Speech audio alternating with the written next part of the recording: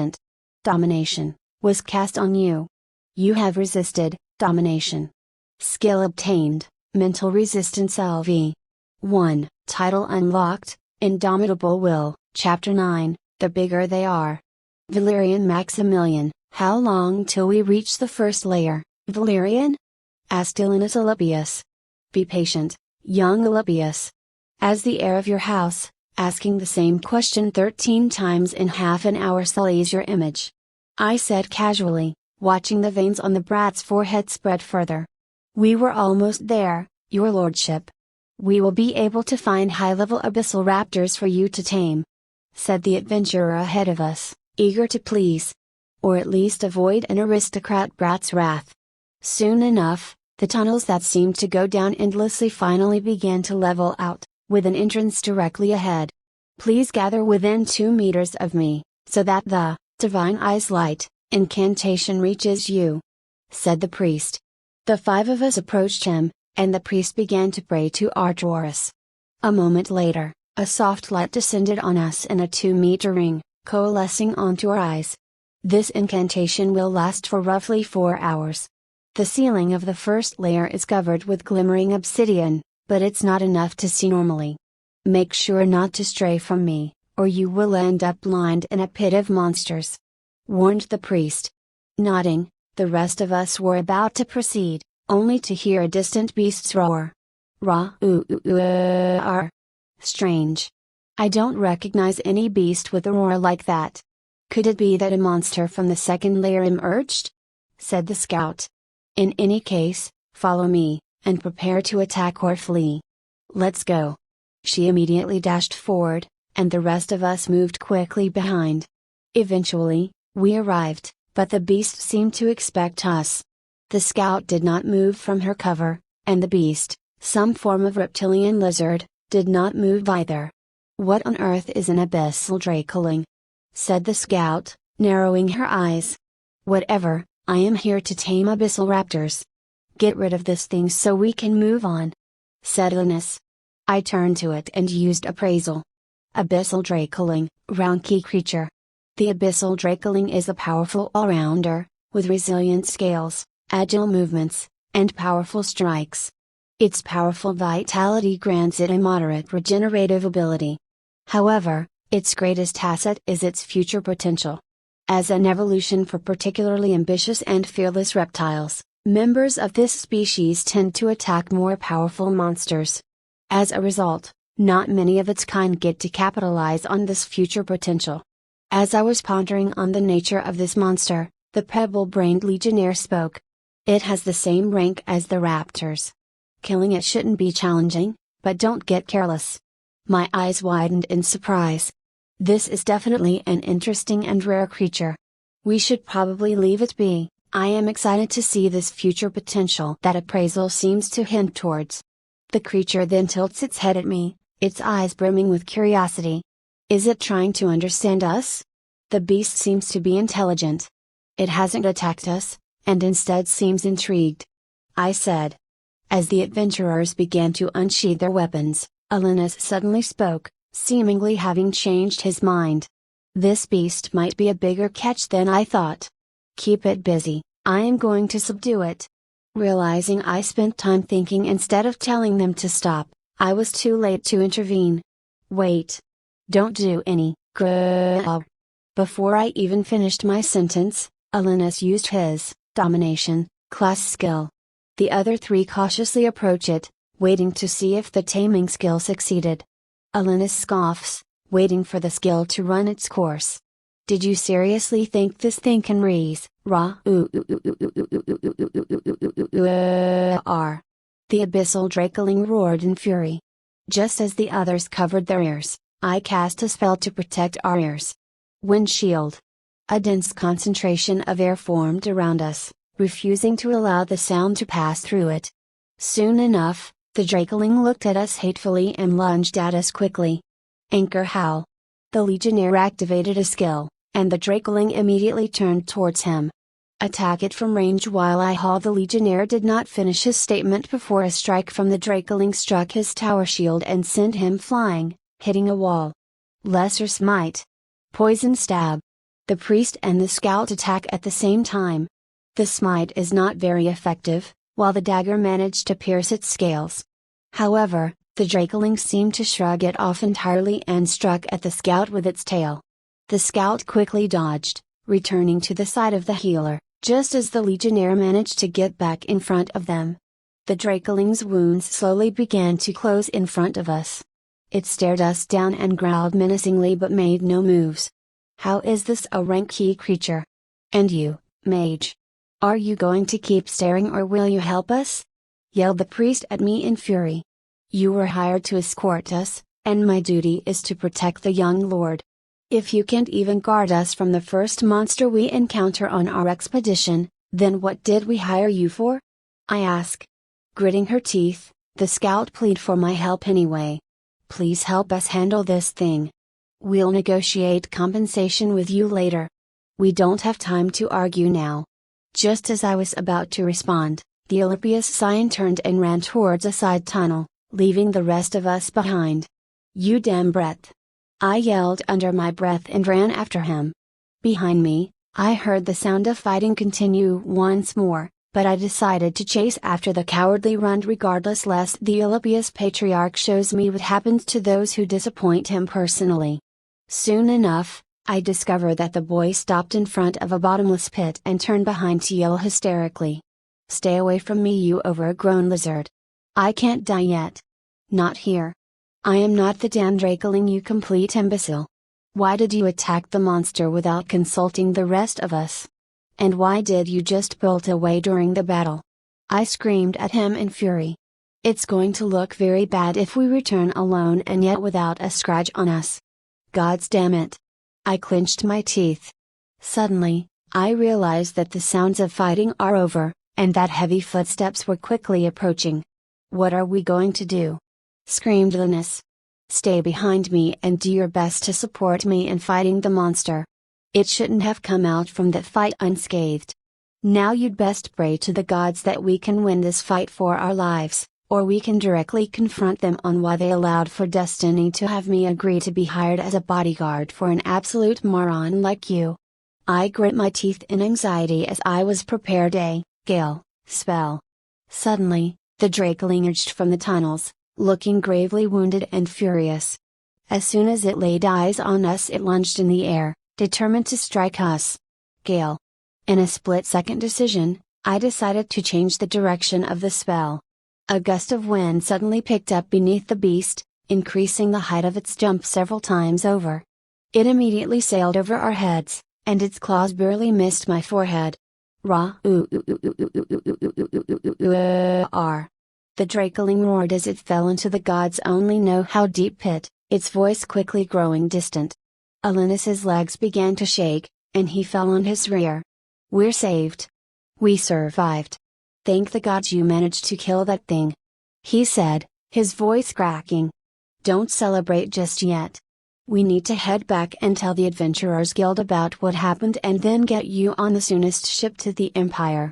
On my name as Valerian Crassus Maximilian, I swear that I will not serve as your bodyguard ever again." Chapter 10: The harder they fall. As I fell, my foes began to shrink rapidly until I could no longer see them.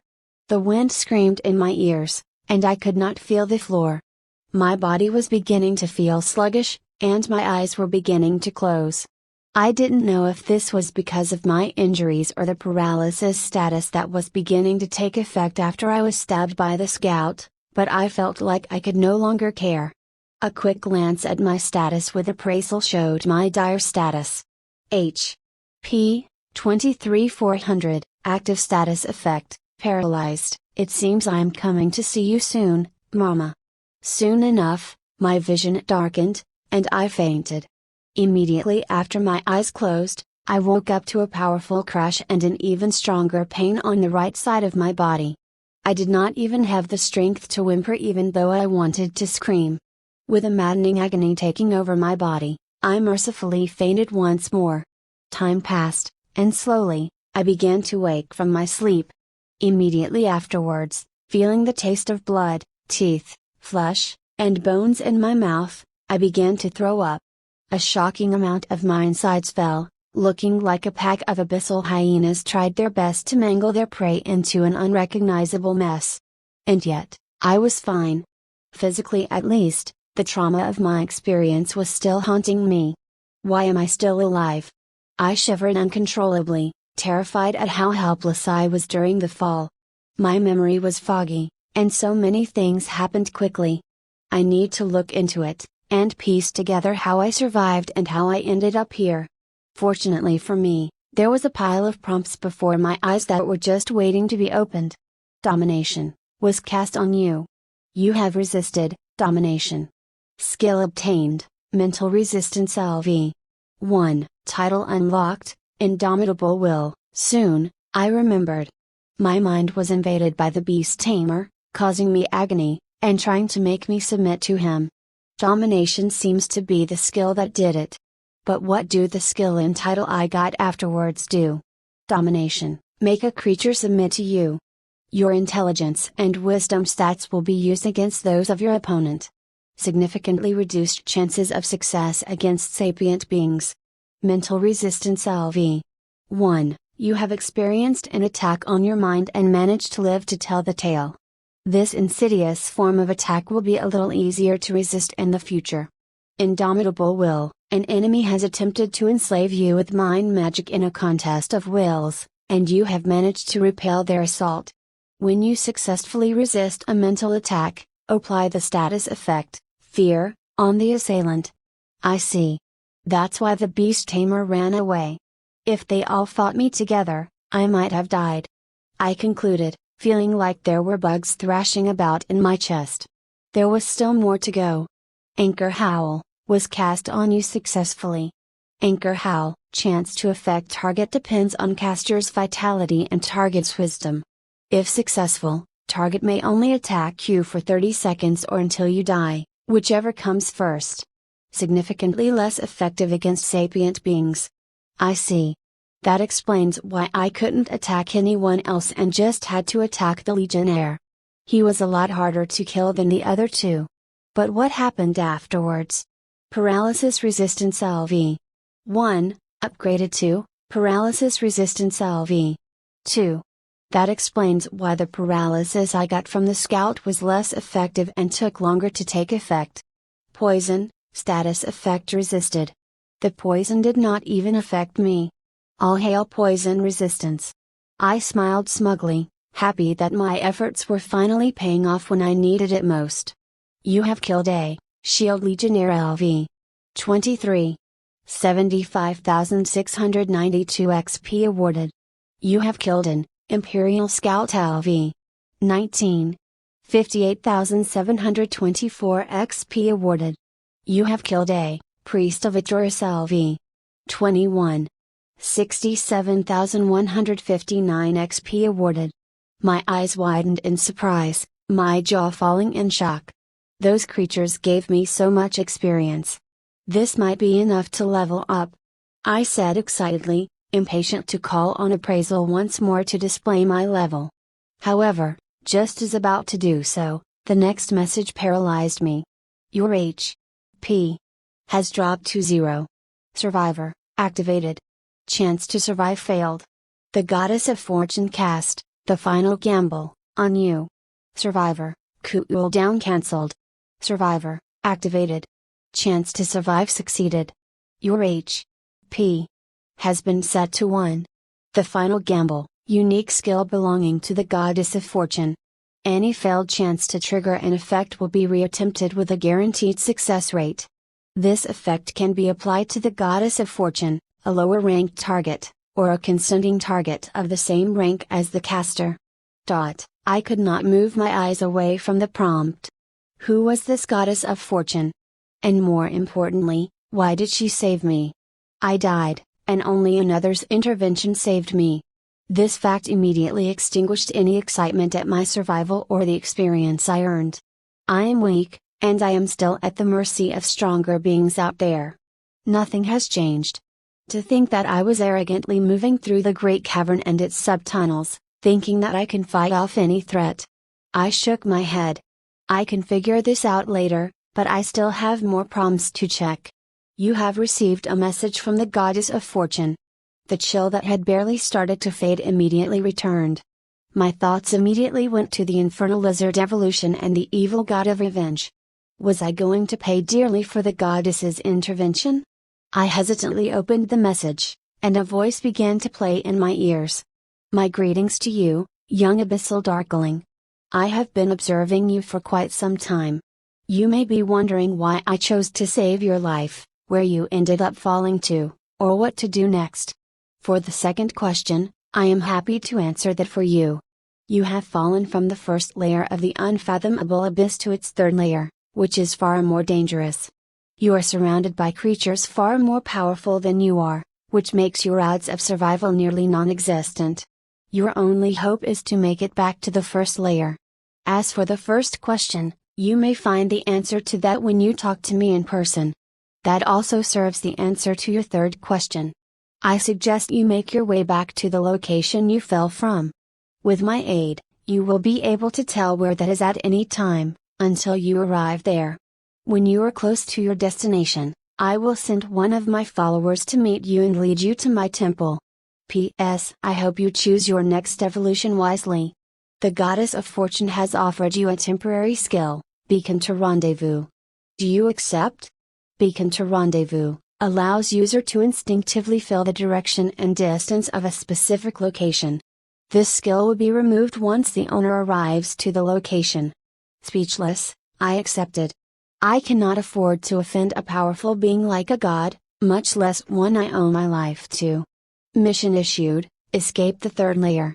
Rank, A, you fell into the third layer of the abyss. You are bug amongst giants. Escape from this deadly environment with your life intact. Rewards, 200,000 XP, upgrade to talent, survivor. Mission issued, meet the Goddess of Fortune, rank, B. The fickle Goddess of Fortune has asked for you to visit her temple to meet her in person. An honor seldom granted, you would be wise to do as she asks. You don't wish to offend her after all, do you? Rewards, 50,000 XP, favor of the Goddess of Fortune, unknown reward, warning. Failure or unnecessary delays to the completion of this mission may have dire consequences. What have I gotten myself into? I wondered, feeling like the world was conspiring to make my life miserable. Chapter 11, Silver Lining. Well, it seems like I've hit rock bottom, quite literally. I am surrounded by monsters that can apparently kill me with a sneeze, I am far away from any exit, and the only clue I have as to my location is a beacon that currently points straight up for a very long distance. Maybe I can try climbing up the shaft I fell from? I thought, as I took a swing at the wall, only to watch my claws bounce off it. Huh? Why is the wall so tough? And now that I think of it, why is it so smooth now? Appraisal. Froststone wall. This froststone stuff seems to be much stronger than obsidian, so I can't really dig into it with my claws to climb up. Maybe I'll be able to with another evolution. At least I've reached the maximum level for Abyssal Drake. Any hope I have to escape will be through this. I took one last look at my stats before I decided to evolve. Abyssal Drakeling, name, N.A., level 15, XP, 34635/max, H.P. 256 400, SP, 150 MP, 50 Vitality, 40, Strength, 30, Dexterity, 40, Intelligence, 15, Wisdom, 10, Racial Traits, Claw Strike, Night Vision, Regeneration, Skills, Appraisal LV. 5, Tail Strike LV. 1, Sneak LV. 2, Ambush LV. 2, Poison Resistance LV. 7, Spark of Ambition LV. 2, Corrosion Resistance LV. 1, Paralysis Resistance LV. 2, Mental Resistance LV. 1, Pain Resistance LV. 1, Titles, Sapient Monster, Predator's Bane, Survivor, Avenger, Indomitable Will. I've come far, and now it's time to take advantage of the situation. Do you wish to trigger your evolution now? Yes/no, yes. Select an evolution, Abyssal Drake, rank D creature. As the base evolved form of an Abyssal Drakeling, it is more powerful in every aspect. With a larger body, tougher scales, keener senses, and frightening regeneration, the Abyssal Drake is a force to be reckoned with. Ironically enough, the existence of this evolution is debated, as it has never been observed. Huh. That's strange. No one has ever seen an Abyssal Drake before? I wondered. Perhaps it's because Abyssal Drakelings that live long enough to obtain an evolution would not settle for the base evolution, and I am not going to be an exception. Next. Abyssal Carnotaurus, rank D creature. A powerful berserker reptile from the dinosaur evolution tree. Its raw power is powerful enough to contend even with C-rank monsters, but that comes at the expense of its intelligence. These monsters have gone extinct because of their extreme aggression towards all, including monsters that far eclipse it in power. Warning, this evolution will remove the title, Sapient Monster, and reduce intelligence to 3 and wisdom to 0. What the hell is this? Why would I ever trade my brain with muscle? It's my one advantage against everything else here, and I would still be outmuscled by everything in the third layer. Even remaining as an Abyssal Drakeling is preferable to this thing. Next. Abyssal Wyvern, rank D creature.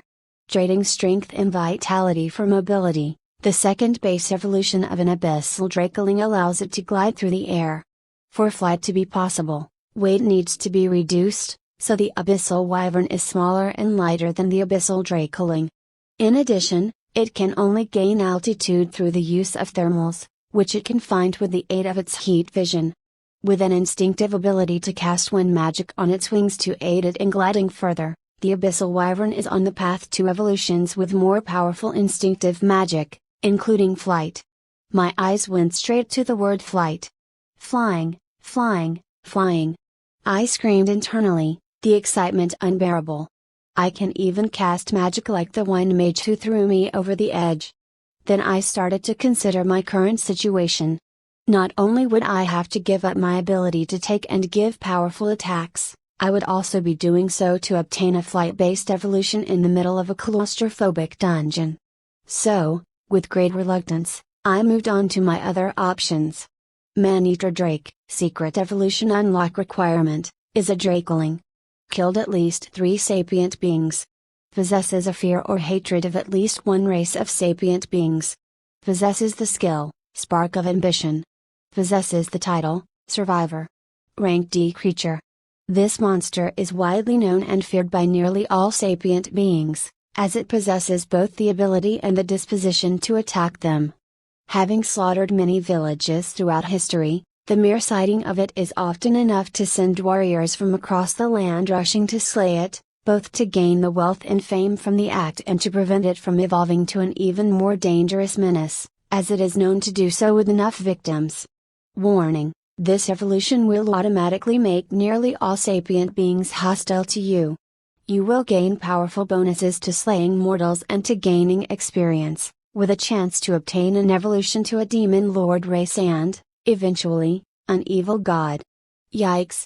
What's with all these insane and dangerous evolutions? Sure, I don't like the creatures that sent me to the bottom of the abyss, but even so, I am not willing to be hunted down by all of them. I already have a god's attention on me. Will she just ignore me taking something like this? That said, the implications of this description are immense. It seems that one can become an evil god with enough evolutions. Does that also apply to regular gods, like the goddess of fortune? Were they all once mortal creatures? Shaking my head at these thoughts, I moved on to see the last class I have left.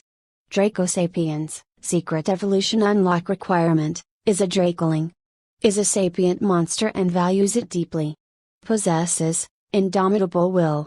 Has used intelligence to take down higher ranked creatures. Killed over 100 higher ranked creatures. Made contact with a god. Rank D creature. Sapient race. As bipedal creature with an opposable thumb, it is capable of tool use. It is also capable of using language and obtaining a class. This race possesses a powerful vitality and can live for many centuries, but, like all members of the dragon evolution tree, possesses a low fertility and reproduction rates. Members of this race are typically powerful, talented with magic, eccentric, and adventurous. Dracosapiens usually possess a powerful independence instinct, enough to overpower all other instincts. I don't know how long I was staring at the class in front of me. This is the first time I see an evolution option with this color, and it is clearly capitalizing on my intelligence. It even grants me the ability to use these languages and tools. Immediately, I recall the creatures that I fought. They were the same race, but appraisal had different names for them. Perhaps these powers they demonstrated could be mine with this evolution. Regardless, the strictness of the conditions along with that complicated description show that this class is incredibly powerful. The other classes don't have what it takes to get me out of the third layer anyway, so I suppose I never had a choice to begin with. I commented, as I confirmed my selected evolution. Chapter 12, Titanic Clash. As I selected Dracosapiens as my evolution, my body began to change greatly. The agony was even greater than the last time, and I fell to the floor, trembling. My size began to shrink considerably, and yet my weight did not decrease at all. I felt my scales shrink to match the size of my body, until every individual scale needed a close look to be seen. Each of them smooth and malleable, yet strong enough to shatter my previous claws and teeth. Said claws and teeth fell to the floor, as I quaked on the floor in pain, taking in the changes. My tail grew smaller and smaller, until it was roughly the length of my arm, with 5 times the muscle and control. A sharp, wicked point grew at the end of my tail, with a smooth edge surrounding it like a flat tooth with a shining tip. My new claws slowly moved to the top of my fingers, easily retracting to allow me to touch and grasp objects with my blunt fingertips, with the fingers closest to my chest pointing against the hand holding it. Slowly, the pain began to recede, and I was able to take in the changes. Sapient monster, title subsumed by, sapient creature, racial trait. Title unlocked, progenitor, name, N.A., Dracosapiens, level 1, XP, 34,635 100,000, divine shards, 1 / Class, N.A., level, N.A., XP, N.A., H.P, 1000 1000, SP, 300 300, MP, 150 150, Vitality, 60, Strength, 50, Dexterity, 60, Intelligence, 40, Wisdom, 40, Racial traits, Sapient creature, Claw strike, Night vision, Regeneration, Draconic sorcery, Class skills, N.A., skills, Abyssal LV. 5. Tail strike LV. 1. Sneak LV. 2. Ambush LV. 2. Poison resistance LV. 7. Spark of ambition LV. 2. Corrosion resistance LV. 1. Paralysis resistance LV. 2. Mental resistance LV. 1. Pain resistance LV. 1. Titles: Predator's Bane, Survivor, Avenger, Indomitable Will, Progenitor. Whoa. My stats are insane. I have a new racial trait and a new title. I got a new section with a class and my name was moved above my species. I have something called a divinity shard. There is so much to check out. This is going to be fun. I giggled excitedly as I took it all in. Divine shards, a critical component to obtaining divinity. Who knows how many of these you need to take your place amongst the gods. Sapient creature, you belong to a species of sapient creatures. Congratulations! You may now experience existential dread, crushed dreams, deceit, among other forms of suffering exclusive to sapient beings. Draconic sorcery: as a result of being a member of the Draconic evolutionary tree, you possess a natural affinity for magic. You can reach heights lesser creatures could never dream of. Progenitor: abyssal dracolings are known for their ambition, and yet your accomplishments have soared beyond what any other dracoling could dream of. You are the first of your race, and your words carry greater weight among your descendants. Creatures of your lineage are more likely to hold favorable opinions of you. Divinity shard, granted. Abyssal LV.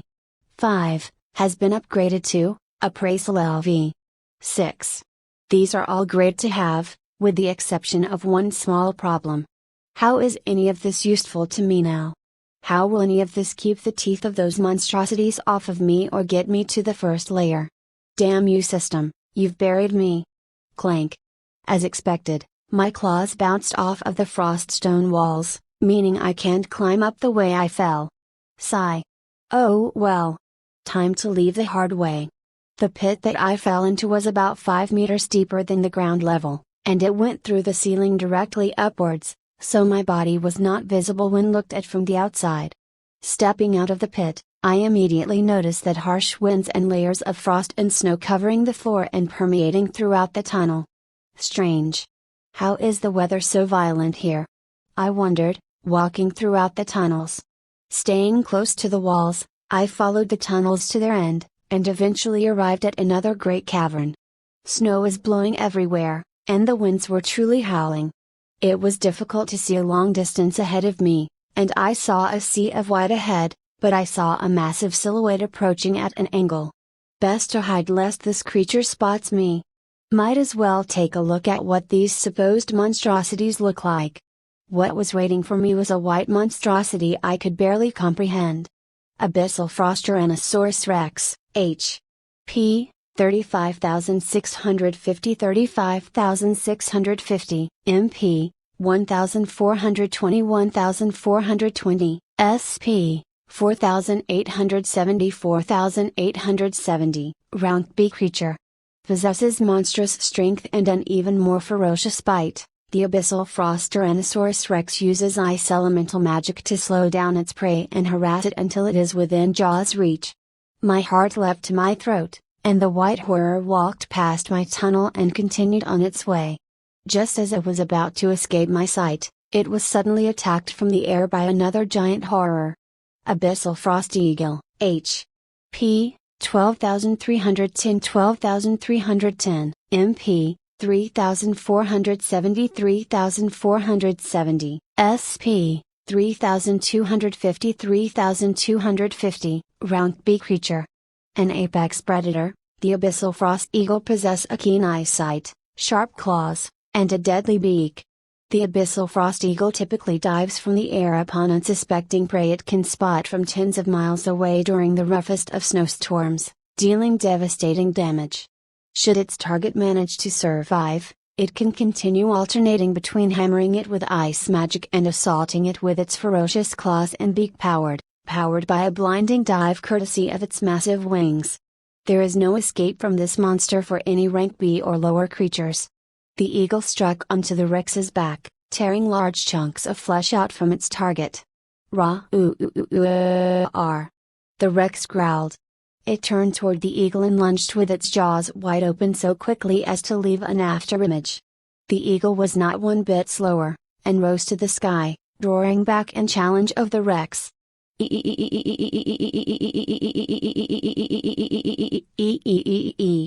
A soft blue light began to emanate from the Rex's mouth and the eagle's wings, and a blinding light suddenly flooded my eyes. A moment after, a loud boom reached me, the wind taking me off my feet and slamming me into the nearest tunnel wall. Entranced, I went back to the tunnel's entrance to witness the clash of the titans ahead of me. Eventually, the Rex was no longer able to attack with its ice magic and couldn't reach the eagle which was in the sky. It tried to retreat, but the eagle's eye glimmered with malice then with the same soft blue light. Another beam was launched and struck the fleeing Rex in the back of the head, exploding into tiny bits. The carcass of the Rex crashed on the snow, as dead as a dungeon rock. The eagle landed on its prey and began to look around. Soon, it spotted me, and we stared at each other. Oh no! Chapter 13, Prey. The Abyssal Frost Eagle instantly lunged towards me, its eyes never breaking contact with my own. I could only fall back on my rear, just in time for the eagle's claws to brush past my face and into the frost stone walls of the tunnels. An explosion of rocks fell near me, but I wasted no time going deeper into the tunnels. Seeing that it was too large to enter the tunnel, it screeched in fury, and its eyes and wings glowed a light blue. Seeing the deadly threat behind me, I lunged past the first corner before me. This time, I wasn't lucky enough to escape unscathed, and my left foot and half of my tail were simply erased as if they were chopped off cleanly and burned at the ends. Skill obtained, Frost Resistance LV. 1. Skill obtained, Soul Resistance LV. 1.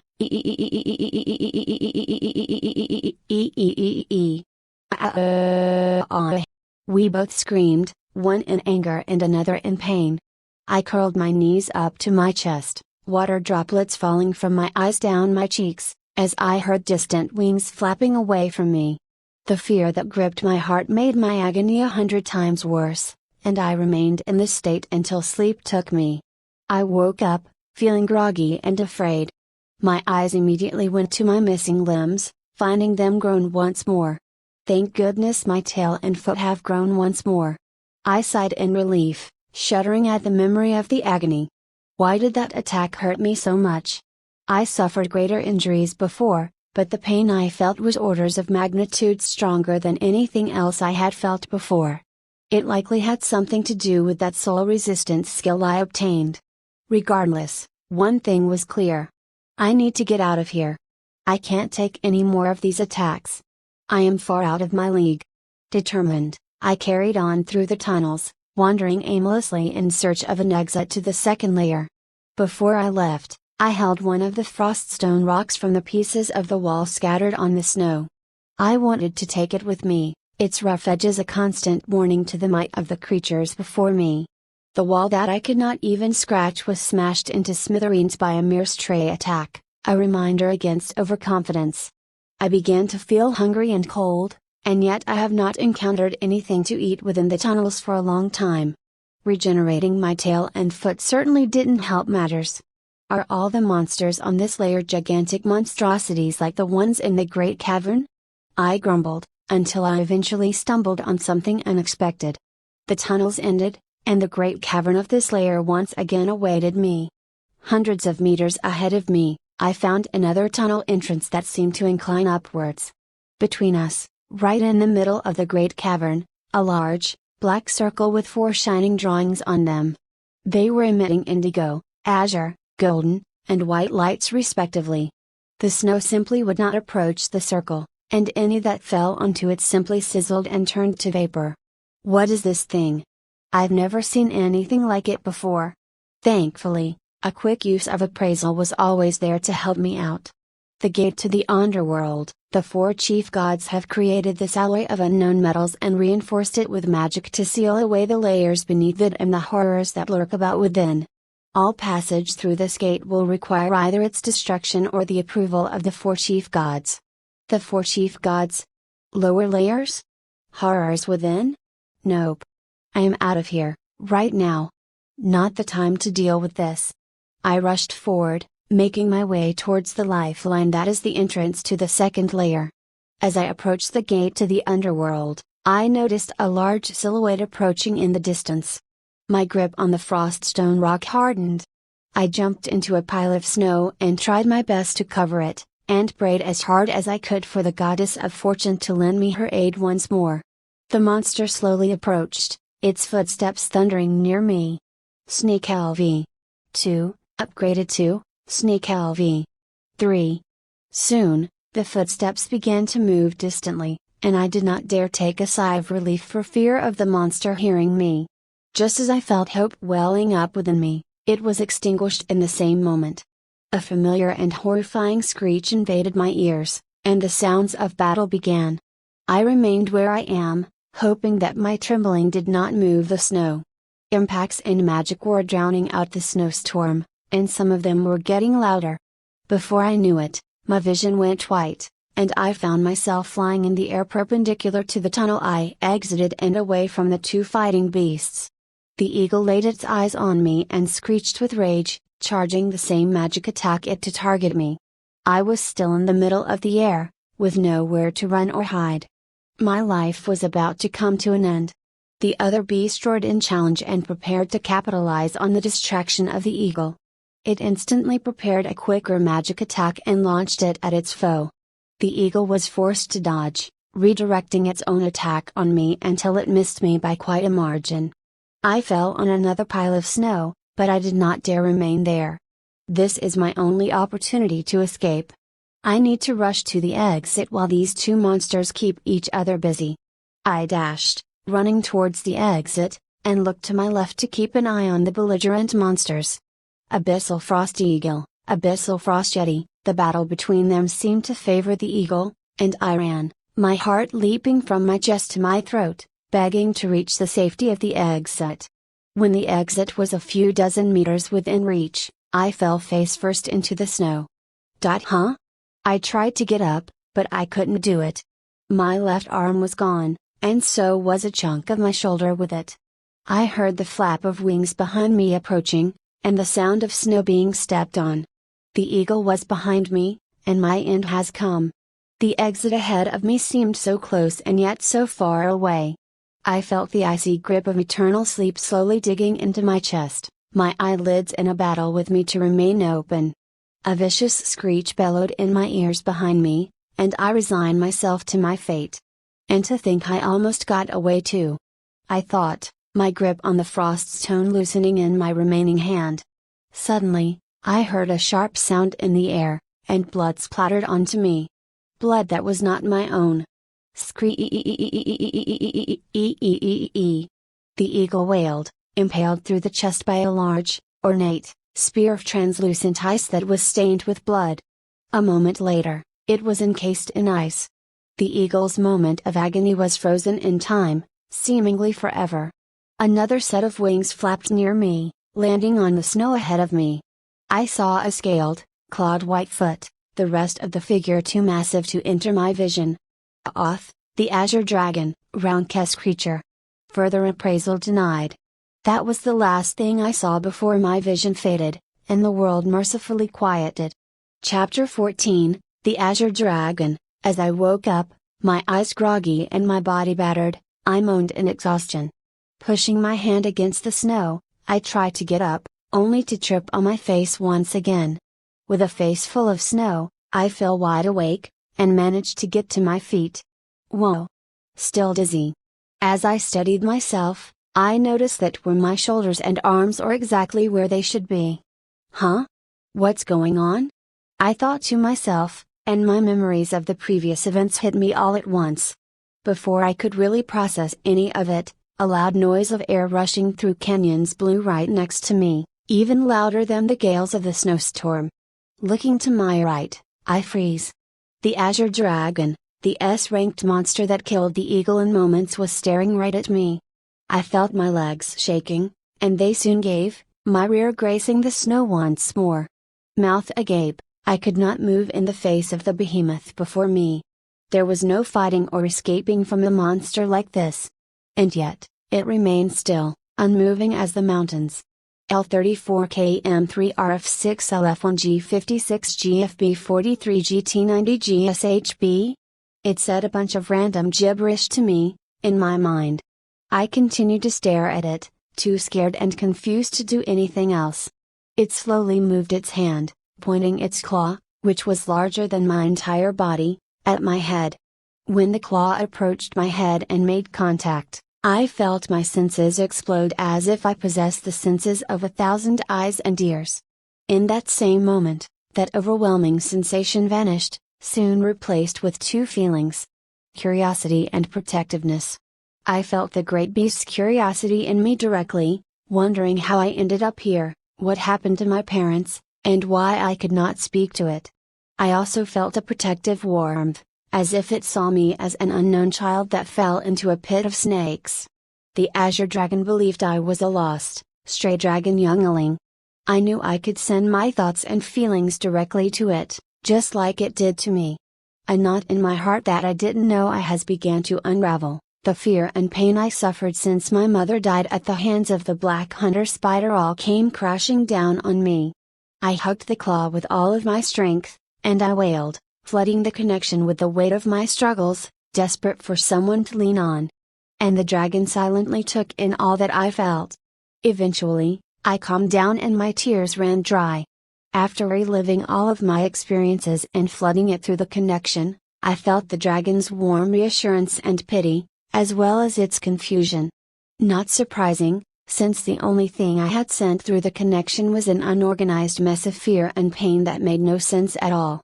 After a brief pause, I decided to share only the memories I had since evolving into a drakeling, fearing what the dragon would do if it learned I was not originally one.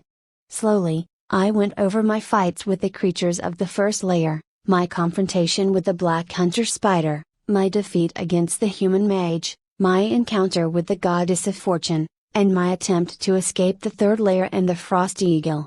The dragon remained silent for a while, and then began to send knowledge of a language through our connection.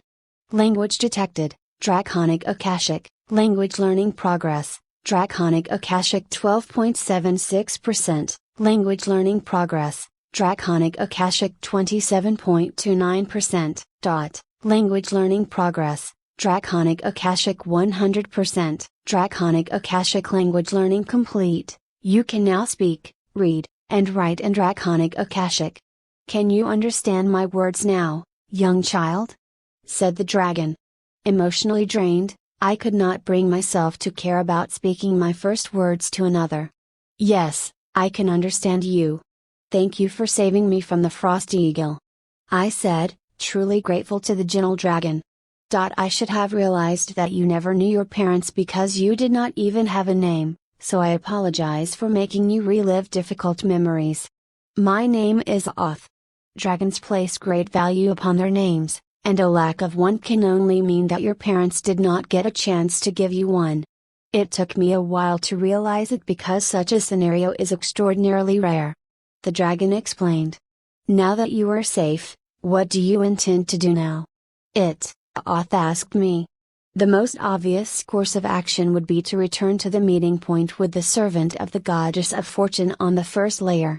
Then, I would go to meet with her, and ask her why she saved my life and why she wishes to meet me. I said. And after that? I remained silent for some time and came to a conclusion rather quickly. I want to get stronger. I don't ever want to experience the suffering I endured being a weakling in the abyss. I want to know more about the world. My ignorance cost me dearly many times, and I am thoroughly sick of it. I want to learn about magic, the thing that allowed a human to defeat me and the eagle to slay titanic monsters like the Frost Rex and the Yeti. I see. These are goals befitting a dragon. If you would like, I can share with you my knowledge of the world and magic, solving your issues with ignorance of the world and magic, and granting you strength beyond your rank, if you would ask it. Oth said, patiently waiting for my answer. Again, I sat down to think on it. Eventually, I had my answer. Thank you, but I refuse. Thinking back on the crises I faced, what kept me alive was my intelligence and planning, not my skills or abilities. I am certain that I could have found other solutions to problems facing me if I was weaker, but I would have died if I did not think things through. Taking your knowledge would just be gaining these abilities, but I would not take your experiences. Most of all, that would just be relying on you once again. Like I said, I want to gain strength, but I want it to be my own. Only my own power will protect me. Determined, I answered Oth. For the first time, a grin showed on Oth's face. Amusement and pride flowed through the connection, and Oth gave me a response. Well said, young child. I offered you my knowledge thinking that you no longer wanted a life of strife and only needed the means to keep yourself safe. But this kind of knowledge will never give you true strength. No two individuals share the same path, and by taking part of mine, you would squander your own potential. Oth said. That said, there are things that we must be done first. Said Oth, casting a great magic on itself. Circles with countless arcane shapes and symbols began to spin around Oth, and the great dragon began to rapidly shrink in size, form changing into a humanoid figure. Soon enough, a human woman the color of snow wearing robes just as white stood before me. Wah! I stuttered, shocked at the sight before me. What is so surprising, child? Are we not going to meet the goddess of fortune's follower? She said, as if my shock was strange. She was definitely enjoying this. Damn it! I thought to myself, but was wise enough to not say it or send it through the mental connection. Biting down my frustration, I rapidly asked Oth a series of questions. How do you turn into a human? Why are you coming to meet with the goddess of fortune's follower with me? And what do you mean by things that must be done first? Oth chuckled, then she responded. Silly child, a little trick like this one is nothing special for anyone with enough understanding of magic. It simply will not do to leave a child as young, weak, and traumatized like you out there in the world. I will remain by your side until we find your parents, so I can give them a good beating for failing so miserably in their duties. Until then, I will make sure to teach and guide you about things only a dragon's parents would teach, such as sorcery and how draconic society works. Before I could object to her words, she continued speaking. And don't worry, I will not give you my knowledge of these things through a telepathic connection. I will merely guide you and point you in the right direction, but the one doing the work and gaining the experience will be you. And I will not take no for an answer. Until you are powerful enough to fight against me for at least 10 minutes or we find your parents, I will not leave you be. She said, and I nearly choked on my own words. Oth smiled, then she spoke again. Ah, I almost forgot the most important thing. You need a name. Chapter 15, Fresh Air. Just as Oth was about to name me, her eyes widened, then she quickly cast a spell on me to make me look human, covered me in some strange clothes, grabbed me by the arm, and rapidly flew to the location I fell from based on my memories, despite my protests and screams. Winding through the tunnels, the many twists and turns threatening to send what little lay in my stomach out of my mouth, Oth suddenly stopped, only to rapidly ascend. By the time I realized that the shaft was looking rather familiar, we had already landed on the same ledge the wind mage threw me off of. An old man with wrinkles covering his face was waiting for us, as if he knew we would be here. Then, She grabbed my hand, and rattled a bunch of instructions to me through the mental connection. For now, keep any questions you have about why I made you take a human form to yourself. Do not remove your hand until I teach you the language of the nation where the goddess of fortune resides. Do not mention to anyone that the two of us are not human. Finally, I will explain things to you once you speak with the goddess. Language detected, Coptic, language learning progress, Coptic 17.93%, language learning progress, Coptic 32.47%, language learning progress, Coptic 100%, Coptic language learning complete, Coptic language learning complete, you can now speak, read, and write in Coptic. Concerned, I looked to the old man to distract myself, who genially smiled toward us. Aren't you curious why you see two strange people instead of a dungeon monster? I asked the man walking beside me. Regular people like me don't live for very long if they ask questions they don't need an answer for, particularly from individuals powerful enough to make it through layers of the abyss. Shrugged the old man. Besides, I am a follower of the goddess of fortune. If there's anything I can rely on, it's at least not being unlucky enough to meet disasters unprepared. But if you didn't need to worry about trouble, then why are you concerned about asking questions? I asked back. He chuckled and answered me. Well, it's one thing to avoid stumbling into trouble. It's another to go looking for it. Besides, the goddess of fortune is a distant existence while a rather unhappy mage is walking with me right here, right now. Oth snorted and asked her first question to the man since we met him. I thought followers of the gods like you were more pious than that. Rubbing his scruffy beard with his hand, the man smiled. Well, the goddess of fortune is not like most of the other gods. She does not care for gathering power, wealth, or worship, and grants her favors based on unknown reasons. Given that there aren't any particular benefits to worshipping her, those who follow her tend to be the desperate, the gamblers, and the eccentric, often, all three. Oth hummed with disinterest as we began to approach the exit to the first layer. We turned a corner, only to be met with a dead end, with a shaft before us. This time, however, there was a rope ladder extending from the floor to the void of the obsidian walls at the limits of my sight. The old man then turned around and addressed us. Please climb after me and stay by my side after we reach the exit. As you are not registered with the Adventurers Guild or the Tamarian military, we will have to use the name of the Temple of the Gods to pretend you had the permission you needed to delve into the abyss through Tamarian entrances. If anyone asks, you entered through some other entrance. He then proceeded to climb up the ladder, with Oth and I soon after him. A light began to shine at the end of the shaft, and it approached rapidly. Soon enough, we reached the end of the ladder, and a hand was offered to me above my head. Taking it, Oth pulled me to my feet, and I began to take in the surroundings. Mouth gaping, I look at the blue skies, the large, fluffy clouds, and the fiery twin orbs in the sky.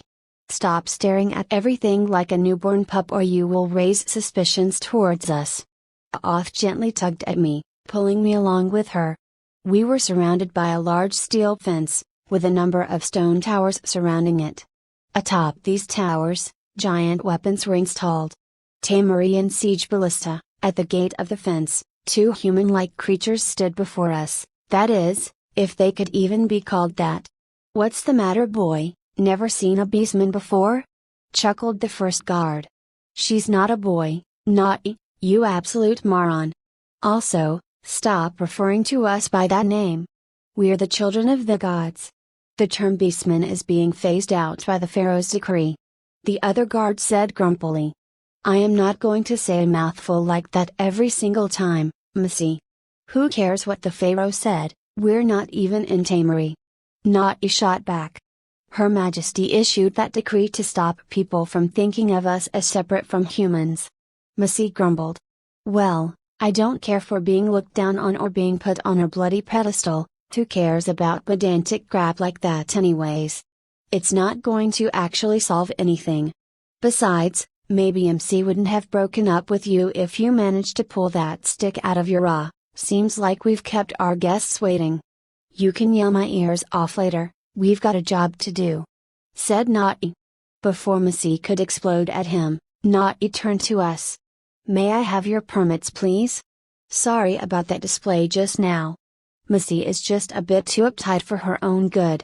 He snickered, while Missy chose not to dignify him with a response. "Just a moment, I'll dig it out of my satchel," said the old man beside us. The two guards seemed to be a lot less intimidating once you get to talk to them. "Also, if you're going to argue about my gender, why don't you just ask me? I don't know the answer to that myself, so I shouldn't be complaining about that. Get out of here with your logic." In the meantime, Naughty looked at me and smiled. "I suppose you really did not see a beastman before, kid? Did you live abroad in the Republic or something?" Nodding eagerly, I responded. "I've never seen a beastman before. Are all beastmen like the two of you?" I asked. "If by like us you mean as handsome as I am or as uptight as her, then no, not really. Is every human just like you?"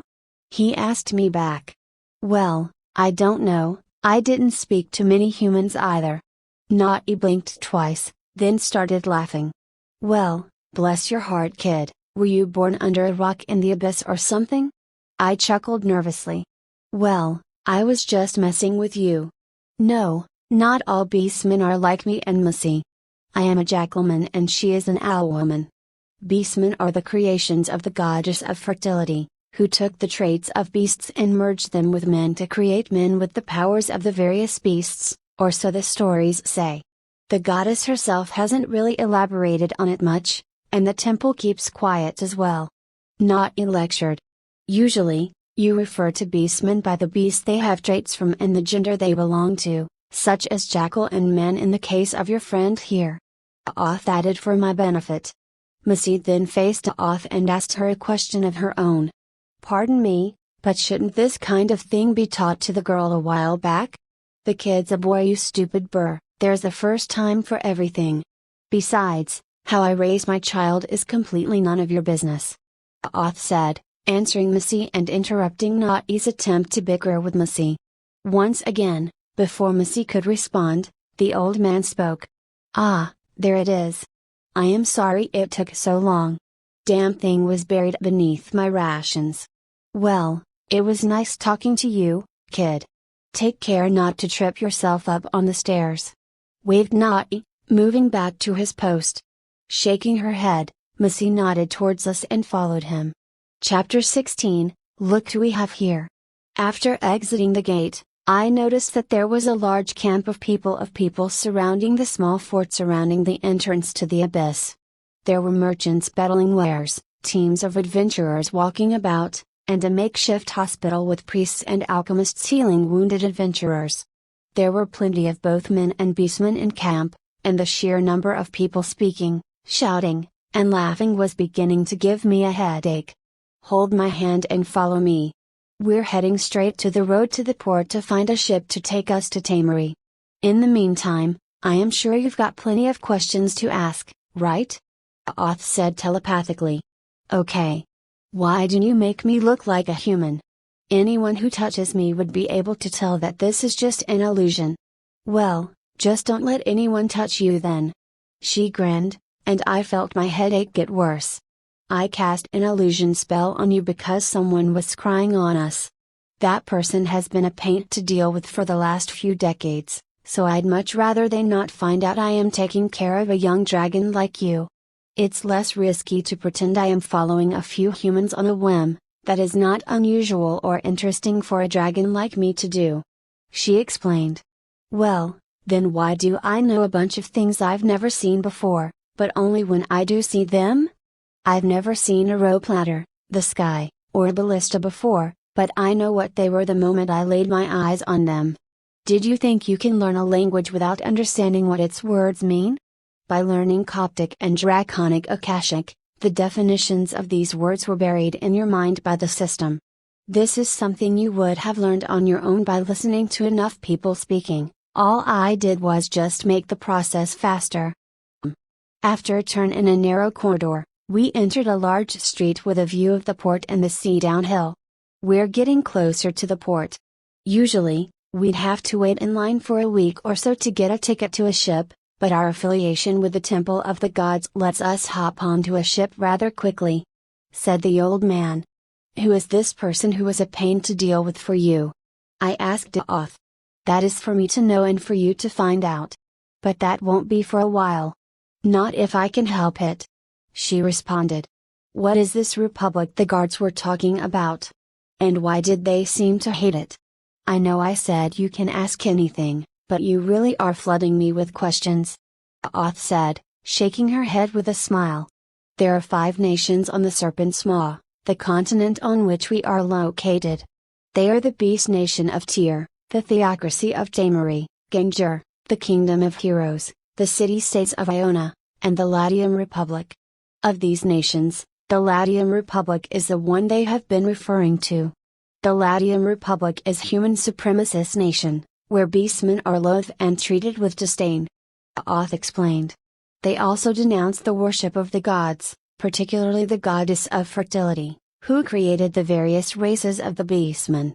Needless to say, as the nation friendliest to the beastmen, and host to the largest number of gods, including the goddess of fertility and the goddess of fortune, the Theocracy of Taimuri's relations with the Latium Republic is very hostile.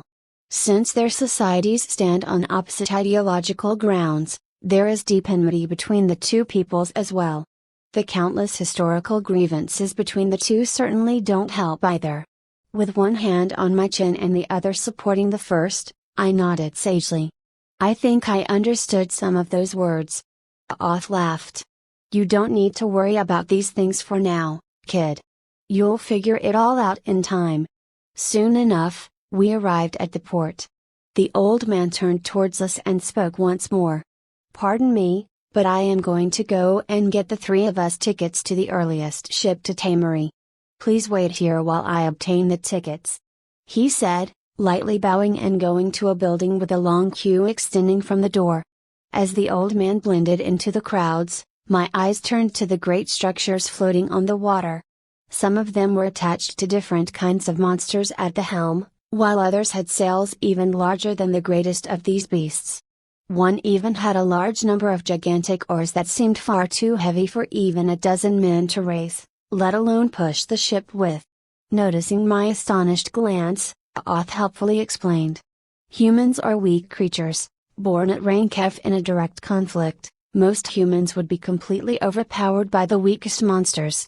That said, humans have 3 advantages over monsters that you would do very well to remember. The first is their sapience, although I am sure you already know how powerful an advantage that is. The second is their ability to use tools. When you fought that party of adventurers, I am sure you realized how dangerous the weapons in their hands were, right?" "Yeah. One swipe from my claws was strong enough to throw the largest of them across the room, but the things they held posed a grave threat to me and blunted the claws that went for their necks." "Yes. The weapons humans create and wield are very powerful, but it's not the only kind of tool they create. The ships before you, the buildings and the roads, even the clothes and armor they wear are all products of the 3 things that make humans dangerous. That gets me to the third advantage they possess over monsters, and that is their access to classes." I held my breath and recalled the wind mage throwing me over the edge. Humans, among some other sapient beings like dragons and beastmen, have access to classes. Classes are a path that an individual chooses to walk, granting them skills and abilities that elevate them in their field compared to their peers. A warrior will thrust a spear faster and harder. A merchant will find that earning wealth is much easier. Most relevant to your current conundrum, a sailor would be able to use oars that are larger than the regular person could, and do it much more efficiently as well. Raw stats have their use, there is no doubt about that.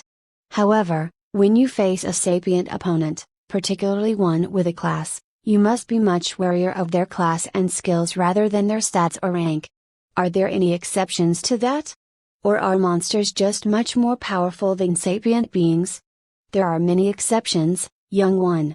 There are hardly any ironclad rules in the world. A human with a berserker class may give up all of their skills and even their sanity to reach heights of strength that vastly exceed their rank, and many opponents were crushed by it. The most important thing is to be intelligent in a fight, all else is secondary. Although it is easier said than done, given how chaotic a battle could be. My first fight with the Abyssal Titan Oboa came to mind. A monster like that should never have died to a mere abyssal lizard like I was, if not for my planning and luck. As we were talking, my eyes caught sight of a pair I would never forget at the other end of the port. Wind Mage, Beast Tamer, my muscles tensed, my teeth were clenched, and veins expanded across my forehead. I glared at the two of them with all great malice, as if they were the root of all evil in the world. As I was about to move towards them, Oth held my shoulder and spoke tersely. Don't even think about it. You're not nearly strong enough to murder two people in open daylight and get away with it. And I am supposed to just let them walk away after they tried to enslave and kill me? I said, my wrath flowing through the telepathic connection. Oth simply responded calmly as she always did.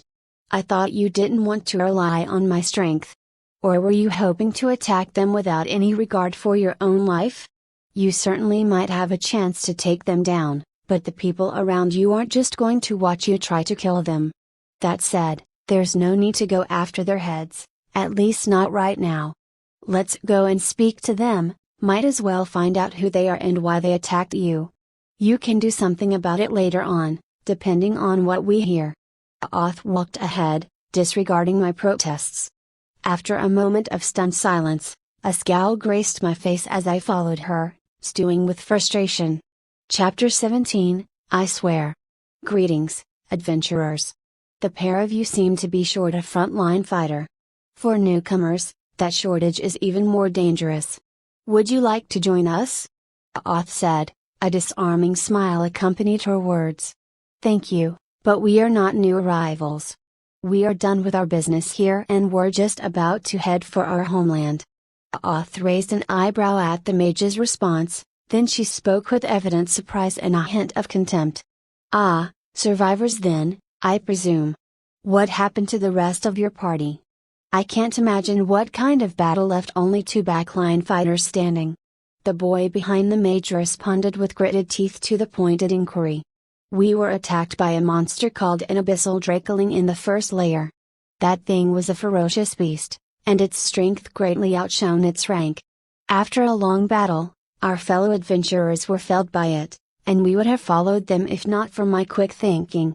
Even though we were exhausted, I managed to lure the thing near one of the pits that lead to the lower layers and then pushed it in, so I would appreciate it if you did not make vile assumptions. Oth hummed as the wind mage eyed the boy with an unreadable expression. The boy glanced at him with a challenge, as if daring him to say anything. The mage sighed and maintained his silence. Just as Oth was about to speak, words dripping with naked hostility spilled out of my mouth. Why did you attack the Dracoling unprovoked? Incensed, the boy quipped back. What do you mean unprovoked? It's a bloody monster in a dungeon, why should I need a reason to attack it? Besides, I was just trying to subdue it like any beast tamer would, and it should have worked. I have no clue as to why it failed. Before I could respond, the wind mage addressed me. How did you know that he attacked the Dracoling? Were you nearby when it happened? Yes, I was. And I watched this coward run with his tail between his legs before the fight even began, right after he started it. I said, looking both of them in the eye. The boy paled and the mage's face wore a grim expression. Oth stopped playing dumb and began to question them directly, a dangerous glint in her eyes. Well, we were there when the boy ran, and you chased after him. As a result, the other three died to the Dracoling. I don't particularly care for them because they're strangers, but I take issue with treachery. If we allow everyone to stab each other in the back like you did with no consequences, people would never be able to trust each other in the dungeon down there. Oth had never seemed so domineering before, and it moved me a little. Please calm down, young lady. Treachery is indeed a vile thing, but this was not an act of willful betrayal.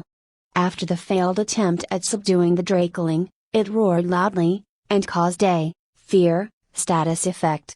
Had I allowed the status effect to isolate him from the group, I feared he might encounter something deadly and die from it.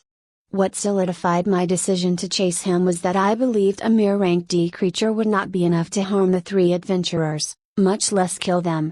After all, they functioned as a party long before we joined them. Moreover, we simply hired them as escorts to the first layer, and I served as the young lordling's guard on his trip.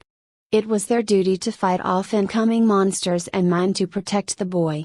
Shrugging him off, Oth refused to let go of the matter. All right, let's put that aside for now. After the monster killed the three unfortunate adventurers, it chased after the two of you. What happened after that? I had chased after the boy's tracks hoping that he was still alive. I found him by a cliff's edge, with a pit that led to the lower layers serving as a dead end. After making sure the boy was alive, I scarcely had time to turn around before we heard the drakeling following after us. When it found us, it lunged at us, and I summoned a gale to make it overshoot us and fall into the abyss. Otherwise, we might have met the same fate as the other three. The mage explained. That is everything that happened, so please understand that there was nothing we could do.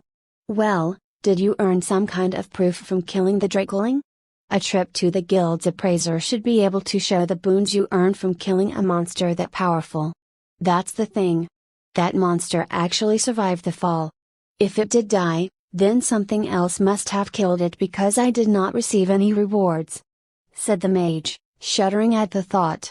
"So let me see if I got everything right. Your little client provoked a monster into a fight, ran for his life after it roared in outrage, and you chased after him, leaving the other adventurers to take up the fight he started. Then, after you find him, the drakeling corners you and attacks, and you just so happen to overcome it with a little spell. However, the creature survived a fall between the layers of the abyss, so you have nothing to show for it. Or did I miss something?" Oth said, scoffing with incredulity. "I know it sounds ridiculous, but it's the truth. We went to the Adventurers Guild and explained everything, and they did find mentions of the Abyssal Drakeling in their records. They agreed that we were merely unfortunate and intend to send a team to investigate. And in the meantime, you and your little mouse can scurry away to the Republic, where the boy's family can shelter the two of you of what would happen when the rest of the adventurers figured out what happened. Perhaps I might as well let people know that the guild implicitly let you run away." Now, even the boy began to sweat. If the guild suffered from his mistakes as well, his house would face consequences. And if his family's interests were hurt by his actions, his father was going to make him wish he had never been born. He was not even the spare of a spare, and his position in the family was already precarious. "Please, we've had enough of a rough time already. We don't want any trouble. I am sure I can compensate you for the suspicions and fears you harbored," the mage said, eyeing the boy harshly. He gulped and nodded. "See, I knew we could come to an agreement. My name is Astardi, and this is my child, Kama," said Oth, raising her right hand. My eyes widened slightly, but a slightly tightened grip on my shoulder signaled that I should go along with it. The mage took her hand and smiled. "My name is Valerian Crassus Maximilian. My client's name is His Lordship, Alinus Alypius, of House Alypius. I am sorry we had to make your acquaintance in such circumstances, but it is a pleasure nonetheless. I can introduce myself, Valerian. That said, why did you take a classless child like that into the abyss? She can't be older than 10 years old," he said, looking at me. "That's none of your damn business, you craven baz." As I was about to insult him, Oth tightly squeezed my shoulder once more. "I have had it with your constant disrespect, girl. I am a noble, and I will not suffer your int." Before he could complete his words, his voice disappeared despite his lips moving. Valerian then calmly, yet firmly put a hand on Alinus's back. Now, your lordship. They have done us a favor, so I humbly ask that you forgive her behavior. You as well, young lady, it's not a good idea to needlessly provoke nobility. Doubly so in any of the 5 nations." Valerian politely scolded the two of us. Alinus stared at me venomously, and I more than matched his hateful glare. A tense silence took over the atmosphere before Oth broke it apart. "Well then, Now that we've settled that matter, how do you intend to compensate us? Gritting his teeth, Alinus was surprisingly the one to respond. We do not carry much gold as we had spent most of it on travel, the adventurers, and the fine the guild billed us. I can offer you a favor from House Alypius. I scoffed. Do you think I was born yesterday? Who's going to make sure you actually follow THR? I swear upon my soul to honor my end of the deal, should you do the same. The boy interrupted me, to the surprise of Oth and the horror of Valerian. Immediately, a green circle with crisscrossing lines and letters shined on his chest, slowly spinning, and then fading away just as quickly. Valerian and Oth both maintained their silence, and Alinus glared at me. There, you have your insurance. Don't you dare question my honor again, girl, or I will make you regret it. Well, that settles our business today. I suggest we let the two of them calm down separately, so I bid you two a good day. Oth said, turning around to walk away. I glanced back once more at Alinus before following in her footsteps. This isn't over. Not by a long shot. Alinus will pay for what he did to me. I swear upon my soul. Beneath the illusion, the same green circle appeared on my chest. Oth stared at me in shock, and gripped my hand harder than she ever did before. What have you done? Chapter 18, Geez, what have you done? Oth said, her face pale. Quickly, her iron grip on my hand tightened even more. What did you swear on your soul? She said, her tone grave and tolerating nothing but the whole truth. I swore to make him pay for what he did to me. He tried to bend my will, to enslave my mind. That was the most threatening and infuriating attack I have ever experienced. My mind is my territory, and any who dare tread on it are foes that I will crush beneath my heel or die trying. No matter who they are, no matter how powerful they are, no matter how heavy the cost. I said, looking her straight in the eye. Even against a monster capable of erasing me with a mere glance like Oth, I will not yield on this. A silence took hold as the chatter of the crowd faded away and I stared at Oth down. Her eyes softened slightly, and then she spoke again.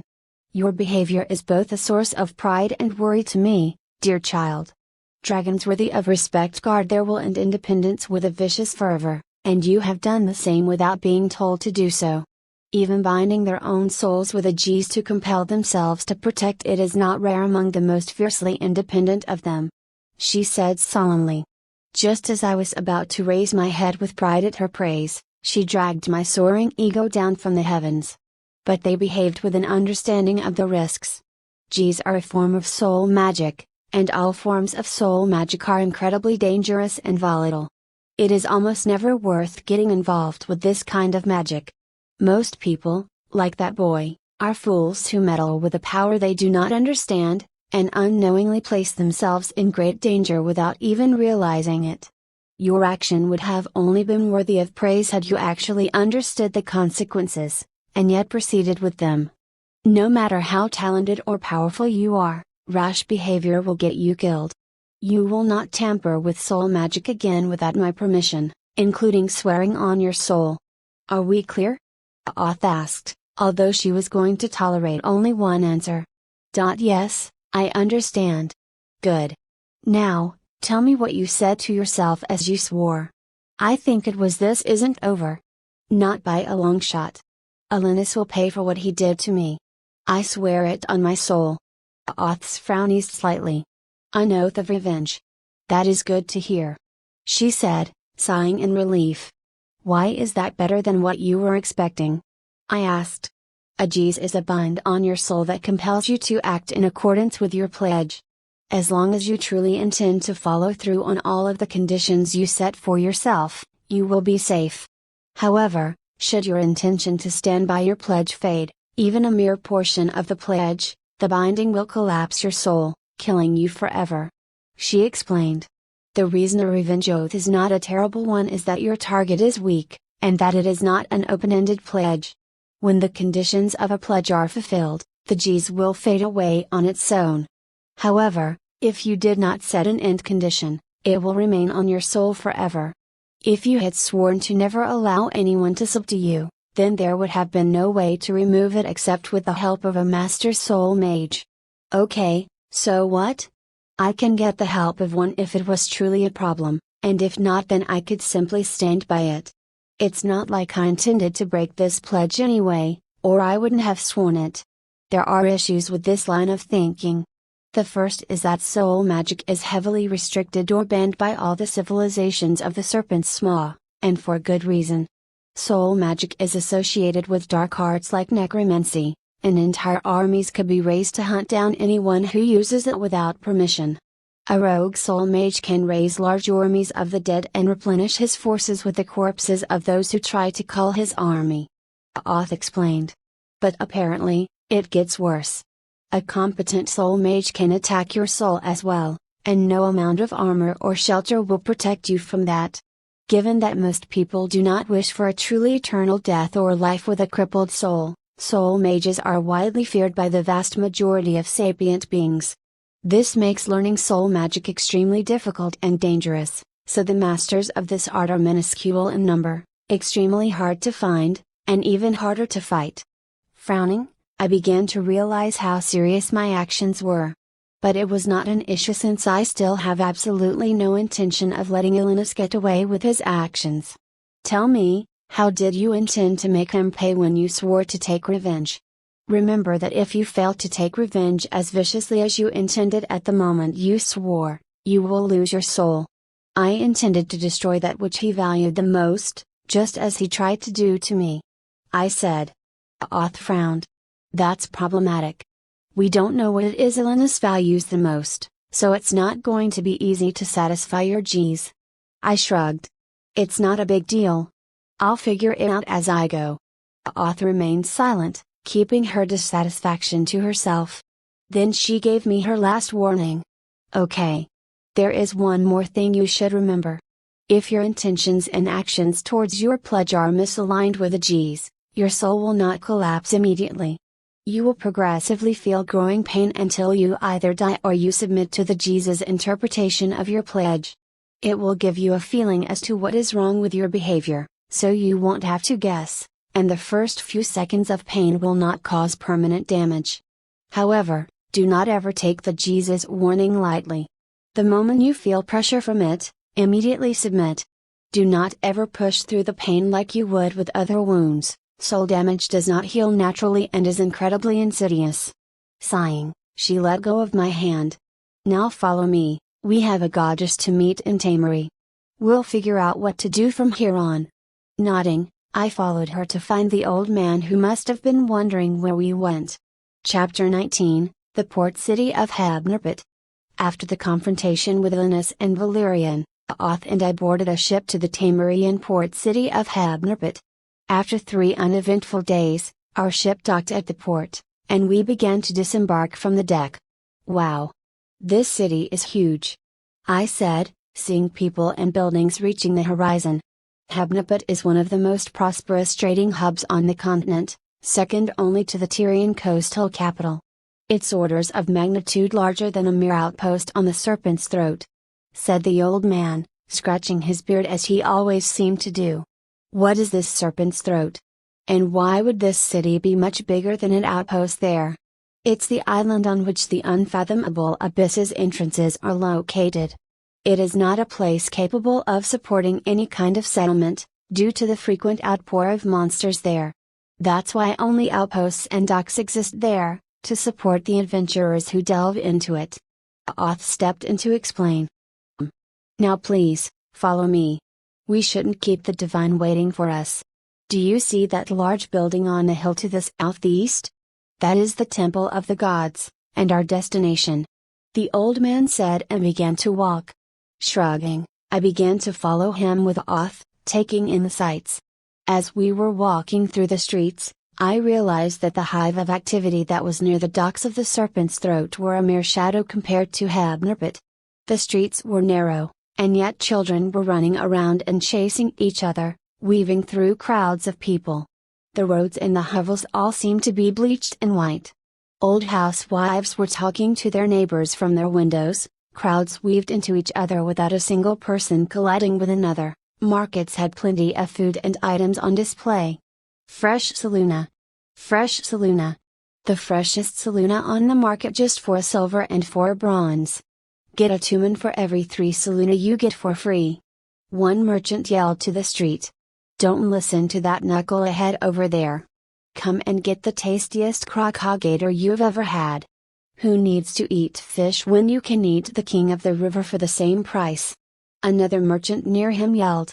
Tough, you little rascal, are you looking for a fight? Said the first merchant. I've just about had it with your crap, Hamset. Clench your goddamn teeth, you greedy, miserable fossil. Yelled the second merchant, throwing a fist at her opponent. The crowd began to cheer, and a man ran out from a nearby bar with mugs of ale in hand. Come and get your ale from the Scarab's abode for 7 bronze a mug. We won't be able to get more before the fight's over, first come first serve. The crowd's cheers roared even louder, and many of them started to take bets on who would win the fist fight. Seems like this city is very lively. Chuckled Oth. The old man grinned. You won't find a heartier people than ours, Frost Mage. We strive to live each day to the fullest. Are the 2 of them going to be alright? I asked worriedly, as the woman had the old beastman in a headlock. The old man laughed. Don't you worry, my child. The people here throw around their fists at each other in the day for the most ridiculous reasons, but will toast to each other in the night of the same day in an ale. The people here do not bottle their grievances in their hearts, for better or worse. He said, as the old beastman pulled the woman's neck and threw her on the ground, to the cheers and groans of the crowd, money changing hands. Don't disrespect your elders, you damn pup. Your generation's got less than a snowball's chance in the underworld in a fight with mine. He yelled, to the cheers of the old and the jeers of the young. Ugh! This isn't over, you crusty old bastard. I'll get you next time. She said, clutching her head and walking back to her shop. The crowd began to disperse, with many in the crowd going to take a look at the 2 merchants' wares. Something on your mind? Asked Oth. I don't understand these people at all. When I fight to kill, whether it is to hunt or to defend myself. I did not feel any kind of tension like that from the confrontation, nor did I see anyone spill blood, let alone die. Strange. Oth was just about to speak, but I then continued the thought. I love it. I said, a wide grin on my face. There's so much that I don't know, and it's all new and interesting. I definitely want to learn about this world and all its peoples and creatures. I said, turning to Oth. She closed her mouth, and put a hand on my head, ruffling my illusory hair. Then she smiled warmly at me and spoke. Then we'll make sure you can do that, my dear. I'll make sure you get a chance to see all that this world has to offer. Our trip to the temple carried on from there, as I continued to take in the sights of the city and Oth watched over me. We've finally arrived at the temple. Thank you for your patience in this trip. Now that my duty is over, I must bid you farewell. The worshippers in the temple should be able to aid you from this point onwards. The old man said, bowing his head slightly, then turning to leave. Wait, old man. You still didn't give us your name. He smiled at me and responded. My name is Kansu, young child. If I may, it was my pleasure to be your guide. Your bright cheer and boundless curiosity have warmed these old bones. May the gods bless the path you walk from here onwards. He then took his leave. Kansu was a really nice guy. I hope we see him again in the future. I said to Oth. A complicated look crossed Oth's face, but soon vanished just as quickly as it showed up. I hope you do. Now come, let's meet with this goddess of yours. Oth walked into the temple, and I rushed to walk by her side. Chapter 20, Meeting with the Gods. As we climbed the stairs to the temple, I noticed that they were incredibly smooth and cool to the touch. It seemed like the whole building was made out of them. Marble stairs, huh? That marble stuff is really nice to walk on. As we reached the top of the stairs, we found a bunch of people waiting for us, and at the head of them a man with a funny outfit. All of them bowed towards us, and then the man ahead of them raised his head to greet us. My greetings to you, guests of the gods. My name is Kemri. "It is my pleasure to welcome you to the Temple of the Gods," he said, with a crisp and melodious voice. "I humbly ask that you follow me, so that I may lead you to your meeting with the Goddess of Fortune." He bowed once more, then they all raised their heads, and went their own ways with the exception of Kimry, who smiled and waited for us to approach. "Thank you for receiving us, head priest. Lead the way," Oth said in a reserved voice. I was curious, but I had a feeling that this was not the time to ask questions. So, we followed behind Kimry. As we walked, we saw a number of people cleaning the floors or carrying things, and all of them gave us a bow before continuing to see to their duties. "What are all of these people doing?" I asked. "These worshippers are taking care of the temple with me. The temple has a number of duties to attend to, and so, there is need for those who would carry them out." Kimry answered. "Like what? This place seems huge, but I can't tell what it's for." "Well, we do a number of things. The first and most important of our duties is to prepare a place for the worship of the 7 gods of Taimari. The temple must be prepared to accept worshippers no matter what time of day it is, and it must be kept as clean and stocked at all times. After all, a temple to the gods must always be pristine as to befit their standing, and worshippers must always have the ability to pray to the gods." He explained patiently. "There are other duties as well. We offer aid and shelter to all who come to the temple, so long as they have not committed a serious crime against Taimari, her people, or the gods. We also prepare religious rituals, such as celebrations and special occasions. Finally, there are 2 critical but rare duties that we must attend to. The first is when the gods invite a guest to visit them, such as yourselves, and the other, when they descend to our world, although that has occurred a few times since the gods first descended upon Taimari, ending the Dark Ages." "I see. So that is why everyone came to see us. It's not every day someone comes to visit a god." I nodded in understanding. Kimry smiled. "Indeed, young one. The gods do not invite guests often, and it is our duty to welcome them with the best hospitality we have to offer, although we ought to do so for all who visit these halls regardless. I believe a large part of why no one was absent today was due to everyone's curiosity to the kind of people a god would wish to meet, particularly the fickle and unpredictable goddess of fortune." Soon, after a turn, we arrived at our destination. A large room with 7 great statues arranged in a half circle stood before us. A circular platform with a short set of stairs around it stood in the middle of the gods, facing all of their gazes. "Please climb to the circle ahead of you and stand in its center. The goddess will then call upon you, meeting you in her domain," Kimry said respectfully. I noticed that a large number of people were hiding behind the corners of the hallway we came from, visibly excited to see what happens next. "Very well. Let us go, my child. It's time for us to get some answers," Oth said, walking towards the platform. "Wait for me. And thanks for answering my questions, Mr. Kimry," I said, following her. In a few moments, we stood upon the platform, but nothing happened. "Well, what no," I said, only to be interrupted with the bright shine of the statue to the furthest left of the 7. Covering my eyes, I looked to Oth, but she maintained her silence. Then, a large number of pink circles, lines, letters, and symbols shined on the floor of the platform. Oth held my hand and whispered to me in a grim voice. "No matter what happens from this point, make sure you stay close to me. Do not ever lose direct contact and prepare yourself for anything." My eyes widened, and I nodded.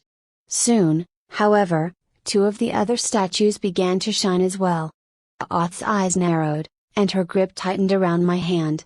A commotion began behind me, but before I could figure anything out, a pillar of light struck us from the ceiling, and my vision faded to white. My vision returned, and my hand was covering my eyes. The other was holding Oth's.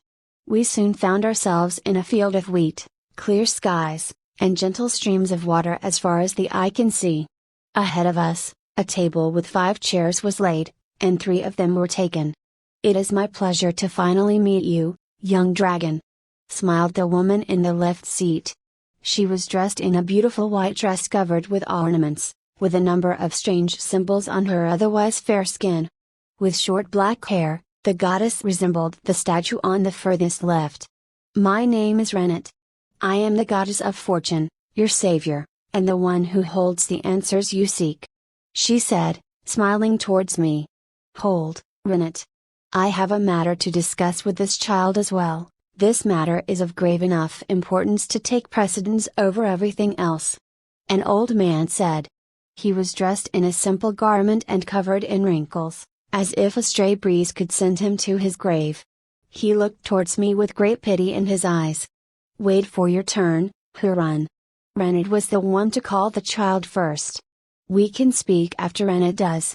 After all, the youngster isn't going anywhere. Also, didn't you say your business was also related to him? Shouldn't she be here?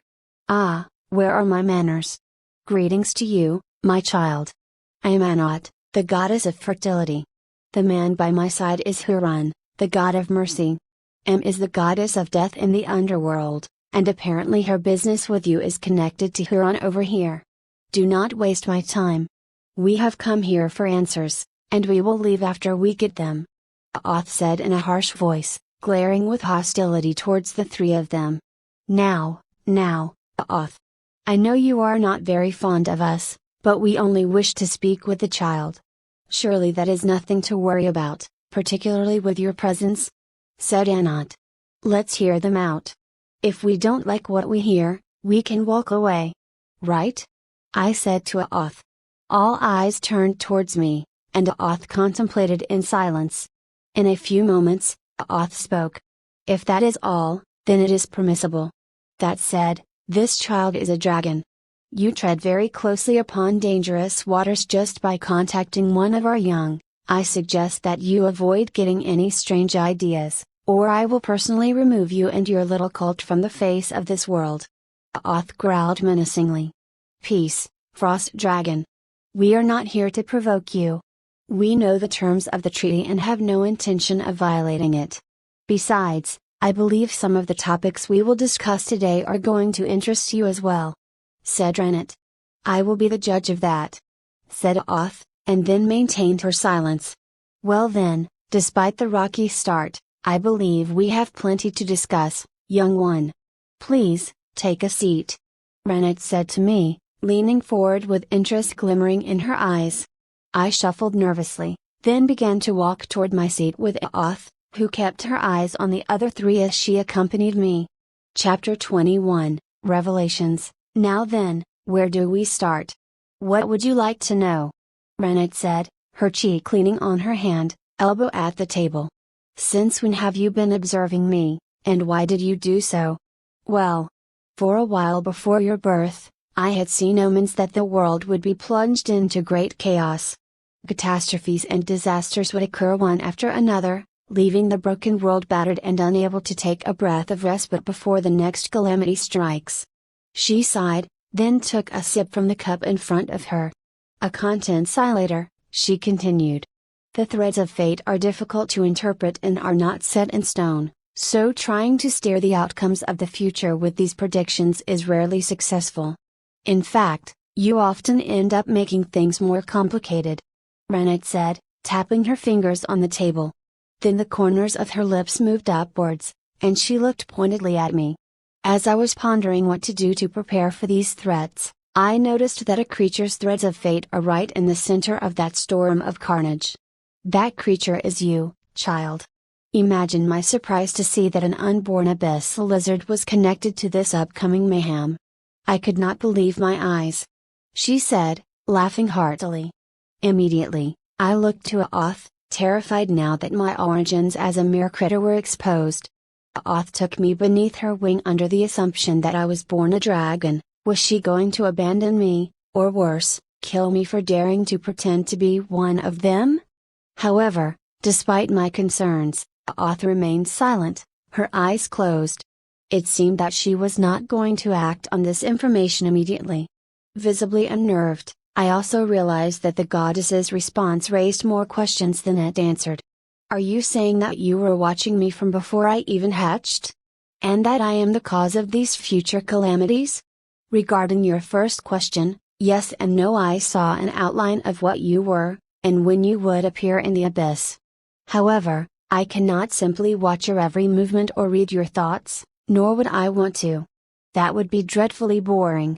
Renet chuckled. As for you being the cause of the calamities, not necessarily. All that I can see is that your fate is deeply intertwined with these events. Perhaps you're the perpetrator of them, perhaps you're the one to save the world from disaster. You might even be both. That said, fate is not set in stone. Even if you were destined for a path to cause great harm, it could be changed as long as it had yet to happen.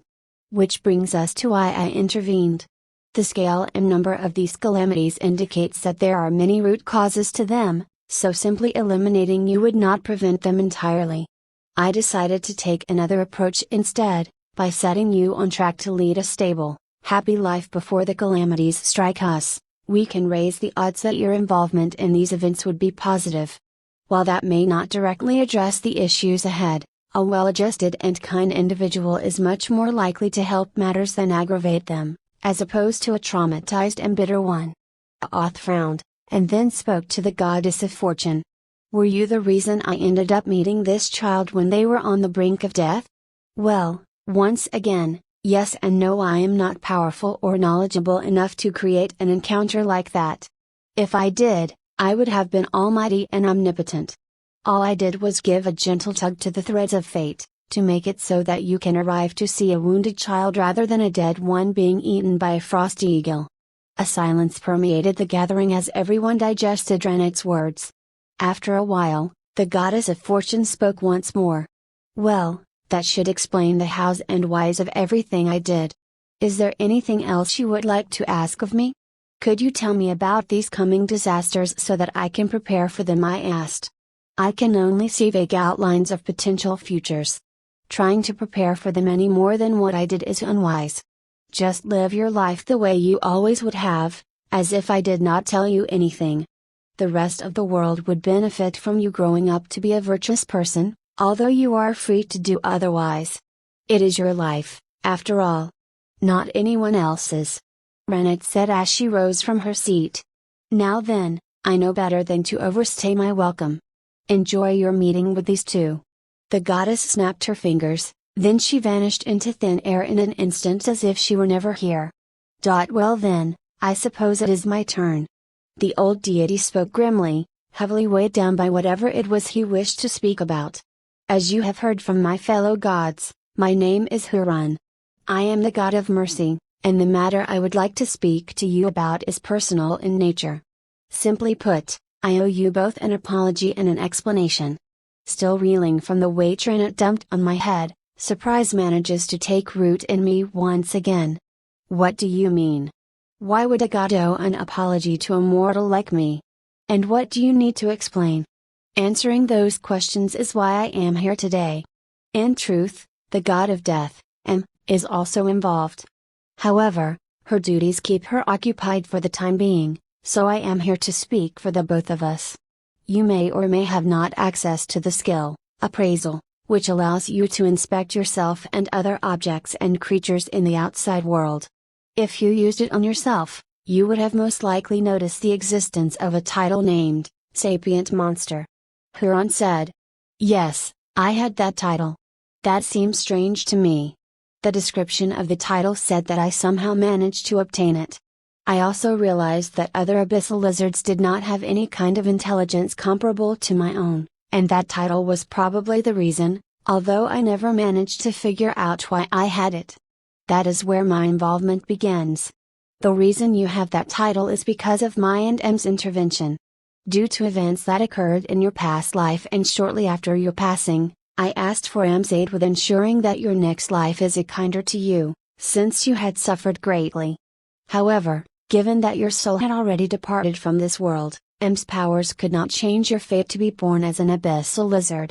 Reluctantly, the only thing that we could do was grant you a small boon, that is the ability to live as a sapient being once more, even if it were as a critter at the bottom of the abyss. I had patiently waited for your reincarnation for a long time, but I held little hopes of being able to save you after your birth. Even the gods cannot manage to be omnipresent. Little did I know that you would not only manage to survive, but also thrive and evolve into a sapient being on your own." Huron exclaimed. He shook his head and continued. "I am certain the trials and tribulations you faced left a traumatic mark on you, but I suppose that an unseen benefit would be that they will serve as a foundation for the future it seems to think you will face.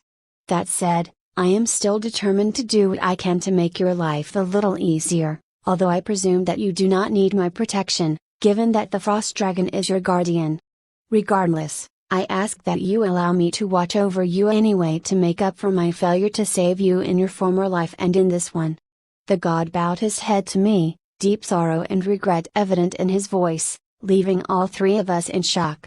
I had a previous life?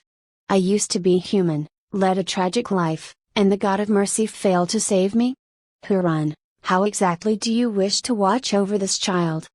Auth asked, a complicated look on her face. With permission, I would like to give this child my blessing. Huron said, as he turned towards me. Any who worship me are permitted to cast a number of incantations in my name for a cost in mana, but those who possess my blessing are permitted to gain a power of my choosing from my own abilities with no such limitations. I would like to grant you, Huron's mercy. When you leave the Garden of the Gods, you should be able to see and use my blessing as you wish, although each use will require a period of time for the blessing to regain its power before you can use it once again. Please visit my temple often, dear child. If you do not mind indulging me, it would give me comfort to see that you are well every once in a while. You are always welcome here, no matter the time, place, or circumstances. Now, I will not take any more of your time, seeing that Anat also wishes to speak with you. Please raise this child well, Frost Dragon. Huron vanished as well, leaving only the goddess of fertility behind. Chapter 22, The Birds and the Bees. Dear me, those were some heavy topics the other two dropped on you. Worry not, I have not come to you with anything distressing like they have. Joked the goddess. Taking the appearance of a middle-aged woman, she radiated a maternal warmth. My name is Anat, known to most as the goddess of fertility. It is truly my pleasure to meet you. She smiled towards me. Before we speak, I just made a brilliant soup that I'd like you to tr. Yes please. Don't even think about it. Auth and I both spoke, interrupting her words before she finished them. After getting a nasty stink eye, I reluctantly gave in. But I wanted to try it. Oh well, that's a shame. Anyways, looks like it's time to get to the boring stuff. Anat said, sighing. You see, I originally did not intend to join this meeting, nor was I aware it was going to occur in the first place. When I noticed that mortals were being called into the Garden of the Gods, I was curious to see who it was. And goodness, it was the Frost Dragon herself and a child of a new, never before seen sapient race. There was no way I was going to let something so interesting happen without dropping by to see what the fuss was all about. Huron was probably the same in not expecting your arrival, given that he joined right about when I did. Anat then opened a rift through space near her, and pulled out a pastry from the rift, which then proceeded to close. Stop talking about irrelevant matters and get there anyway. Auth said curtly. Relax, Auth, I was just about to get to that anyway. So, my child, what do you think about having children? Huh? My jaw dropped. I was literally born a few weeks ago. The room's temperature dropped sharply, frost spreading rapidly from Auth's seat to the table and the grass near her. Choose your next words carefully, goddess, or I will have your head dangling from a spike on the gates of my home. Auth hissed, her fury boiling hotter than the ice spreading around her. Whatever do you mean? The goddess said innocently. Do not play games with me. Did you think we would allow you filth to raise one of ours and turn them against us? If you are trying to provoke another celestial war, then you're going to get what you wish for. The tension in the air was thick and hostile, and I found myself struggling to breath, as if making a sound would spell my doom. Anat, however, acted nonchalantly, eating her pastry in silence. What have you been imagining, Auth? Stop jumping to conclusions. I haven't said anything about raising a dragon myself, she said, rolling her eyes. Then she turned to me. Every sapient being, every culture, and every language brings us a new way of looking at the world. It is a precious treasure that cannot be reproduced once lost. For that reason, I wish to ensure that the spark you have lit is not extinguished by a stray gust of wind. Right now, your guardian is the mighty frost dragon, so few things will pose a threat to you. However, one day you will take your own path. And as Renate said, you will be in the center of a coming storm. I wish to take precautions now to safeguard your species' existence, in the form of two methods. Auth withdrew her menacing aura and maintained her silence. For now. The first method is by taking a blood sample. Since the dragons would not trust me with this kind of power, I merely ask that you get another of your kin to do it for me. That way, even if all members of your species were to disappear from this world, we would still be able to bring you back. There are indeed a few individuals I can think of who can help with that, and that such a precaution would be in the dragon's collective interest. Auth conceded. See. That wasn't so hard. Anat grinned. The other is a more proactive measure. I can grant you my blessing, dear child, as I have done with a number of progenitors of new races before you. When you reach adulthood, you will be able to activate my blessing and create a new, healthy member of your species, upon which my blessing will take a short period of time to regain its strength. All members of your species will inherit my blessing, until 1,000 of you are born. When that happens, my blessing will quickly fade from within all of you. When is that going to happen anyway? I asked. Dragons reach adulthood roughly 20 years after their birth, my child. On their 20th birthday, dragons choose the gender they identify with and their body changes to accommodate them. Of course, many dragons tend to favor a gender earlier than that, but the changes do not occur. Auth explained. What happens if I don't choose one? I asked. Well, some did not settle on a choice while others feel that they are both at once. Others still do not feel represented by either being a male or a female. Regardless, the body adapts to fit the dragon's view of themselves. What is the difference between all of them? I scratched my head, still confused. Auth opened her mouth, then closed it again. Then she answered with a hint of exasperation in her voice. That is subject to too much debate for me to explain, but it's beyond the scope of our discussion right now. For now, all you need to know is that you don't have to worry about any of that for now. You'll have time to think it over yourself later, after I teach you about what I know of it. Well, as entertaining as it is to see you give the talk to this child, I believe that we've discussed everything that needs to be said. Do drop by to greet me when you come over to see that grumpy old man. Anat said, waving at us before disappearing. Soon, we were enveloped in light and vanished from the Garden of the Gods. Chapter 23, The Tamarian Pantheon. Soon, the light faded, and we found ourselves back on the platform that stood before the silent gaze of the statues of the gods. Our business here is concluded. Follow me, we have plenty to discuss, but we'll need to do it in a private setting. Auth said, sighing deeply and walking down the stairs. Still dazed from the bombshells dropped on me, it took me a moment to follow after Auth. Kimray was waiting for us, and the rest of the temple's caretakers were nowhere to be seen. I hope that your encounter with the gods was fruitful and enlightening. Is there anything else I can help you with? Kimray said. It definitely was. I am still trying to wrap my head around everything they told us. Are you curious as to what we discussed?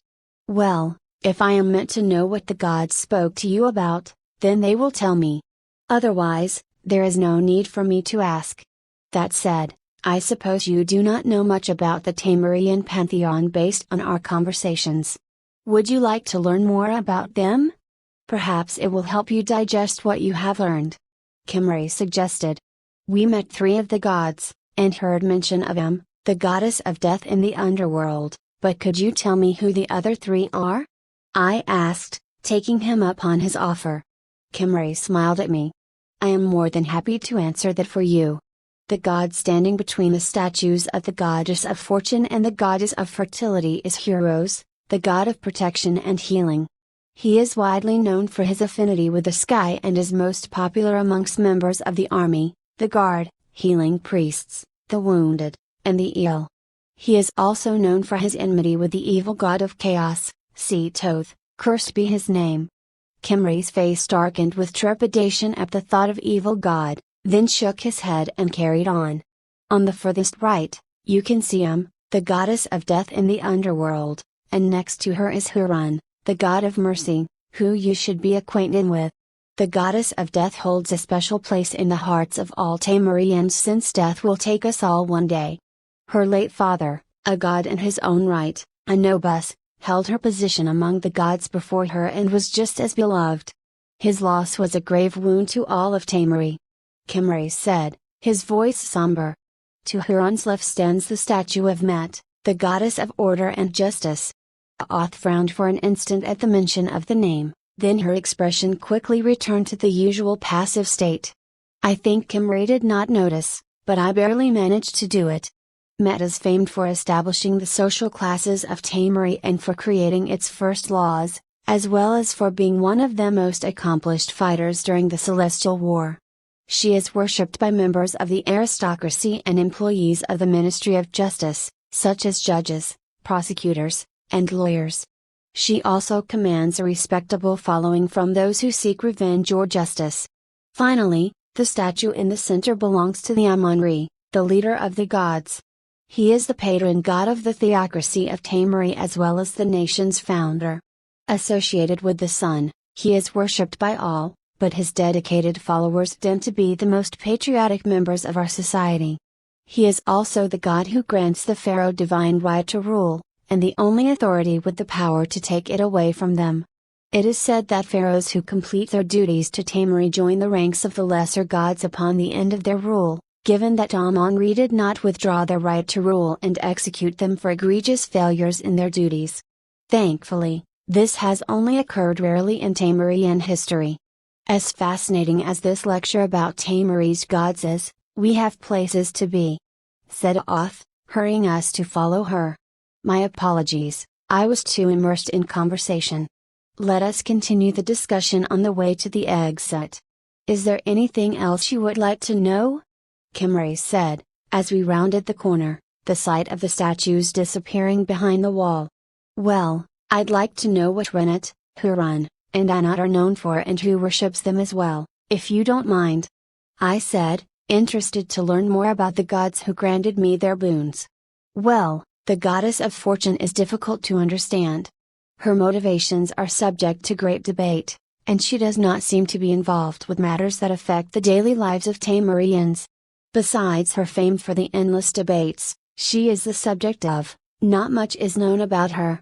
Given her fickle nature and the lack of visible benefits to her worship, she is the least popular amongst the 7 gods. She does receive worship from those who are in desperate need of luck, such as gamblers, students, soldiers, and so on. The god of mercy is widely worshipped by many of the lower classes of Tamari. It is thanks to his efforts and those of Met that the less fortunate of our society fare far better than those of the other 4 nations. Hurun receives prayers from many of the suffering and those whose hearts ache for them. His popularity even reaches to many in other nations, both among the gods and foreign rulers, as well as their masses alike. He was also one of the 3 gods to reach out to the dragons and pave the road for the treaty that ended the Celestial War, so I am willing to wager he is even begrudgingly respected among some of the dragons as well. Wow! I didn't know the old man did so much. I should probably ask him all about it the next time we meet. By the way, who were the other 2 gods to reach out to the dragons?" Kimri chuckled.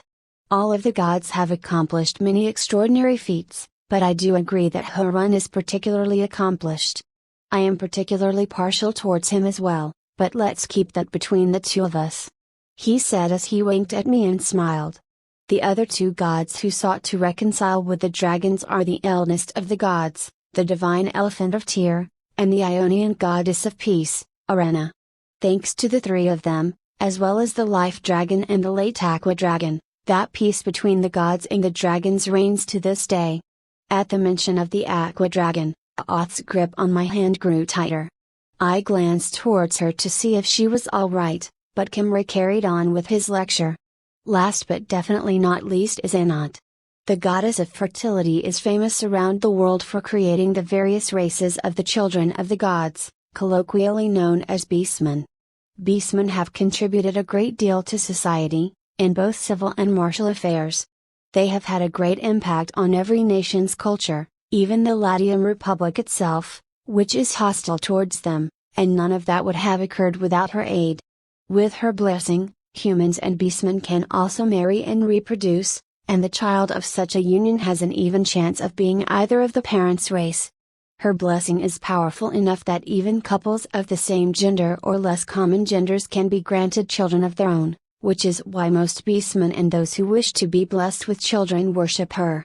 That said, there are members of other societies, particularly the Latium Republic, who hold her, those who worship her, and those who were born thanks to her in contempt. Kimray sighed. It is because of this that the Latium Republic is belligerent towards Tamery, besides their normal contempt for the gods. They would have declared war already had they not been busy feuding with the beast nation of Tyr, who they hate even more than us. Fortunately, there is no land border between the two of us, and the Republic's navy is no match for that of Tyr. Ah, we have arrived at the entrance to the temple. Time flew by, and you made for a great listener, my child. If only most of the children who visit the temple paid as much attention. Kimray shook his head. Thank you for teaching my child about the history of the Tamarian pantheon, head priest. I wish you a pleasant day. Thanks for answering my questions. Take care, I said, waving my free hand as I descended down the marble stairs with Oth. I wish you luck with your future endeavors, my child. Farewell, Kimray said, waving back as he smiled at me. Chapter 24, Letter of Recommendation. As we walked down the marble stairs of the temple, we each kept quiet, each of us having plenty to think about. I think I earned some rather nifty rewards from meeting the gods. Now that I think of it, I should have earned some rewards for escaping the third layer as well. I thought to myself. Mission: escape the third layer.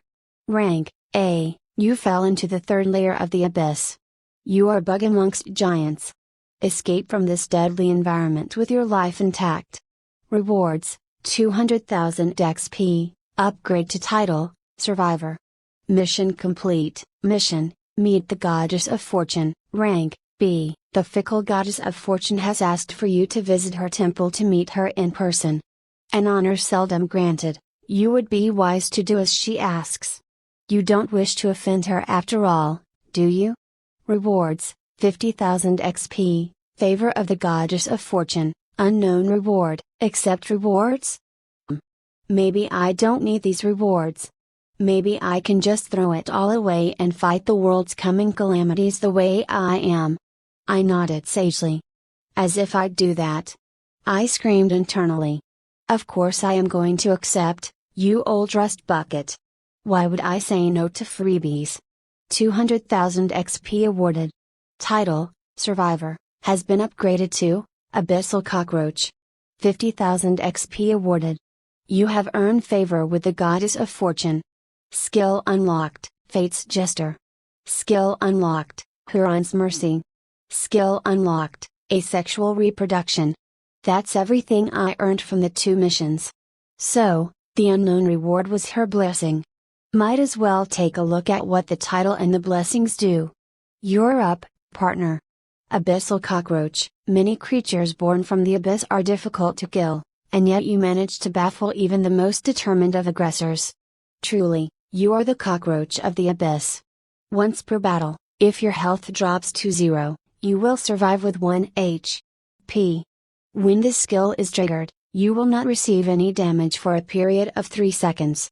Fate's Jester, the capricious goddess has granted you her blessing.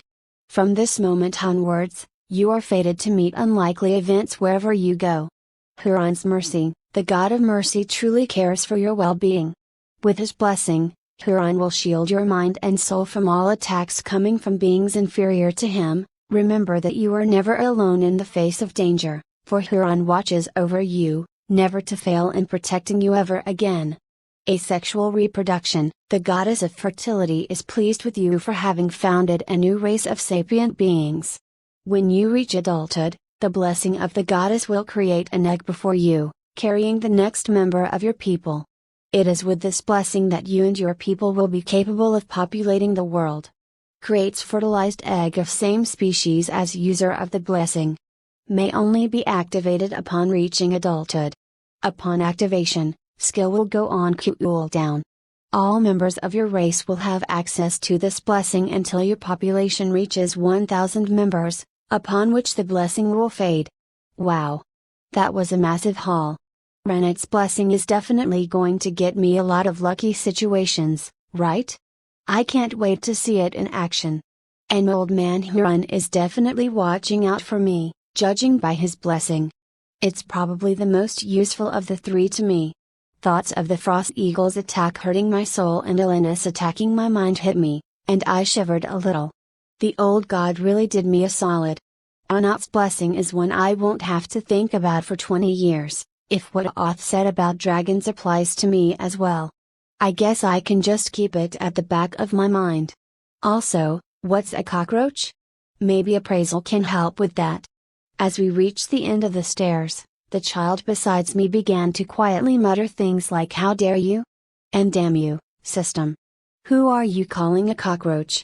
Amused, my train of thought was interrupted.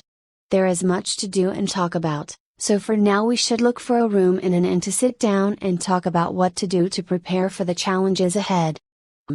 I looked around, hoping to find accommodations close by. Instead, something else caught my eye. Hebnepid Academy of Adventuring. Slowly, my eyes lit up. Of course. Since this curious child is likely to be deeply connected with the affairs of the continent, it would be best to become familiar with its people and culture. It would also be an opportunity to learn more about magic and combat, as well as form bonds with many who may help in the future to come. I can also correct any issues with the curriculum and prepare the education a dragon needs during private lessons, while letting them handle the more regular things for me. Anything we need that requires special help from other dragons can be accessed with a trip to the Draconic Isles. This is probably a good plan of action. But this small academy is unworthy of a dragon as its student, and the famed Kanjur Academy only accepts those who earn referrals. My name would probably be enough to gain access to the school, but I doubt the child will be happy with that. What to do? Oth stopped to think for a moment, and then she turned to me. "Follow me, my child. We're going to do something fun," she said with a smile. We entered a large building right next to the temple's entrance, and an empty hall awaited us. At the end of it, a receptionist sat while reading a few papers in her hand. A bell rang as we swung open the door, and she looked up to take a look at us. "Welcome to the Hebnepid Adventurers Academy. How may I help you?" she said with a smile. Oth smiled and responded. "Greetings. I would like to get a recommendation letter from the Academy's headmaster for my child to apply for the Kanjur Academy." The smile on the receptionist's face froze. "Pardon me, but did you just request that I give you a let? You heard me correctly the first time. Please call the headmaster here so I can speak to him directly." Oth interrupted her. The receptionist's eyebrow twitched. "I am sorry, but you cannot simply walk into the academy and demand a meeting with the headmaster and a letter of recommendation from him to a rival academy. The audacity! Our academy is more than good enough for any child to attend," she said, her eyes trembling with fury. Any trace of her smile was long gone. "I am aware of what I can and cannot do, little girl, and you will not be the one to tell me otherwise. Besides, if you really think you have what it takes to be worthy of a student like my child, then prove it." Oth smiled. "I humbly ask for your patience, Lady Oth. There is no need to argue more with my receptionist. Most people only know you by your title, not by your name or your appearance, so do excuse her for not recognizing you. However, what she said is also correct. We take pride in our academy, and we cannot simply give your child such treatment without proof that it is deserved. An old, grizzled bear of a man entered the hall, presumably the headmaster. "How did you recognize me?" "I do not recall telling you who I am," Oth said, an eyebrow raised. "The God of Mercy showed me a vision that suggested it. I knew then that this is a matter that I should handle personally." The headmaster said solemnly. "I suppose Huron would indeed do something like that. Well then, what would you suggest we do?" The headmaster grinned. "That's rather simple. We can appraise your child through the admissions exam. If they obtain a perfect score, then I'll be happy to write that letter of recommendation for you and send you on your way. However, if they obtain anything less than that, then your child will enroll in our academy instead. What do you say?"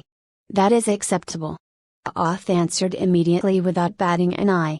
"Do I not have any say in this conversation?" "Damn it, Oth, old man.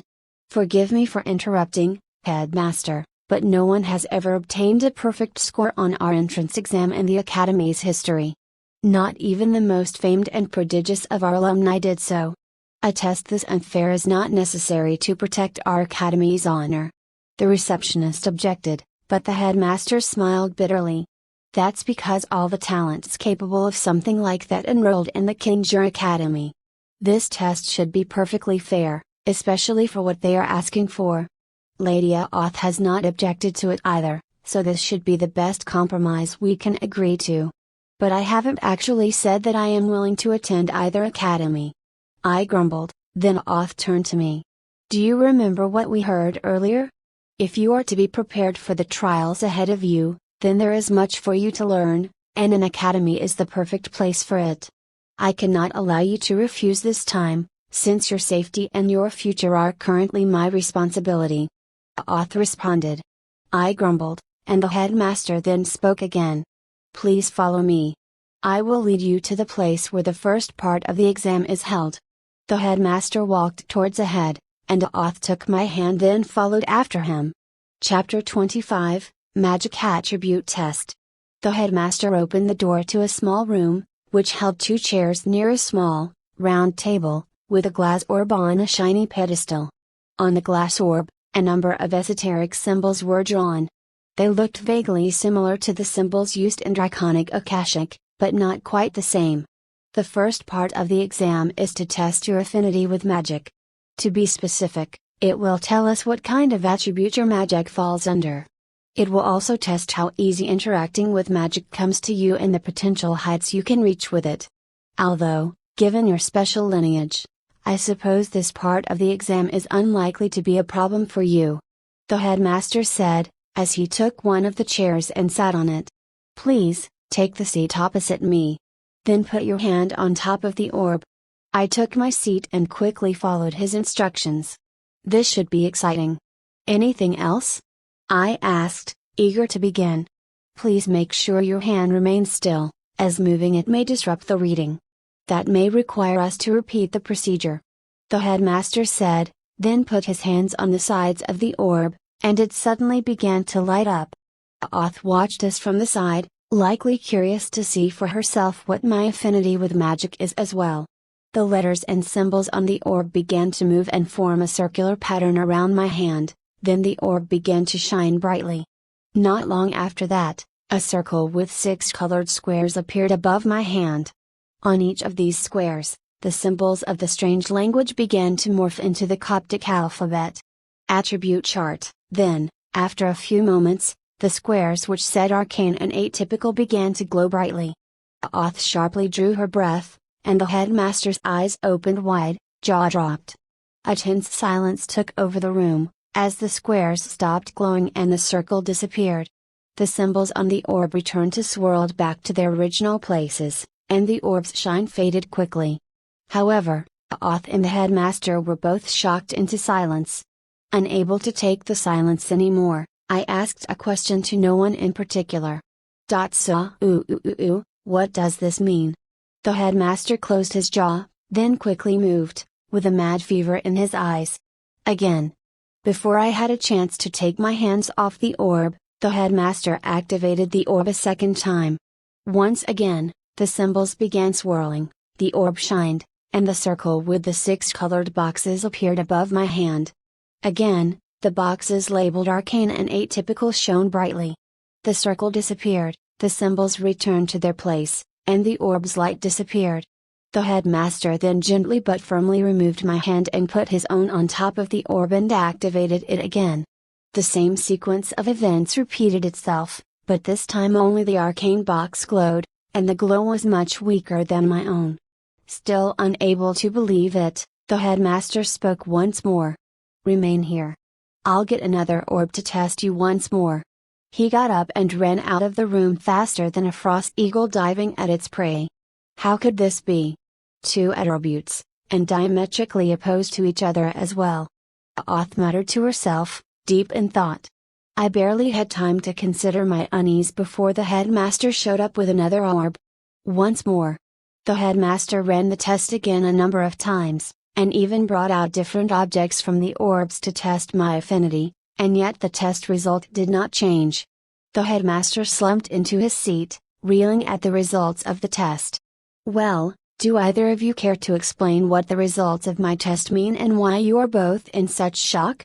I asked, my patience reaching dangerously low levels. Auth was the first to respond. The prevalent assumption throughout the world is that all beings are assigned only one attribute of magic. A person with two attributes is simply unheard of. The headmaster added to her explanation.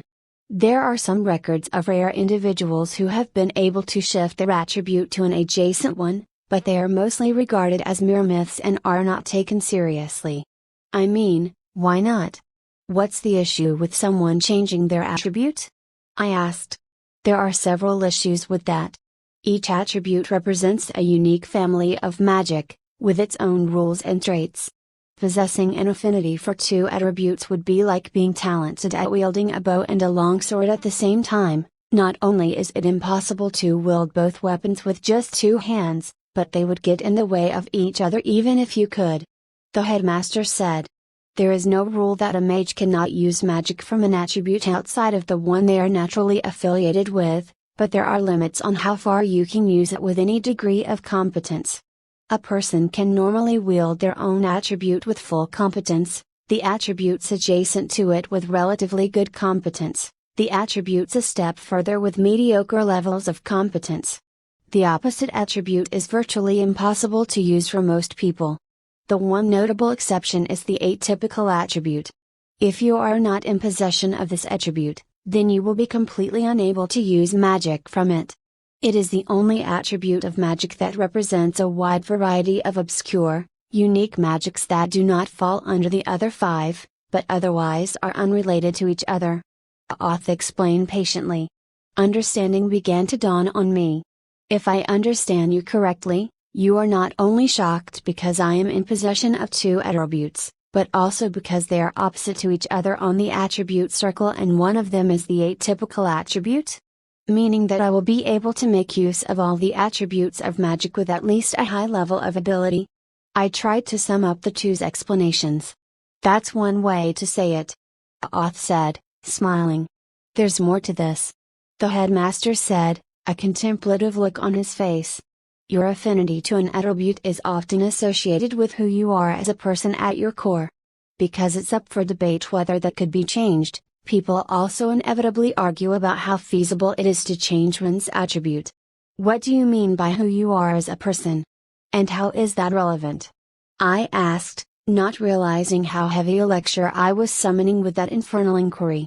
The headmaster, however, was eager to answer. Well, I meant it quite literally. People with the fire attribute are known for their passion and their poor impulse control. They are known to be more emotional than most, and they possess the will to act on these emotions. This passion influences everyone and everything around them, from their friends and family to their society.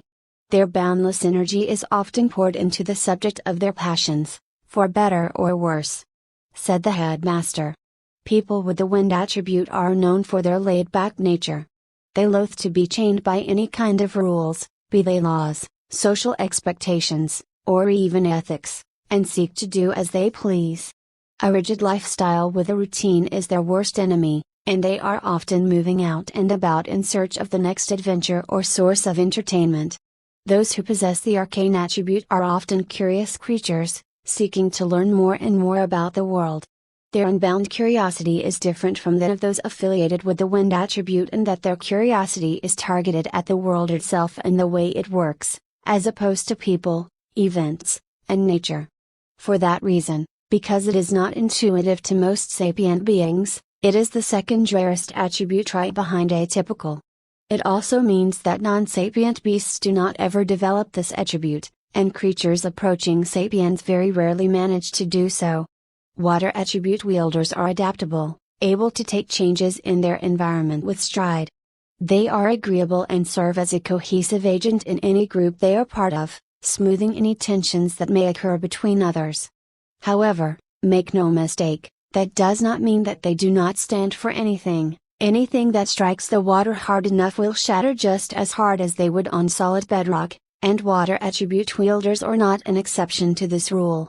If you possess the earth attribute, then you are calm and steady. No amount of force can bend you, there is only breaking whatever stands against you and your will, or breaking into pieces yourself. As a result of this unyielding nature, however, the earth attribute is associated with being more stubborn than the walls of the unfathomable abyss, their principles and values unchanging. Finally, the atypical attribute, which is the rarest, often indicates that those it manifests within are eccentric and strange individuals. Unable to fit in with their society or to be fully understood by those around them, they possess an appealing charisma. No wielder of the atypical attribute is the same, and on the rare occasion that two such people would meet, they would not be able to understand each other any more than anyone else can. Which gets us to you. Each attribute's nature generally opposes the other's nature. The wind-affiliated care little for the rules, while the earth-affiliated enforce them. The water-affiliated will bend to suit their environment, while the fire-affiliated will bend the world itself to suit themselves. The arcane-affiliated are interested in how the world works, while the atypical-affiliated live in their own worlds. The stronger you represent an attribute's nature, the stronger your affinity with it. Which begs the question, how is it possible for you to wield two opposing attributes, and with such great affinity as well? This is going to be one long day, isn't it? I grumbled silently. Chapter 26, Physical Attribute Test. Well, this whole thing is great and all, but how did I do on the test? I asked the headmaster. Sighing and crossing his arms, he looked at me with an exasperated expression. Unsurprisingly, you have earned a perfect score on the magic affinity portion of the exam. Your potential is not only of the highest quality, but it is also unprecedented. Normally, I would bring in another device to measure how strong your affinity with your attributes were, but having two attributes throws its reliability into question. The orb had your attributes shine even brighter than my own, so it will have to do. In any case, please follow me to the next testing area. Unbelievable. The headmaster said, his eyebrows twitching. The physical fitness test went about as Oth had expected, judging by the content smile on her face. The headmaster sighed and took a clipboard as he listed my scores. Vitality fitness test, perfect score. I glanced at the heaving academy trainer who was being consoled by Oth and had all sorts of weapons bent and broken around him, as well as the just as numerous bent shields on the other side of the room. Strength fitness test, perfect score. I turned towards the bent sledgehammer and the broken high striker tool, the torn rope attached to the largest block of steel which was dragged enough to leave marks on the floor, and the large weights I had toyed with in my hands. Dexterity fitness test, perfect score. My eyes went to the frayed jump rope, the climbing wall I scaled multiple times within the time limit, and the cracks on the wall from when I crashed into it, which was over 10 meters ahead from the sand pit that was supposed to break my fall. I gave the headmaster the most innocent look I had, which made his smile even more strained. What's our next test, headmaster? Oth had just arrived to hear the headmaster's answer. Your next test is the combat test. This test is your last one and is different from the other tests. While you were tested on the quality of your magic and physical abilities and potential respectively, the combat test is not meant to test your combat capabilities. That is what you were meant to learn in the academy.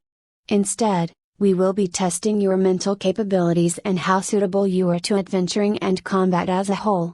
After all, the other tests don't mean anything if you are simply going to freeze in fear when faced with a terrifying monster, so in some senses this is the most important one.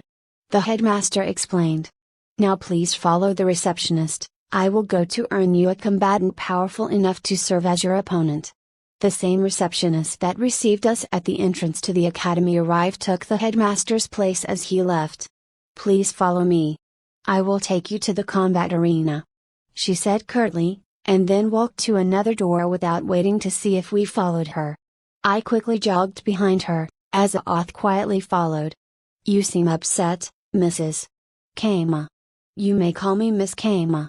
To answer your question, I am quite unhappy with you. Is it because of the letter of recommendation that we are asking for? I am sorry if that upset you, it wasn't my intention. I asked, hoping that my sincerity got through.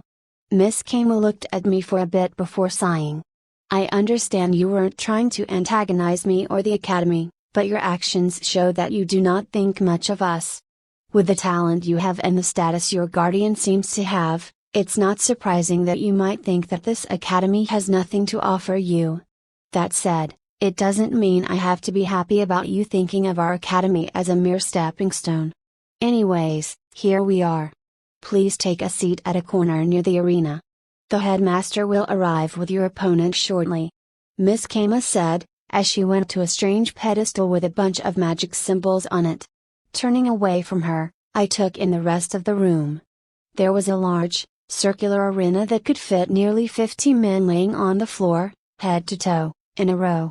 The floor of the arena was made of several square tiles, with round cuts on the exterior tiles to fit the arena's circular shape. There were numerous chairs for spectators, and the room itself was completely devoid of any windows, preventing any natural light from entering. Instead, the room was lit up with a number of magical apparatuses attached to the ceiling, which was even taller than the room was wide. Silently taking in the sight, it wasn't long before the door behind us swung open, revealing a man in a strange outfit. Excited, I called out to him. Hey! Are you my opponent for the next match? I grinned, giddy with excitement. After all, it's been a while since I fought anyone. No, examinee, I am not your opponent. I am the referee for the match between you and your test conductor. Then who am I going to face? I asked. You will be facing me. A familiar voice behind the referee boomed. The referee turned around, revealing the headmaster behind him, who was dressed in light leather armor and wearing a short sword and a buckler. Wait, my opponent is the headmaster? I asked, my jaw dropped. Judging by the nearby objecting voice, I wasn't the only one who was shocked. Headmaster!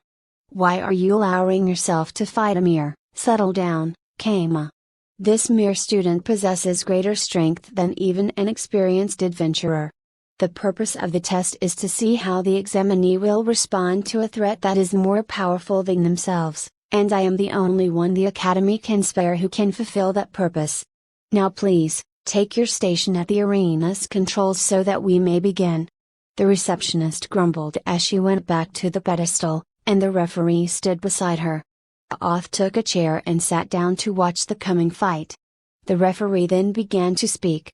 This fight will end when one of you is incapacitated, is dealt a fatal blow, is more heavily wounded when the time runs out, or submits. The time limit is 5 minutes. You must not move or strike at your opponent before the bell that signifies the beginning of the battle rings. You must not attack your opponent once the battle is declared to be over. Do you have any questions? I turned towards the referee. Fatal blows are allowed? I thought this was just a test. I exclaimed in shock. It was, however, the headmaster who answered me. The arena has a number of enchantments on it, with some of it being controlled by Kama.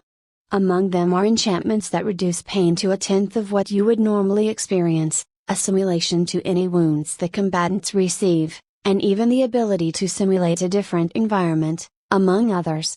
This means we can fight to our heart's content without worrying about harming each other, although it will still hurt. Do you wish to back down? A ferocious grin found its way to my face. The one who should be afraid is you, old man. I don't know what you're thinking, but if you think you're stronger than I'm, then you're in for a world of pain."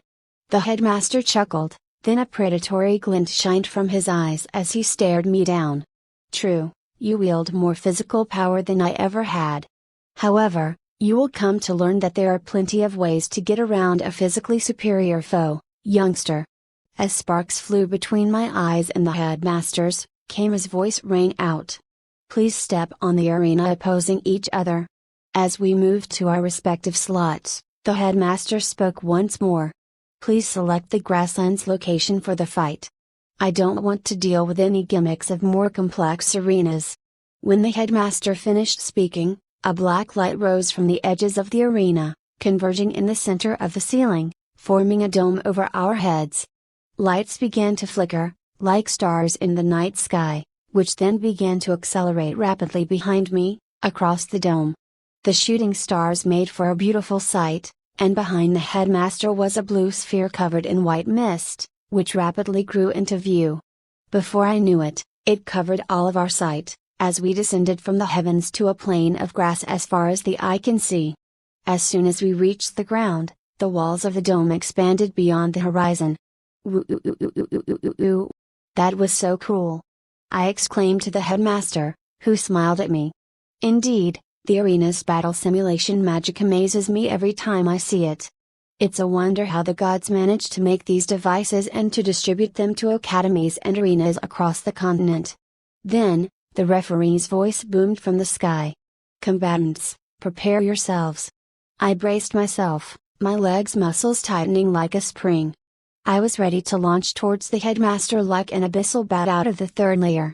The headmaster prepared himself as well, taking a battle stance with his buckler forward and his short sword pointed at me.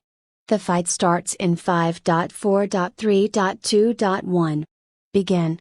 The referee's voice reached a crescendo as the sound of a bell rang out, signaling the beginning of the fight. Chapter 27, Combat Exam. As soon as the bell rang, I lunged towards the headmaster, dirt exploding at the wake of my sudden movement. Lifting my right arm up, I shifted my body to throw my weight behind my strike. Claw strike. However, just as my hand was about to strike the headmaster, his arm moved and locked with my elbow as his right leg went behind mine. Twisting his body, he used my own momentum to throw me to the ground. Slam. I wheezed, the breath knocked out of me, as I was laid on my back within a pit in the dirt even larger than the one my dash created. Just as I was about to get up, the headmaster's leg struck my stomach in an axe kick, pushing me back into the ground. I growled, fury in my eyes as I leapt again towards the headmaster, who swiftly dashed backwards while continuing to face me. Then he spoke to me as I chased him, the distance between us rapidly shrinking.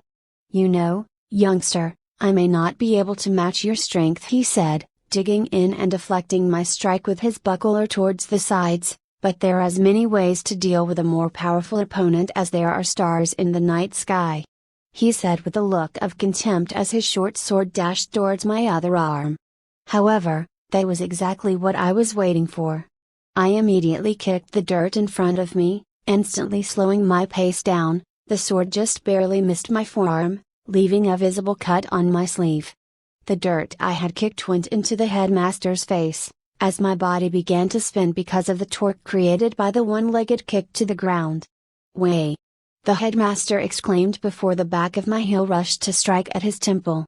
However, his buckler moved, faster than I thought it could, just in time to get between my foot and the headmaster's head. Since he did not have time to angle it, my heel struck at his buckler, and it in turn crashed into his head, launching him away. I jumped straight at him, eager to follow up on my attack and ensure he does not have any time to recover. The headmaster's buckler slammed into the ground, pushing him upright, and his sword dug into the ground as he tried to slow down without falling to his back. Just as he was about to stop, I was right upon him, kicking towards his face once more. What the headmaster did next, however, stunned me. He instantly let go of his sword, and performed the front flip, my leg grazing the hair on his head, only for my forehead to meet his heel. I slammed into the ground, my head pounding like I fell from the first layer to the third layer headfirst. Still, I grew even more furious, and lunged towards the headmaster, only to see him thrusting his sword at my eye. I flipped to the side, his sword grazing my cheek, as I fell beside him on all fours. Just as I was about to get up, he punched me with his buckler, nearly knocking me out. Then he stepped back, pointing his sword and buckler at me. "Is that all you are capable of, child? Did you really think you could go to the Kanger Academy with that level of skill? Don't make me laugh." He sneered. He smiled, believing that his taunts worked as I lunged at him once more, preparing to strike once more with my hands. "Humph, I had expected better from you," he said, as he thrust his sword towards my heart. However, instead of dodging or striking at him, I moved my palm towards his sword, allowing it to impale my hand all the way through. "Who?" the headmaster said, but he did not get to finish, as I held his sword arm with my impaled hand and his buckler with my other hand and struck his forehead with my own. The headmaster's head swung back, and I pushed his arms, both weapons still held, and wrapped him around my arms in a deadly hug, as I slammed him to the ground and continued to strike his head with my own. "Ugh!" The headmaster struggled as my strikes continued, a mad, desperate fury in my eyes as I continued to strike, not knowing whose blood covered our foreheads. The headmaster's resistance began to weaken, and I saw the end of the fight coming soon. A savage grin found its place on my bloodied face as I was about to strike him once more, but the headmaster yelled something at the last moment. "Mana blade!" A confused look showed on my face before I felt my head fly off my shoulders, the world spinning around in circles. Then I heard a bell ring, and the voice of the referee boom once again. "The battle is over. Victory goes to the headmaster." Suddenly, the grasslands and the blue sky disappeared, replaced by white light. My body and the headmaster's were covered in light, and all of a sudden, I found us standing in the exact same spots we stood on before the fight began, no sign of the brutal wounds we inflicted on each other in sight. My hand found itself at my neck, as a deep shudder went up my spine. If this was a real fight, I would have been dead. Again. The thought gave birth to the deep fear of my foes and the fury at my weakness once again. I remembered the encounter with the black hunter spider, Alinus and his groupies, the frost eagle, and now the headmaster. My claws, disguised as nails beneath the Oth's illusion, dug into my hands, drawing blood as I chewed on my lips in deep frustration. The white dome suddenly disappeared, revealing the shocked faces of the receptionist and the referee, as well as the complex look on Oth's face. As soon as the lights of the arena went out, Oth walked to me and held my hand, unclenching my fingers and healing the cuts I inflicted on myself. "You fought brilliantly, my child. Know this, I could not be prouder of you. Your courage and ferocity in battle are worthy of our kind, regardless of the result," she said, taking me into a tight hug. Through the telepathic connection, I felt her pride in me, her concern over my self-esteem, and her determination to ensure that I will be capable of protecting myself. Slowly, I felt the chaos brewing in my chest simmering down. Then, I stepped out of Oth's embrace and smiled weakly at her. "Don't worry about me, it's going to take a lot more than that to break my spirits. Next time, I promise to win and bring you the enemy's head." She smiled warmly at me and tightened her hold on my hand briefly before letting it go. Then the headmaster's voice echoed behind me. "I very much like my head where it is, so I kindly ask that you leave it where it is." He chuckled. I turned to face him, as the referee and Kama approached us. I cannot believe that an unarmed, seemingly innocent child is capable of such savage violence. The referee said, clearly still in a daze. "I can't believe the headmaster was so close to defeat, and by that same unarmed child no less." Kama said, shock plainly visible on her face. "Even though I won the fight, I still consider it to be my loss. Not only did you nearly defeat me with no class, weapons, or magic to speak of, but you also forced me to use magic to win the fight," he said, shaking his head. "It doesn't matter how you won, Because at the end of the day the one still standing is the victor. I said, brooding over my loss. No, my child, do not sell yourself short. You fought with such savage ferocity and showed no fear and used your superior attributes and unpredictability to defeat a much more experienced and trained foe, with nothing but your bare hands as well. You efficiently used one kick to blind me and set up a brutal strike at the same time, and you neutralized my advantages in training and weaponry by simply impaling your own hand with my sword to tie me up. You clearly have a brilliant head on your shoulders. Imagine what you can do with proper training, a class, and arms befitting it. He shuddered. Well, I guess you'll be the one teaching me that then. I grinned with chagrin. What do you mean? You earned a perfect score on this test as well, passing all of my assessments and earning yourself that letter of recommendation. He laughed heartily.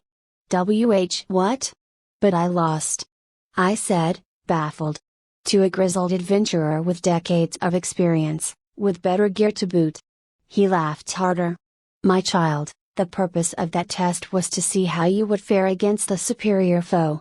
No matter how talented you are or how powerful your gear is, there will come a time when you will be cornered by a powerful foe. A person who is unsuited for adventuring may cower in fear or fight with despair clawing at their hearts. Only those who will fight with a ferocious desperation burning in their hearts and a cool, calculating mind looking for an escape or road to victory will survive these encounters and reach greater heights, and that is something that cannot be taught. This aptitude is available in spades within you, and to be honest, it breaks my heart to think of what a child like you experienced to possess this fierce will to win and survive. He said, his expression somber. In any case, please follow me. I have a letter to write for you. Chapter 28, Answers. All that effort just to get a flimsy piece of paper like this one. Are you sure this was worth it? I asked Oth, staring at the dubious, faintly glowing seal on the letter in my hands. The letter itself is not very valuable, rather, it's the doors that it will open for you that is. She said as we walked away, the temple and the academy growing smaller behind us. In any case, there is too much for us to discuss in private. Let us find an inn and rent a room so that we can get to it. I am sure you have many burning questions for me since we left the unfathomable abyss. I grunted, and it did not take long for us to find one. As soon as the door closed behind Oth, she rapidly began casting a number of spells on the room. The floor, walls, and ceiling began to glow with strange alternating colors, then the glow faded and took with it the noise of the outside world. Now then, no one should be able to listen in on our conversation, whether by placing their ears on the walls to the room or through scrying orbs. You can lay any questions you have for me off your chest. Oth said, leaning against the wall of the modest wooden room. For a moment, my mind blanked and I tried to take in the events that happened since I met Oth. She saved me from the Frost Eagle, thanks to the intervention of the Goddess of Fortune, and chose to take me under her wing.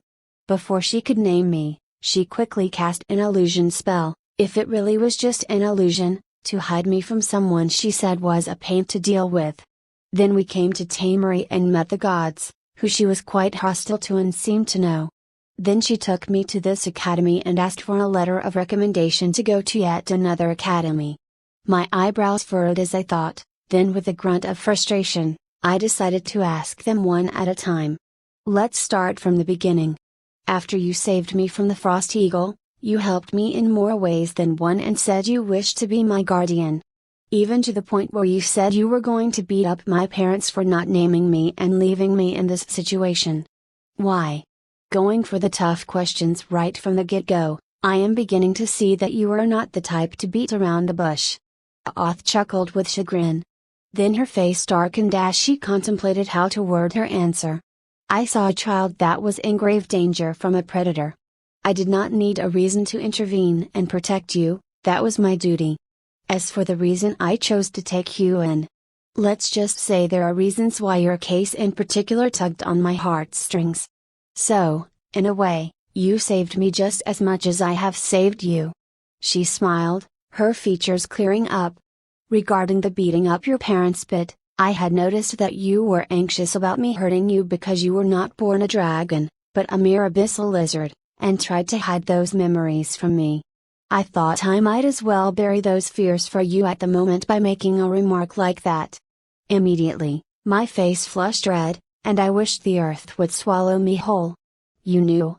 You knew the whole time I was just pretending to be born to dragons? I shrieked, holding my head in my hands. Oth blinked, then started laughing. My hands moved from my head to my face, groaning as I tried to hide it from sheer embarrassment. Ugh, you're the worst, I said, my voice weak. Oth eventually settled down, a broad grin on her face. Bless your heart, my child. If it makes you feel better, I think you made the right decision given how little you knew of me and dragons in general.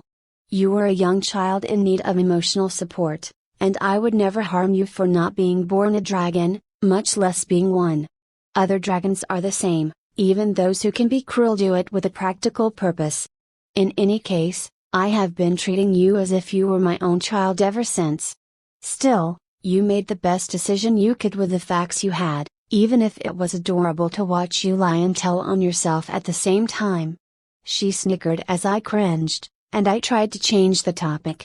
When you were about to name me, you quickly cast a spell to hide that I am a dragon and rapidly took us to the first layer of the abyss, saying that a problematic person was using magic to look at us. Who could be such a threat that even you would be wary of them? Oth stared at me for a little bit, then smiled again as she answered. Don't think I am not aware of your attempt to change the subject, but I'll go along with it just this once. I suddenly found that the walls of the room were the most interesting objects in the world, marveling at their artistic beauty. Unimpressed, Oth carried on. The person I was talking about was my sister, the flame dragon. She is not my enemy, but family I care for. I just find her difficult to deal with. I wanted to buy some time to figure out what we were going to do before your aunt came knocking on our doorstep to meet you. Oth said, sighing. What do you mean by difficult to deal with? I asked, puzzled. Then I remembered my snarky sibling who ended up dying rather quickly to the black hunter spider. Is intense, as most of the fire attributed tend to be, if you recall the headmaster's lecture on the attributes. And I do not know of anyone with a stronger affinity to fire than her. Which in turn often leads to headaches for me. She said, rubbing her temple. In any case, I was only delaying the inevitable, and you have nothing to worry about. I assume she will dote on you just as much as she does on her own kid, your cousin, who she will no doubt be happy to introduce to you. You were both born recently, so I imagine that having a pair of the same age will do you some good. It took me a bit to take in what Oth said, then I shrugged and moved on to my next question. When we met the gods, you tensed up before. It seems like this was not your first meeting with them, and that your relationship with them was quite hostile. You even brought up words like celestial war and treaty. What happened? And why do you distrust the gods so much? Oth held a somber expression for a while. I began to fidget on my seat at the edge of the bed as Oth seemed lost in thought. Just as the silence was beginning to feel awkward, Oth spoke. The story is rather complicated, and you will probably learn about it in more detail later on. Both in Kanger Academy and in my lessons for you. For now, all you need to know is that the gods and the dragons fought a war, and I lost many of my friends and family in it. We felt just as many of the gods in battle, if not more, including many that died by my hand.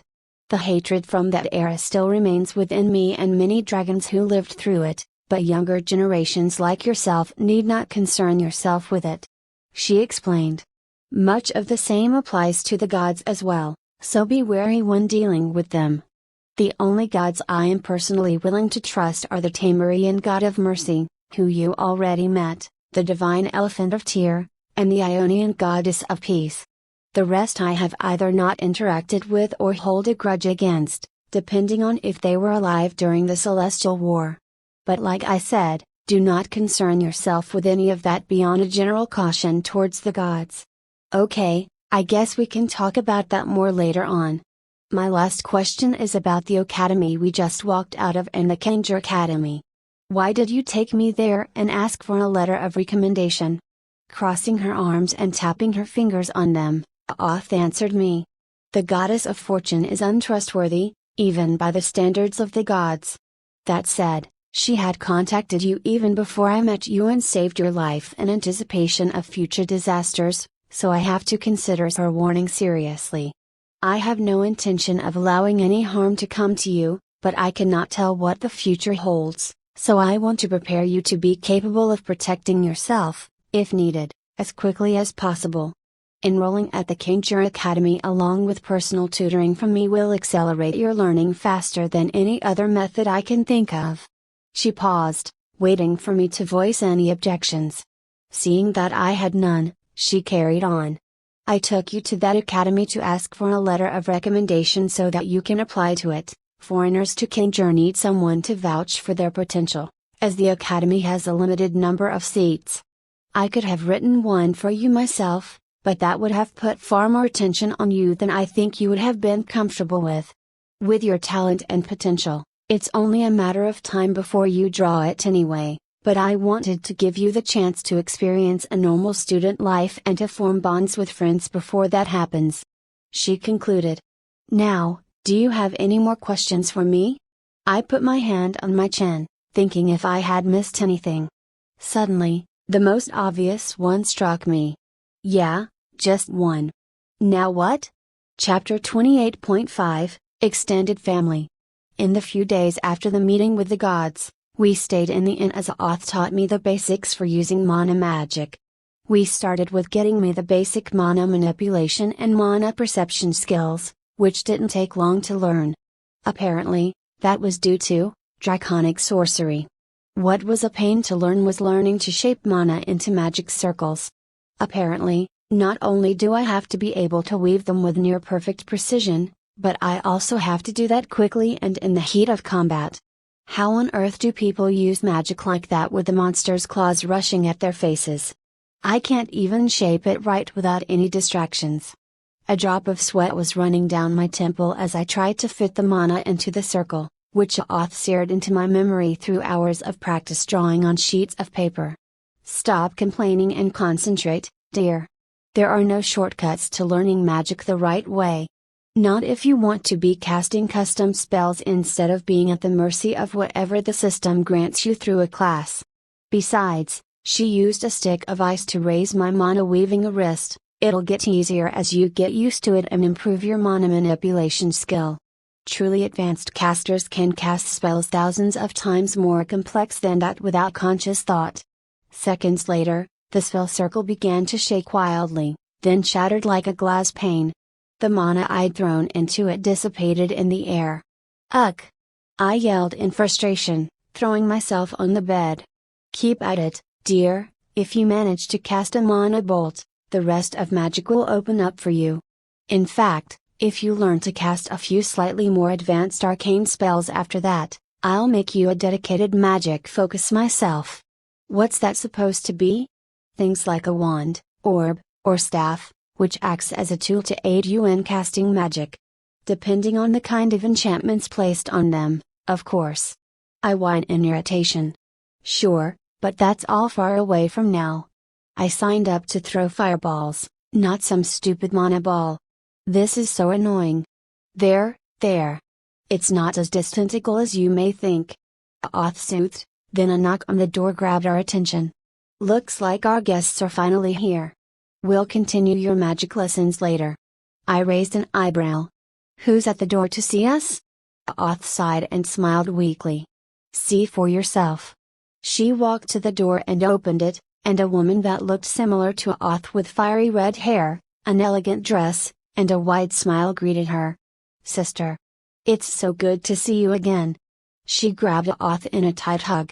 It's been a while since I've spoken to you. How have you been? My apologies, sir. I've been busy with a few minor affairs lately. More importantly, allow me to introduce you to my adopted child. The woman gasped, eyes widened as she took me in. A few seconds later, she rushed at me and grabbed me in an uncomfortably tight hug. Oh, you adorable little thing. My name is but you can call me Auntie. She showered my cheeks with kisses as I struggled to breathe in her embrace. Ease up on the kid, Mom. It's hard enough for me to breathe through your hugs. A third, gruff voice appeared from the entrance to the room. My greetings to you, Oth. I am glad to see you in good health, Egg. Oth said as she closed the door behind him. Did this kid call me a kid? I don't need his pity or his condescend, if. Antia was now rubbing my cheek with her own as she patted my head and ruffled my hair. Her other arm, of course, still held me in a steel grip. All struggle was futile. H. P. 992 1000ths. I survived the horrors of the unfathomable abyss and cheated death enough times to earn a title for it. And yet, it seems that my fate is to be crushed to death by the embrace of an overly enthusiastic relative. Oh well. It was a good, if short, life. On second thought, not really. The woman released me shortly thereafter, then turned to Oth. Oth, how can you be so cruel? Why did you hide such a cute kid from me until now? Also, Egg, come and introduce yourself to your cousin. The tall boy with a long sword strapped to his back approached us and greeted me. Greetings, cousin. My name is Egg. It's a pleasure to meet you. He raised an outstretched hand towards me. Instead of taking it, I simply frowned and looked the other way. Humph. Through the corner of my eyes, I saw his eyebrows rise slightly in surprise. Is something the matter? I don't know, maybe a mature man like you ought not to waste his time with a kid like me. Kids are a pain to babysit after all, aren't they? Go and spend your time with the adults. Anta began to giggle behind me, while Oth sighed as she covered her face with the palm of her hand. I see. I think we may have started off on the wrong foot, but I'd like to start anew, if you don't mind. It would be helpful if I did get your name. I started to get nervous. Oth said it reflects poorly on dragons who didn't name their kids, but we just never got around to it. To protect Oth's reputation, and more importantly, not to show weakness to the rude boy, it was time to improvise. As I kept frowning and looking away, I looked desperately for anything that could give me an idea. At the edge of my eyes was my mono-manipulation textbook. I am sorry, but I never got to. Oth tried to say something, though it was interrupted by my answer. My name's Kyara. Kyara Oth. The other three blinked at me as if I sprouted a second head. You have been granted the name Kyara Oth. Antia suddenly began to howl in laughter, as Oth sighed and put her other hand on her face. Egg's brow was twitching as he pointed to the book on the bed. Kyara, as in, Kyara's Guide to the Fundamentals of Magic? My cheeks were on fire, but at this point I was committed. Yeah. I happen to share the same name. Do you have a problem with that? No, I don't. But do you mind telling me why you have Oth's name in yours like humans do? I like the way humans do things. I think it's neat. What's it to you anyways? There's laughter grew even louder. I see. Then, if I may, have you decided on a gender for yourself yet? Or are you still too young to decide that? Oth tried to intervene again, though it was to no avail. Of course, I do.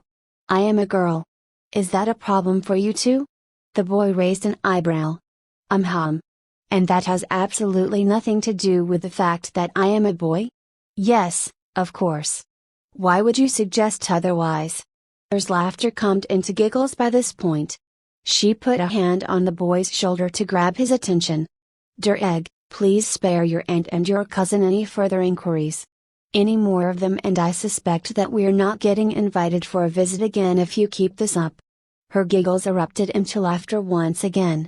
So, sister, I believe there was a matter you wanted me to discuss with me in person? Asked Oth. Yes, there is. But it's not a matter to speak of with the kids around. Egg, be a dear and take your cousin to a nearby, beginner dungeon. It'll be a good opportunity for the two of you to get to know each other. It'll also give Kyara a chance to learn to fight alongside others. But Oth. I protested. No buts, young lady. When you're back, we'll continue our magic lessons. In fact, The two of you are going to be repeating this routine for a few months until you learn to work together and cast basic magic. I also know that your skill with magic isn't all that polished because you spend all your time swinging that sword, Egg, so you're joining her in magic class. Are we clear? Egg winced but nodded anyway. I grumbled and stomped to the door, slamming it wide open as I left the room. Shortly after, the boy caught up to me. You seem to be rather impulsive, cousin. I suggest that you keep that in mind lest you do something you'll come to regret. You're certainly not helping with that. I quipped back at him. He raised his arms in surrender. Hey now. You might not believe it, but I am not trying to antagonize you at all. I am sincerely trying to get to know you, but you're being a little too defensive. Giving me a chance wouldn't hurt, would it? Yeah, whatever. I said, increasing my walking pace a notch in irritation. Kiara, wait, what now? The nearest beginner dungeon is that way. He said, pointing to the direction opposite of where I was going. Chapter 29, First Impressions. Please stop jumping up and down like that, cousin. You must act in a manner that befits us, especially in the eyes of outsiders. Look, you're even attracting attention from passers-by. I turned to my cousin and raised an eyebrow in protest. I'll do whatever I want, whenever I want, got it? I am not letting you kill my excitement at starting school. Humph. I said, turning my head away. Is this about my appearance, Kiara? I told you before that our appearance is influenced by our attribute, and that there's nothing I could do to make you look the same. He said, sighing. I am totally not jealous of you getting a large, intimidating hunk of a body, Egg. I am perfectly happy with my own. Not like I can blame you for the whims of the anthropomorphization spell. I said, grumbling. As we were walking, the gates of the Kanjur Academy were finally approaching. Really? You chose a name for yourself after hearing that my mother named me, chose to be female after hearing that I was male, and have been upset that I've been sent to the academy with you. And all of that conveniently happens after you see what I look like after the spell was cast on me. You're not making a convincing argument, you know? Egg said. Okay, fine. I am the one who fought through a dungeon for most of my goddamned life against monsters much larger than I am, and you're the one who gets to be big. Of course, I am upset. This isn't fair, damn it.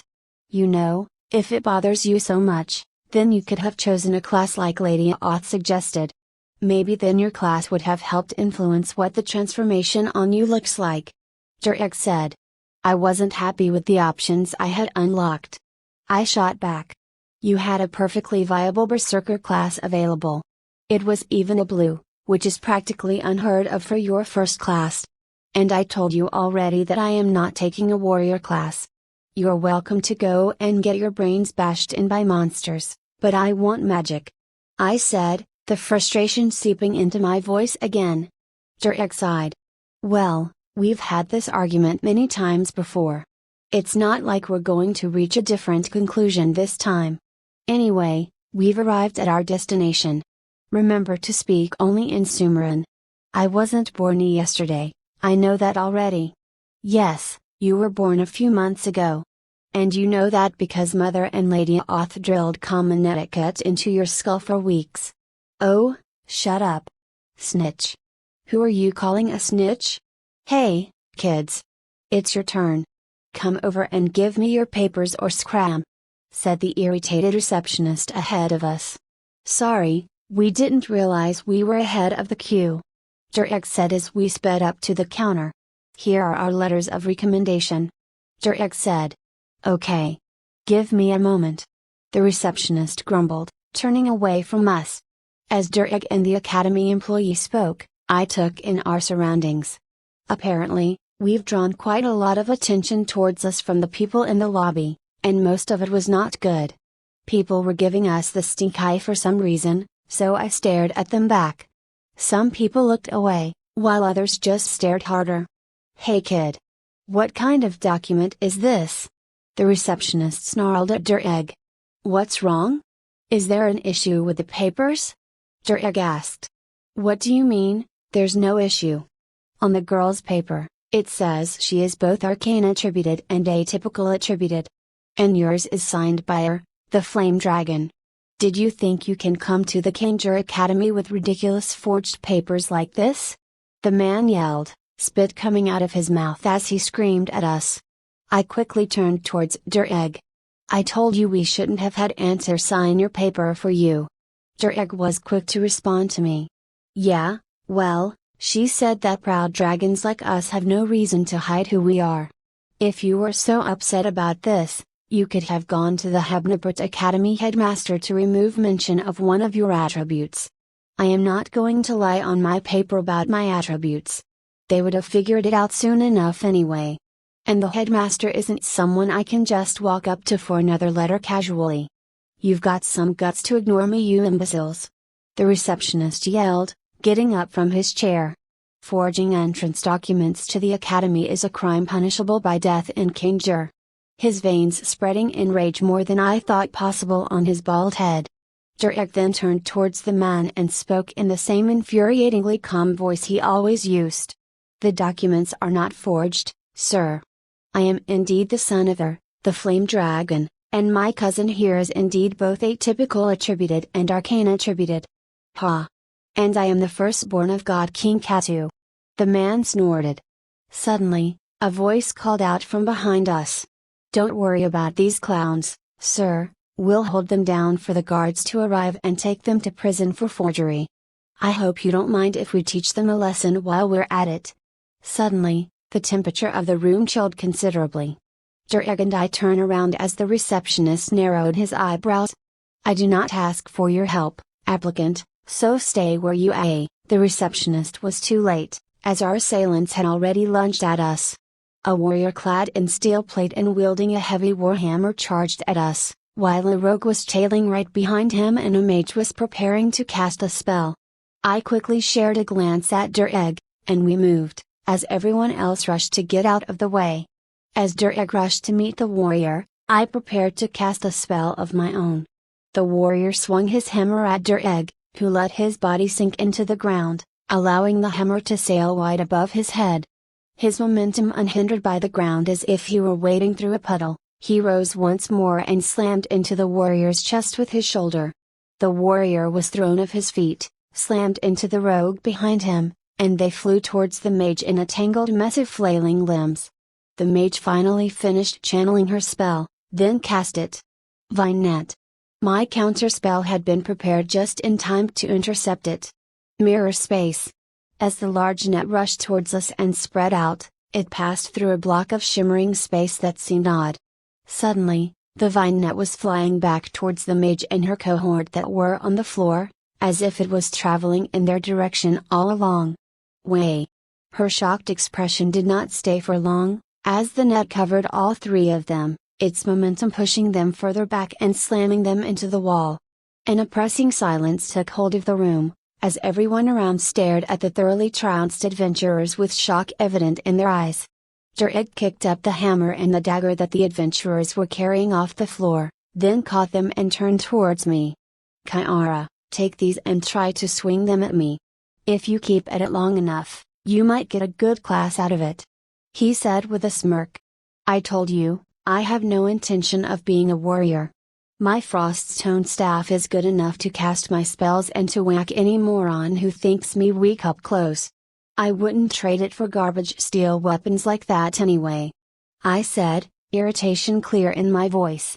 I glanced at the staff in my hand, made of wood from the draconic isles that was generously offered by her, who got it from the gardens of the Life Dragon. Atop it stood the piece of Froststone I carried with me from the third layer, cut into a perfectly spherical orb and enchanted by Aoth herself. The staff means a lot to me, not to mention that it is clearly superior to anything a common adventurer may have. Shortly after, I began to glare at him again. As we began to bicker once more, the silence that took over the room was shattered. Unbelievable. The receptionist said, sitting down once more and looking at the letters of recommendation once more. What is going on here?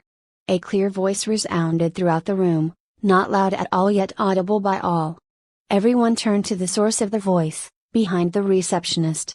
At the door stood a well-dressed woman with a disinterested expression staring at the scene before her. Headmaster Riltony. The receptionist immediately stood up and turned towards her. With a wave of her hand, a bubble appeared between the two of them, and their mouths began to move. A silence spell.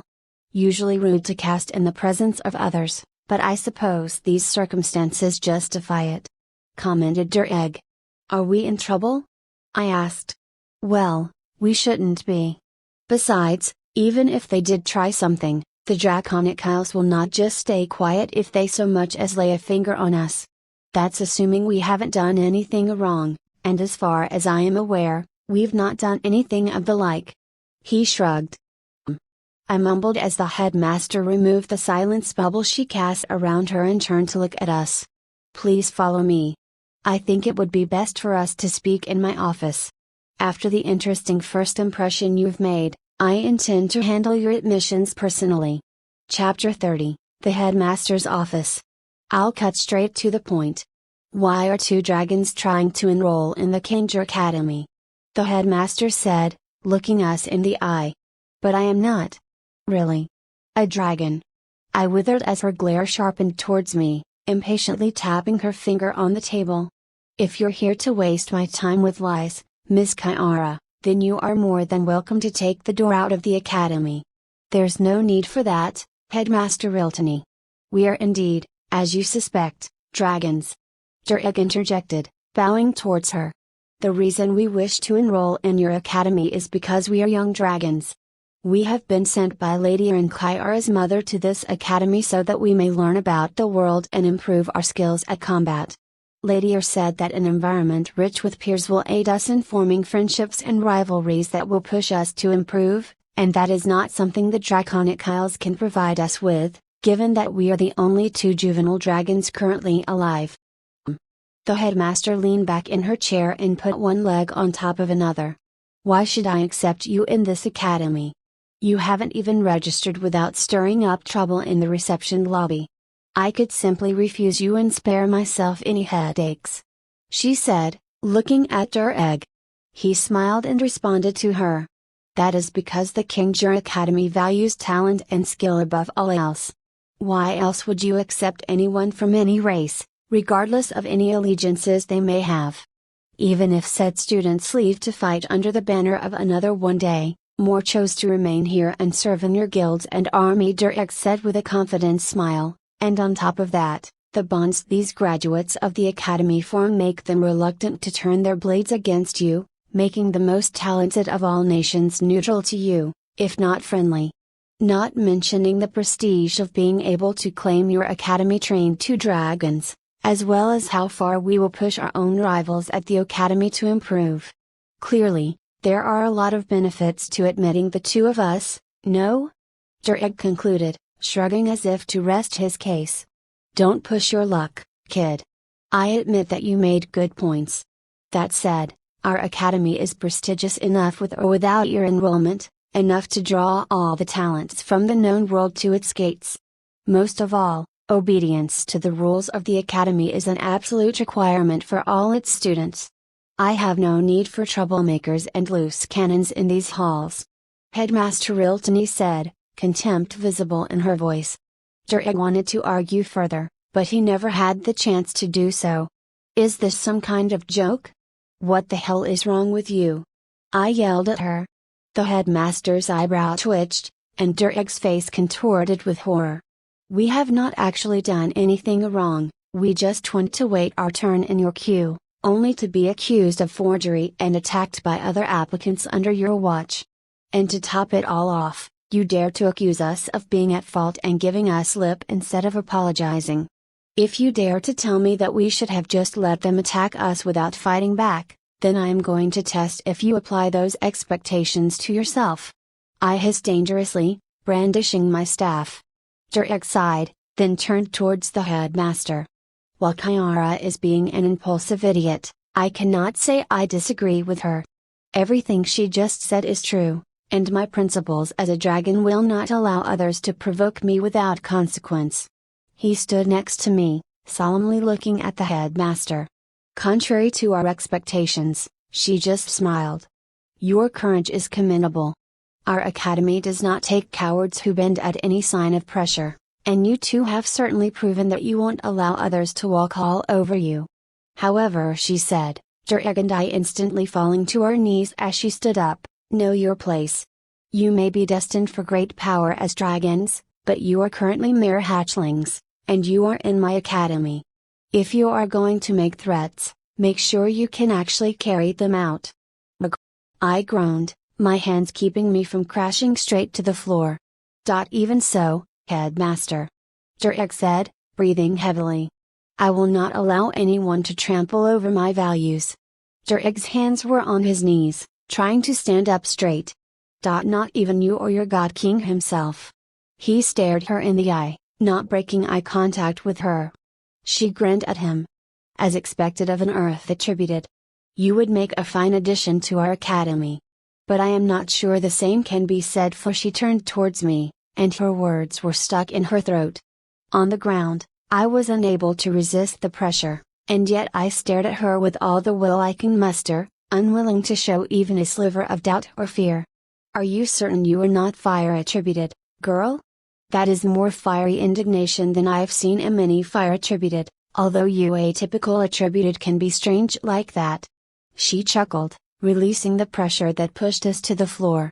I stood straight up, grabbing my staff as we stared at her tensely. She simply sat down and took her own seat. Settle down, we've still got more to discuss. She said, snapping her fingers. A teapot and 3 teacups on plates appeared in front of her. Our academy is split into 2 parts, the House of Aspirants and the Hall of the Elites. The House of Aspirants is where all those who apply to enter our academy are admitted, which has a program comparable in scope to that of other academies, she said, as the teapot began pouring a brown tea, with a delicious aroma, and the Hall of the Elites is where those who reach a sufficient level of power can reach for higher learning.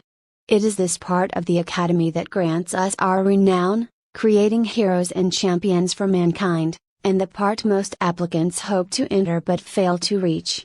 2 cups of tea floated towards us, as the headmaster took a sip of her own and sighed contentedly. Normally, the academy tests individuals to see if they truly deserve to enter its halls with an entrance exam, which is composed of a combat test and a written test. You two will receive a different exam. I will pass you through the combat test of the entrance exam immediately, and instead have you take the exam for the Hall of the Elites. However, you must still pass the written test of the entrance exam. If I may, why do we need to pass the written test if you are already testing us for the Hall of the Elites?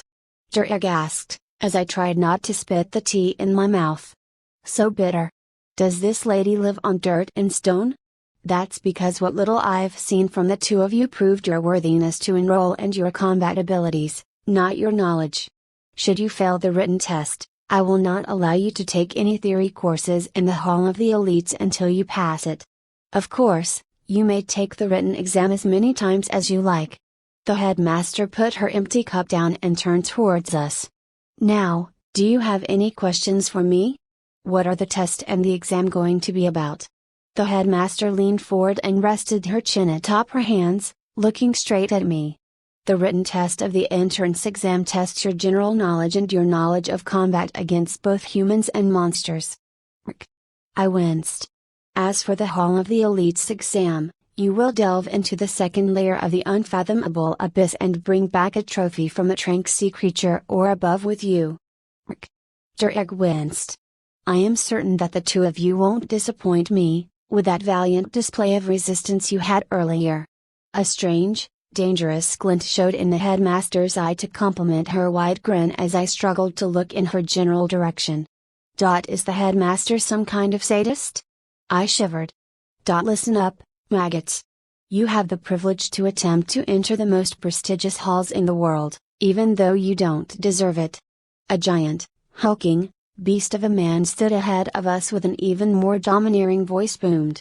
All you need to do to reach to the bare feet of your betters as juniors of the House of Elites is to come back with a trophy of a rank sea creature from the second layer or a hell below it, not that cockroaches like you can manage it.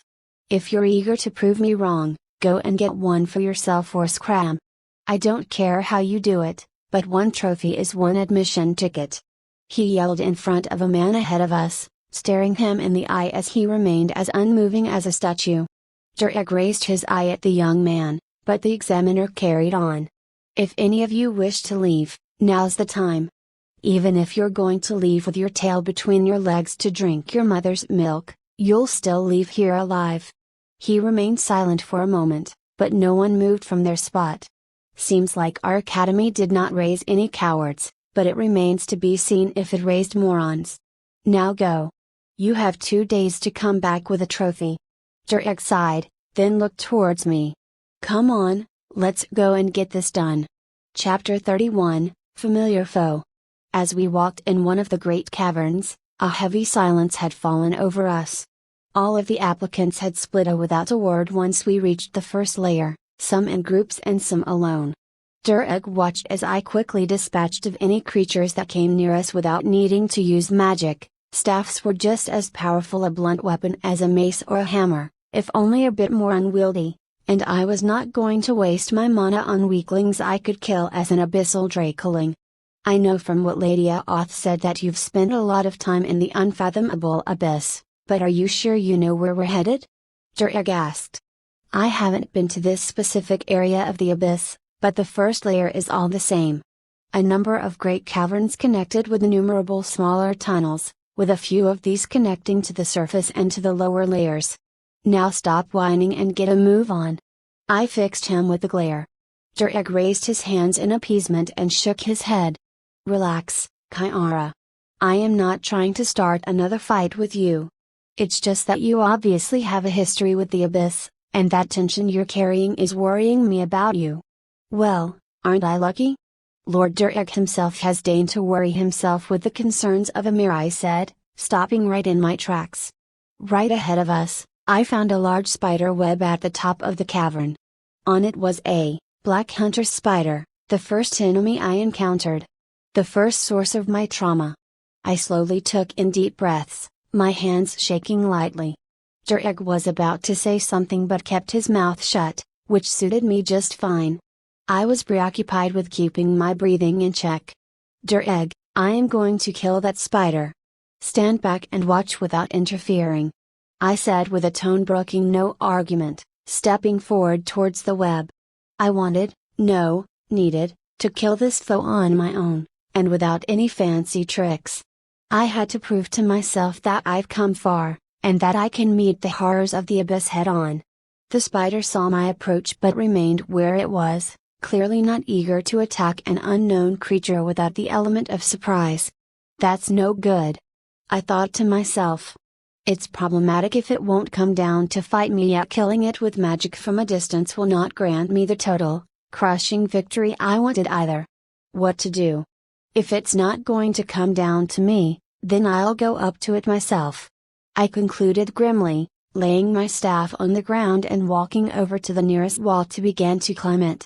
As my hand touched the web-covered rock, the sticky web refused to let my hands go. I coated my hands, legs, knees, and elbows in arcane mana, instantly eroding the adhesiveness of the webs on them and turning them into regular spider silk. Must have been its magic that made it so powerful, the pure mana of the arcane attribute could neutralize it. With a nod, I started to climb towards the spider. It turned towards me and hissed, but I ignored it and carried on. As I reached the top of the wall and began to climb the hanging webs, I heard the sound of a crashing boulder, followed by the sounds of fighting. Looks like Durek is having his own fun. I chuckled, climbing towards the wary spider, which remained in place. As I approached the spider, it hissed loudly and lunged towards me, fangs out, ready to sink into my flesh and let its venom corrode me from the inside out. As it was about to reach me, my free hand moved more quickly and treacherously than a titan boa around the spider's head, grabbing it in a vice.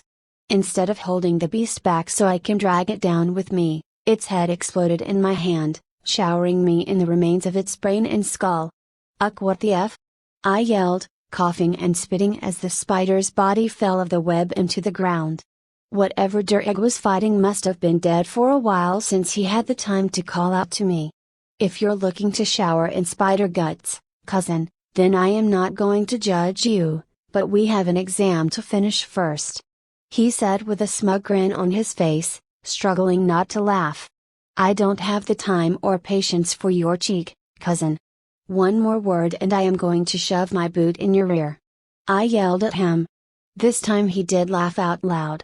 I sighed, climbing down from the web to the rocks on the wall. Ugh, getting rid of this muck is going to take ages. I grumbled. Derek stifled a laugh as he walked but did not say anything. Oh, come on, you've been laughing about this for the last 15 minutes. Kiara, my dear cousin, the sight of you valiantly covered in monster remains has been seared in my memories. It should come as no surprise that the impressions you left on me have a lasting effect. He said, giggling once more. I hope you choke on your own spit and perish. I said coldly, feeling my cheeks warm up again. Derek smiled and put his hands behind his head as we continued searching for an entrance to the second layer. Despite the banter and teasing, or rather because of them, the tension in my shoulders seems to have been gone. The stubborn boy can be thoughtful on occasion. Thanks, Derek. I whispered. Was that so hard? I swear, what would the world do without me? You. I stared at him, my face bead red. The great cavern continued to echo with colorful language as the rest of its inhabitants began to hide from us. Eventually, Derek and I stood before a tunnel with a downwards inclination. I guess this is it. Any idea what's waiting for us down there? Derek asked. No, I don't. I've only been to the first layer and the third layer. Not the second. But based on what I've seen in each, it should be filled with rank C creatures. I said, stepping forward into the tunnel. Well, might as well get this over with. Derek said with a sigh, following right behind me. As the tunnel went down endlessly, I found the silence uncomfortable, so I decided to strike up a conversation. Even though I have more strength than any other human I've met, I still don't have many skills. Even common adventurers have more skills than I do, and the only reliable tools I do have aside from my attributes are my racial traits and my titles. Why? Derek tilted his head slightly, then answered. Well, they obviously have more skills than you do because they have a class, and you don't. You have more powerful attributes because you have a more powerful and higher ranked race than they do. If your bottleneck is your attributes, you seek regular levels, and if your bottleneck is skills, you seek skill and class levels. What do you mean? Aren't humans and beastmen sapient beings? How much lower than my rank can they be? Much lower, as a matter of fact. Humans start at rank F, the very bottom, and a common race at that. They cannot be compared to a rank C, blue species, which also happens to be a dragon. Derek smiled. My jaw fell to the floor. But how can that be? I've seen humans kill many creatures, why don't they rank up? The crucial difference is that they kill using their class skills. When you kill using your class skills, your class gains levels. Conversely, when you kill using your racial traits and your skills, your own level improves.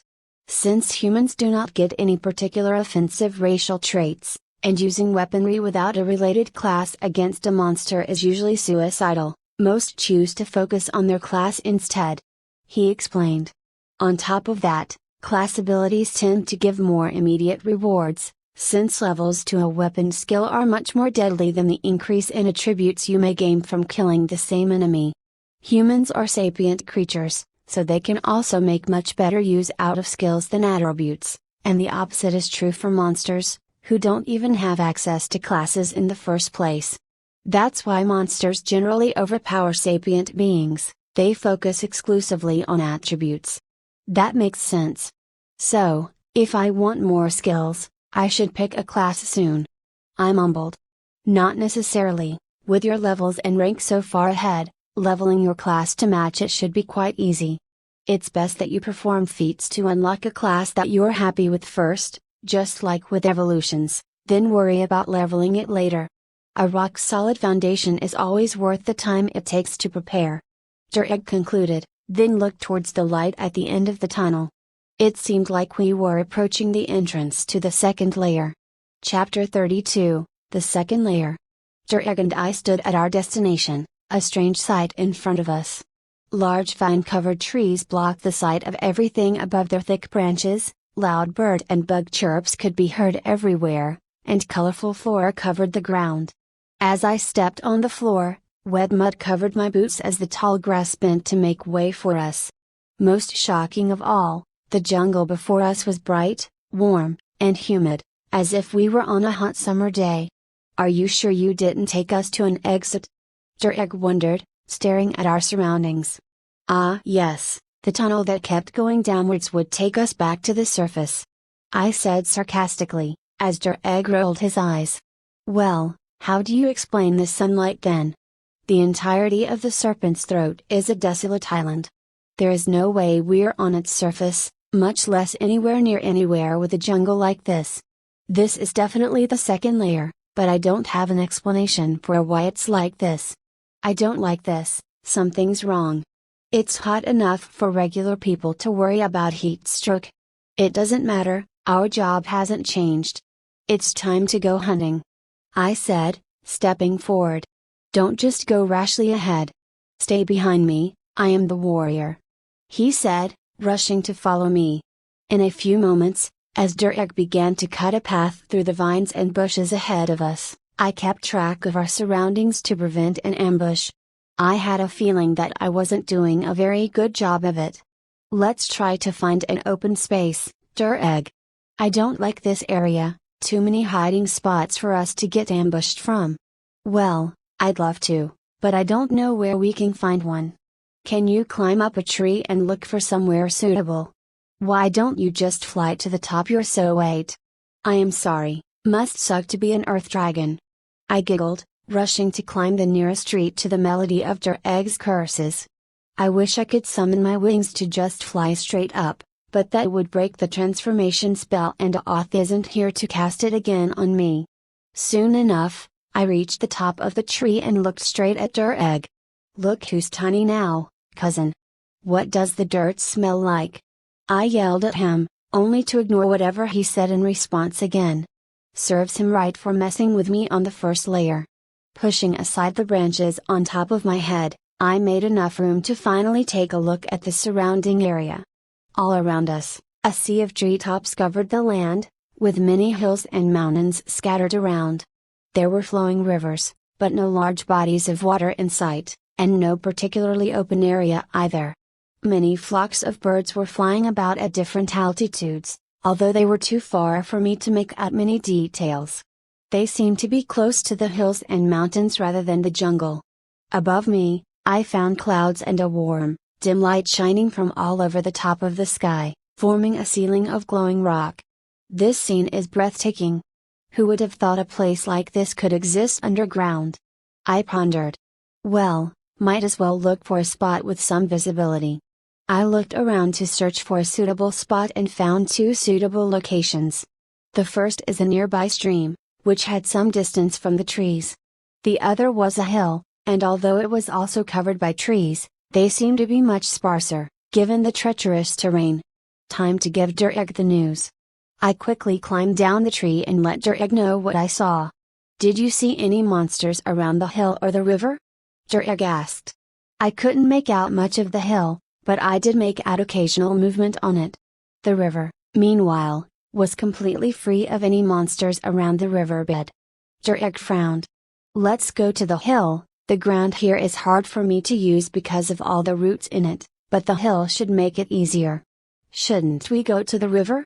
No monsters around, it means we can find our bearings easier and move from there," I asked. "No monsters being around the river is exactly why we're avoiding it. Monsters avoiding a fresh water source like that gives me the creeps, and neither of us are water attributed, so getting dragged into the water by something in it can be a death sentence." "Makes sense. Okay, let's go then. Stay sharp, and we might be able to avoid getting ambushed on our way to the hill," Dureg said, and we began to walk towards the hill. Not long after we departed from the lair entrance's location, we encountered the first monster in our path. "Hold! There's a monster sleeping ahead of us," Dureg said, crouching low to hide behind a bush. As I hid behind a tree, I took a look at the direction he pointed at. Abyssal Rhinoceros Beetle, H. P. 5250 5250, MP. 4040, SP. 1800 Vitality, 320, Strength, 300, Dexterity, 20, Intelligence, 10, Wisdom, 10, Rank C creature. Wielding strength above its rank and an even tougher exoskeleton, the Abyssal Rhinoceros Beetle can plow through the defenses of even higher ranked opponents with terrifying momentum. With little gaps in its armor, its primary weaknesses are its near non-existential perception and intelligence, as well as its weak maneuverability and slow acceleration. The monster looks like it's sleeping. "Let's get the hell out of here before it wakes up," whispered Derek furiously. "Get out? This is the perfect monster for us to hunt," I whispered back. "Are you insane? This thing has enough raw power to kill a rank B monster in one hit. And it's as dumb as a pile of rocks, can't change directions quickly, and needs time to build its speed. It's literally the perfect monster for sapient beings to hunt. And it's sleeping, you pansy." Just as we were arguing, a pile of vines suddenly wrapped around our feet and flipped us over as it dragged us through the sky. Derek screamed. Okay, maybe I did too. Just a little. Beneath us, a flower opened up sharp jaws that revealed a fleshy mouth. Abyssal Venus Monster Trap, H. P. 2000 MP. 500 SP. 800 Vitality, 100, Strength, 150, Dexterity, 200, Intelligence, 120, Wisdom, 180, Rank C creature. The Abyssal Venus Monster Trap is a cunning ambush predator. With its treacherous vines, it can trap and restrain its prey, then drag the unfortunate prey to its powerful jaws, which can finish its job for it. Its vines are covered in thorns that can inject a powerful paralyzing venom should its prey prove to be unwieldy. "Kyara, cast something!" Derek screamed. "Like what, you mortal?" I screamed as the monster trap threw me out of its vines towards its jaws, which just so happened to be wide open.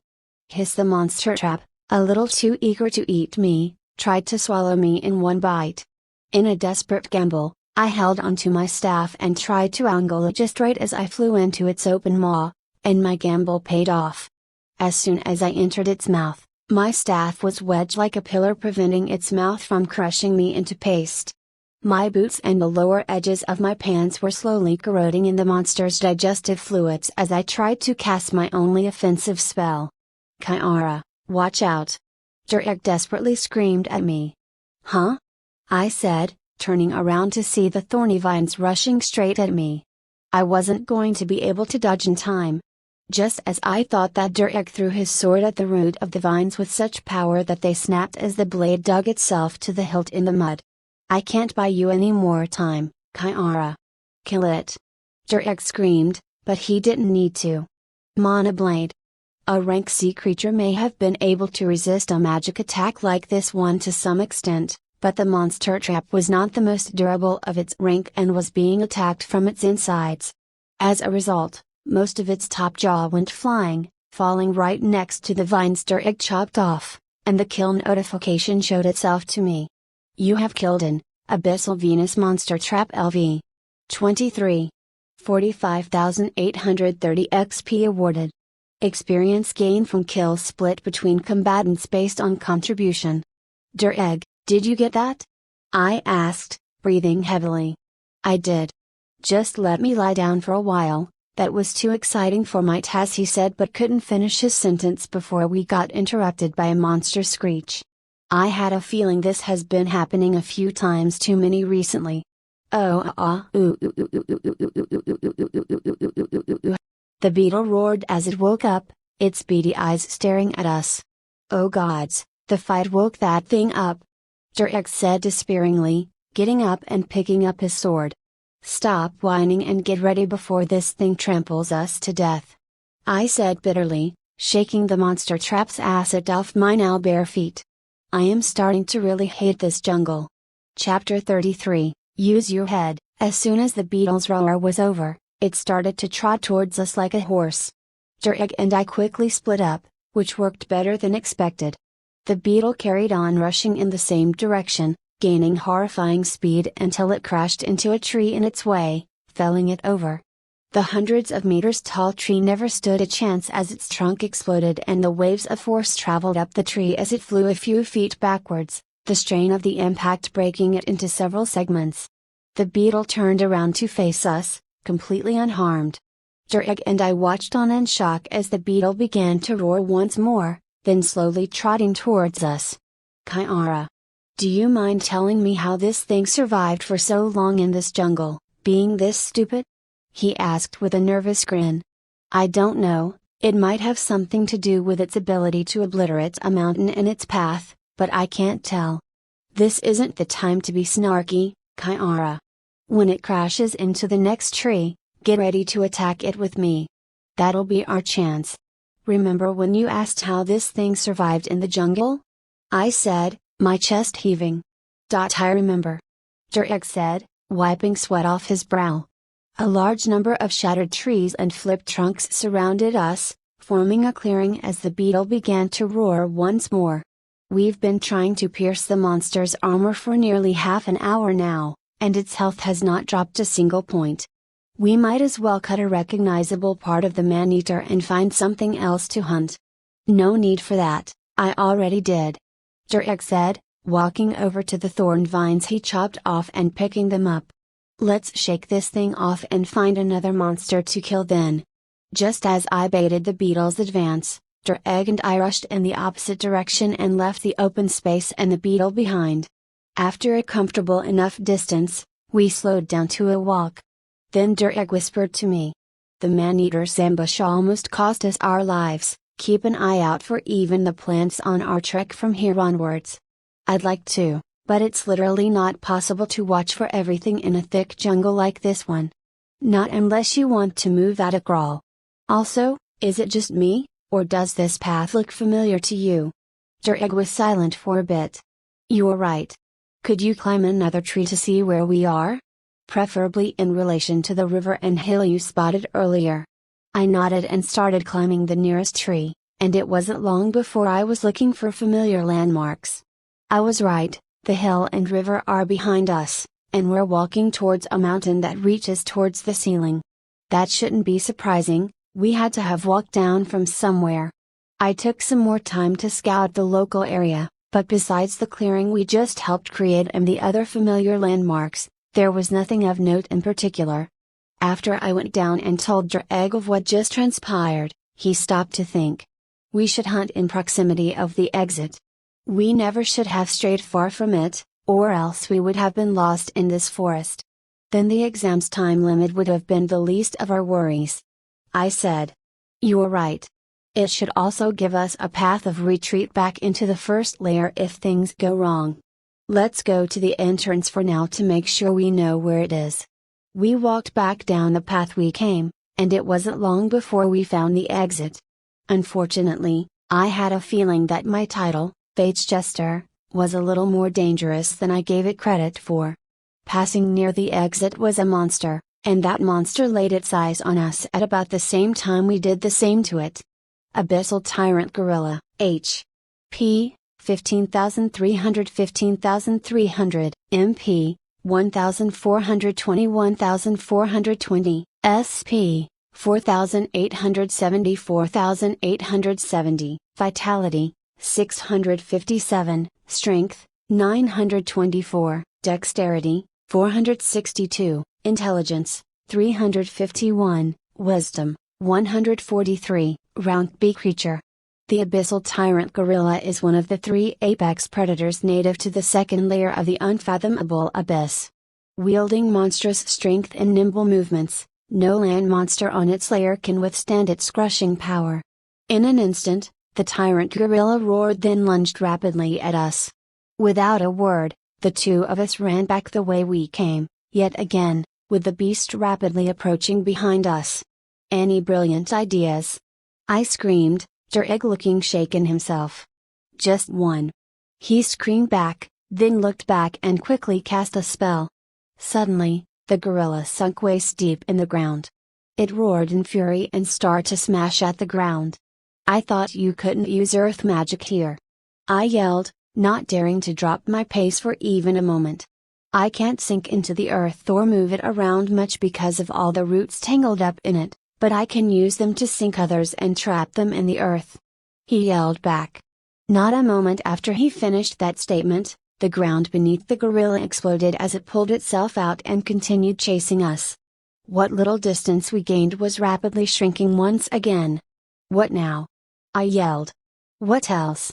"I'll try again."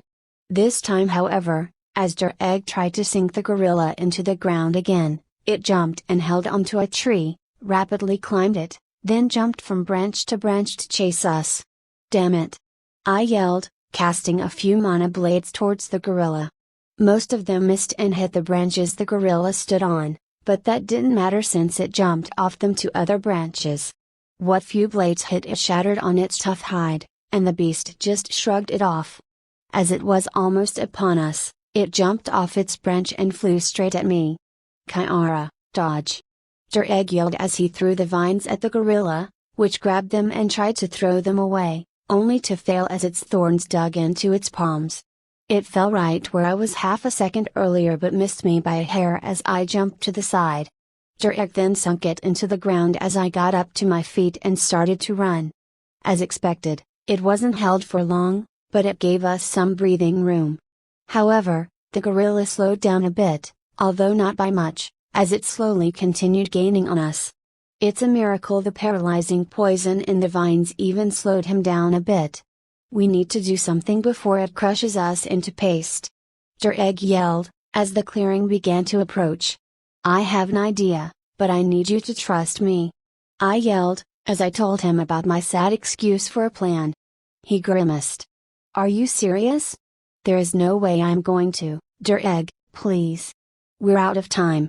Trust me," I screamed, almost begging him. He shut his mouth and frowned bitterly, gritting his teeth. In a few moments, I entered the clearing as Egg rushed to hide. "Come and get me, you big, smelly pile of horse dung," I yelled, standing in place as the beetle turned towards me. It roared and started to trot towards me, like it always did. The gorilla then jumped from the branches of the trees behind me, roaring as it prepared to crush me. "This is going to suck." I grimaced, but remained where I was. The gorilla's enormous mass landed on me, crushing me deep into the earth. My body exploded with pain, my throat filled with blood. I could not even let out a tortured scream as the gorilla began to pound on me with its fists. The only reason my body didn't explode to pieces is the same reason why I am still alive. Your HP has dropped to 0. Abyssal cockroach, activated. Your HP has been set to 1 and will remain so for 3 seconds. Abyssal cockroach can no longer be activated during this fight. As I was getting pummeled by the gorilla, we both sank a tiny bit into the ground. Not enough for the gorilla to notice, but enough for me to sink below the ground and for the gorilla to bin knee-deep in the dirt. Just as I was worried that my death was certain, the beetle slammed into the gorilla's chest and kept moving as it slammed it into the nearest tree. "Rah! The gorilla screamed in pain and fury, its knees shattered as they were caught between the ground and the beetle's momentum. A deep gash was spurting blood from its chest, as it held the beetle's head with mad fury and refusing to let it go. Egg rushed to my side and moved me to my side, as I coughed up plenty of blood. My shattered limbs were beginning to fix themselves. Spit out all of the blood. "Don't drown in your own blood," Egg said, a grim but gentle voice. As I wheezed and continued to spit blood, teeth, and chunks of flesh, Egg held my hand tightly. "You've done enough, cousin. Leave the rest to me." He quickly moved to where the gorilla was furiously attacking the beetle, cracks already forming on its once pristine exoskeleton. With a quick flurry of thrusts at a gap in the back of the beetle's neck armor, the beetle shuddered and went still. "You have killed an Abyssal Rhinoceros Beetle LV. 17. 12,720 XP awarded. Experience gain from kills split between combatants based on contribution." Oh. I chuckled then winced in pain. Seems like I didn't get much out of that beetle, although that was to be expected. As I was lamenting that, Dureg rushed at the gorilla. Despite its heavy wounds, it still had enough strength to throw the beetle off of it and onto Dureg. He dodged quickly, but the gorilla leapt straight at him, as if it predicted his path. The gorilla was about to reach him as a mana blade struck the gash on its chest and launched it back at the tree trunk it was smashed against. After an unknown number of mana blades, the familiar sound of an notification rang in my head, as I continued to blast the gorilla. It wasn't long before I ran out of mana, and darkness took me. Chapter 34, Exam Results. The examiner's eyebrows moved ever so slightly upwards for a mere fraction of a moment, then returned to his stony expression as if even the tyrant gorilla couldn't move it the tiniest bit. You have finished your exam with 37 hours and 19 minutes left. Hand over your trophies for inspection to ensure you did not take them off a monster already claimed by another contestant. Should you pass, the two of you will be tied for second quickest to finish the exam. We handed over the trophies we got, the tyrant gorilla's belt for me and whatever cracked chitin plates we managed to pick up or pry from the beetle's carcass for Dureg, including the intact horn. The examiner walked away to a nearby building to conduct the inspection, probably using a magic tool or spell of some sort. I thought we would be here first. Who could have possibly beaten us, and what did they hunt? Dureg asked me. I don't know, but we'll find out soon enough anyways. I'd like to meet them and see what they're like. More importantly, I said, trembling in excitement, I can't wait to get home and figure out what evolutions and class opportunities I got. The fight with the tyrant gorilla gave me enough experience to reach the maximum level for the Draco Sapiens class, and it unlocked a few new class options for me. Yes, I got that impression the first 37 times you said that. He said, rolling his eyes. I could tell he was just as excited as I was about it, if not more, the hypocrite. It's a shame I only just evolved and got my class half a month ago, or we'd be waiting for my improvements as well. The examiner was walking back to us, our trophies in each hand and properly bagged this time. There are no issues with your trophies. By the authority granted to me by Headmaster Riltony, I am officially passing you through the entrance exam. Welcome to the Hall of the Elites, freshman. The examiner finally cracked the smallest hint of a smile. I couldn't resist it anymore, so I asked the examiner the burning questions on my mind. Can you tell us who beat us for first place, and what they hunted? Also, what happens to adventurers who get lost or run out of time? The examiner remained quiet for a moment, then put his hands behind his back as he answered. The first to complete the exam is freshman Ambu. He successfully hunted the rank B monster Abyssal Megalodon, which is found in the waters of the second layer. That monster, like the Abyssal Tyrant Gorilla you hunted and the Abyssal Quetzalcoatl, is one of the 3 apex predators of the second layer. As for the adventurers who failed due to time restrictions, getting lost, or being overwhelmed by monsters, they are to be rescued by the senior student from the hall assigned to them. Given the chaotic nature of the layer though, their safety is not guaranteed. If and when you become seniors in your time at the hall, you will also be assigned to watch over the examinees of the entrance exam and rescue them when needed, alongside your duties of evaluating them. Naturally, those who need aid fail the exam. The examiner's eyes then narrowed considerably towards us. Of course, the only reason I am telling you this is that you too pass the exam and are expected to commit to this duty in the future. If I hear talk about the existence of this layer of insurance, there will be consequences, and expulsion from the academy will be the least of them. Are we clear on that? The two of us nodded, then the examiner relaxed. Now that we're done here, the two of you should go to the dorm. Everyone who finishes their exam, regardless of the result, goes to wait for the rest. You can enjoy your quarters, refreshments, and the company of other examinees until the duration of the exam is concluded. He then turned around and walked away towards the entrance to the first layer, waiting for the next examinee to come back with their trophy. Looks like you're going to get what you wished for rather soon, Kiara. Dureg said, walking towards the dorms. Hopefully we can meet this Anbu soon enough. As we approached the academy outpost near the dungeon's entrance, We saw a bunch of blocky one-story buildings, seemingly erected by earth magic, with the exception of a three-story building that had the words dormitory written on it in big, plain, easy-to-read letters. As we reached the doors and swung them open, we found a surprisingly luxurious lobby waiting for us. Unlike the rugged exterior, the interior was covered with square ceramic tiles. The walls were painted and decorated with a few flower pots and paintings. Standing in front of a painting and staring at it with a dispassionate frown was the same man that the examiner was yelling at during the beginning of the exam. Now that I am taking a closer look at him, he seems like a completely ordinary adventurer with subpar gear. Attached to his hips were a short spear and a buckler, as well as what seems to be a wand. Or a tree branch. His gear looks like the bottom of the barrel stuff. In his hands were bags containing razor-sharp teeth that were covered with serrated edges, each about as large as my thumb. Hello.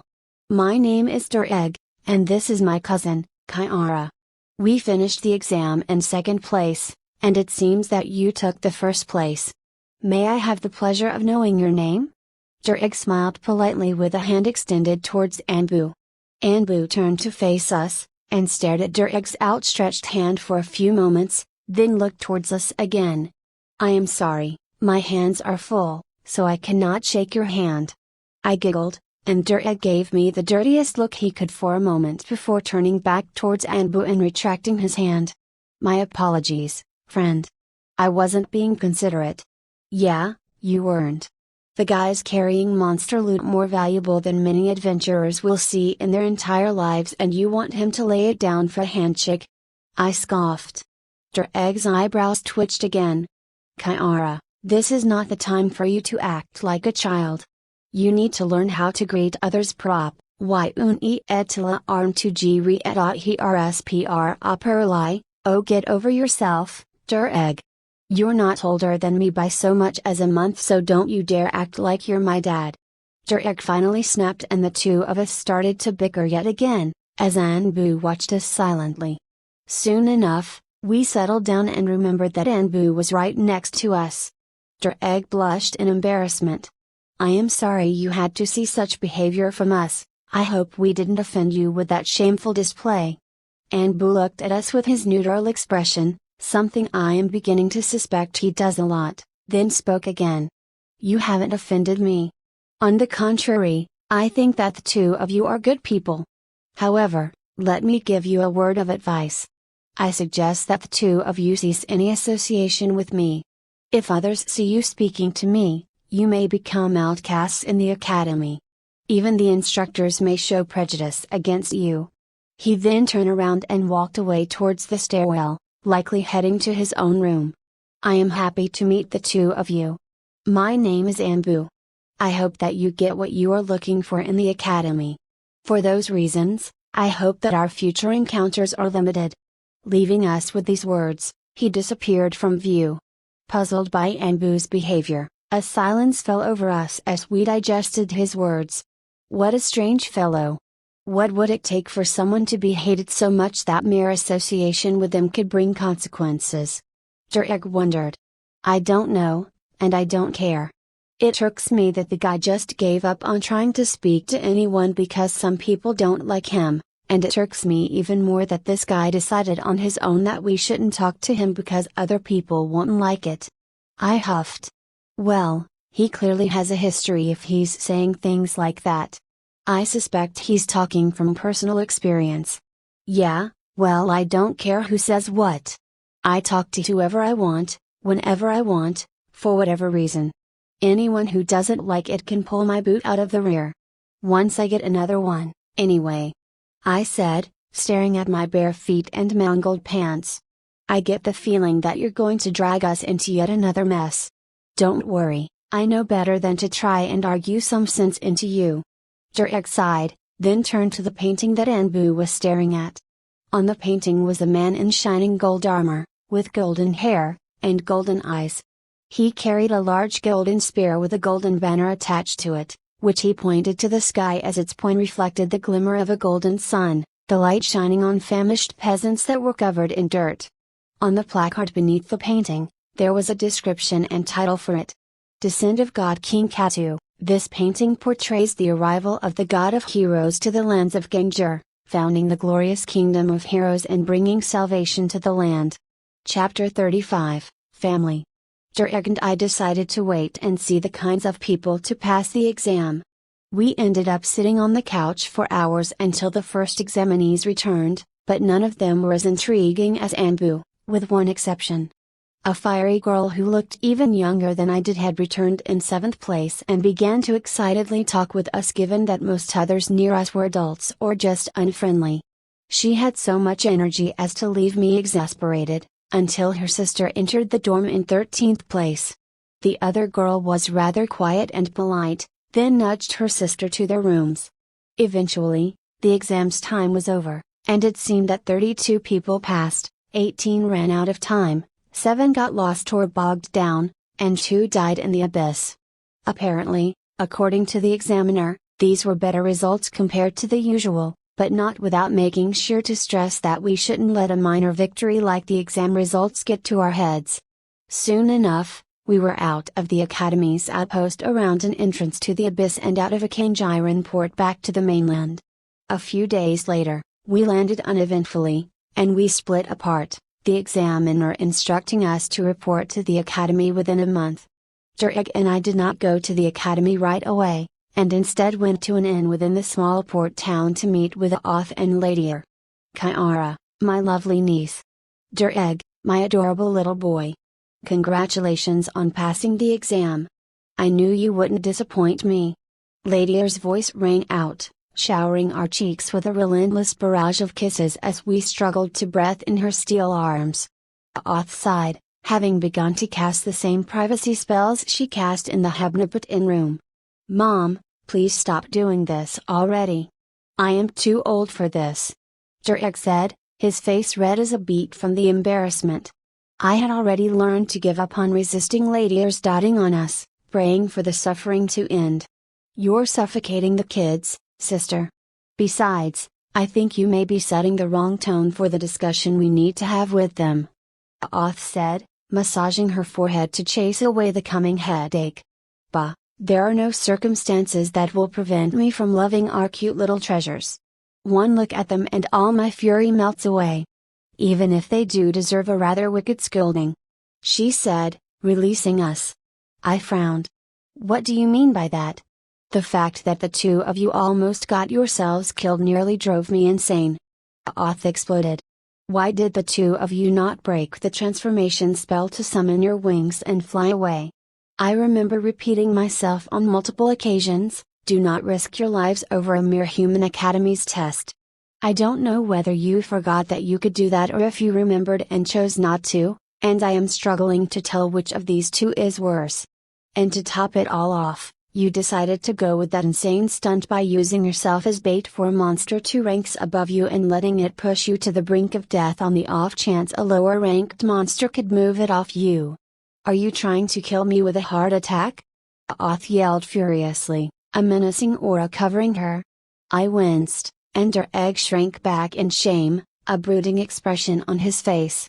Now, Azzy, the plan they came up with was brilliant and worked, didn't I? Said soothingly. Don't you dare try to defend them. They took ridiculous risks with no justification for them. She shot back.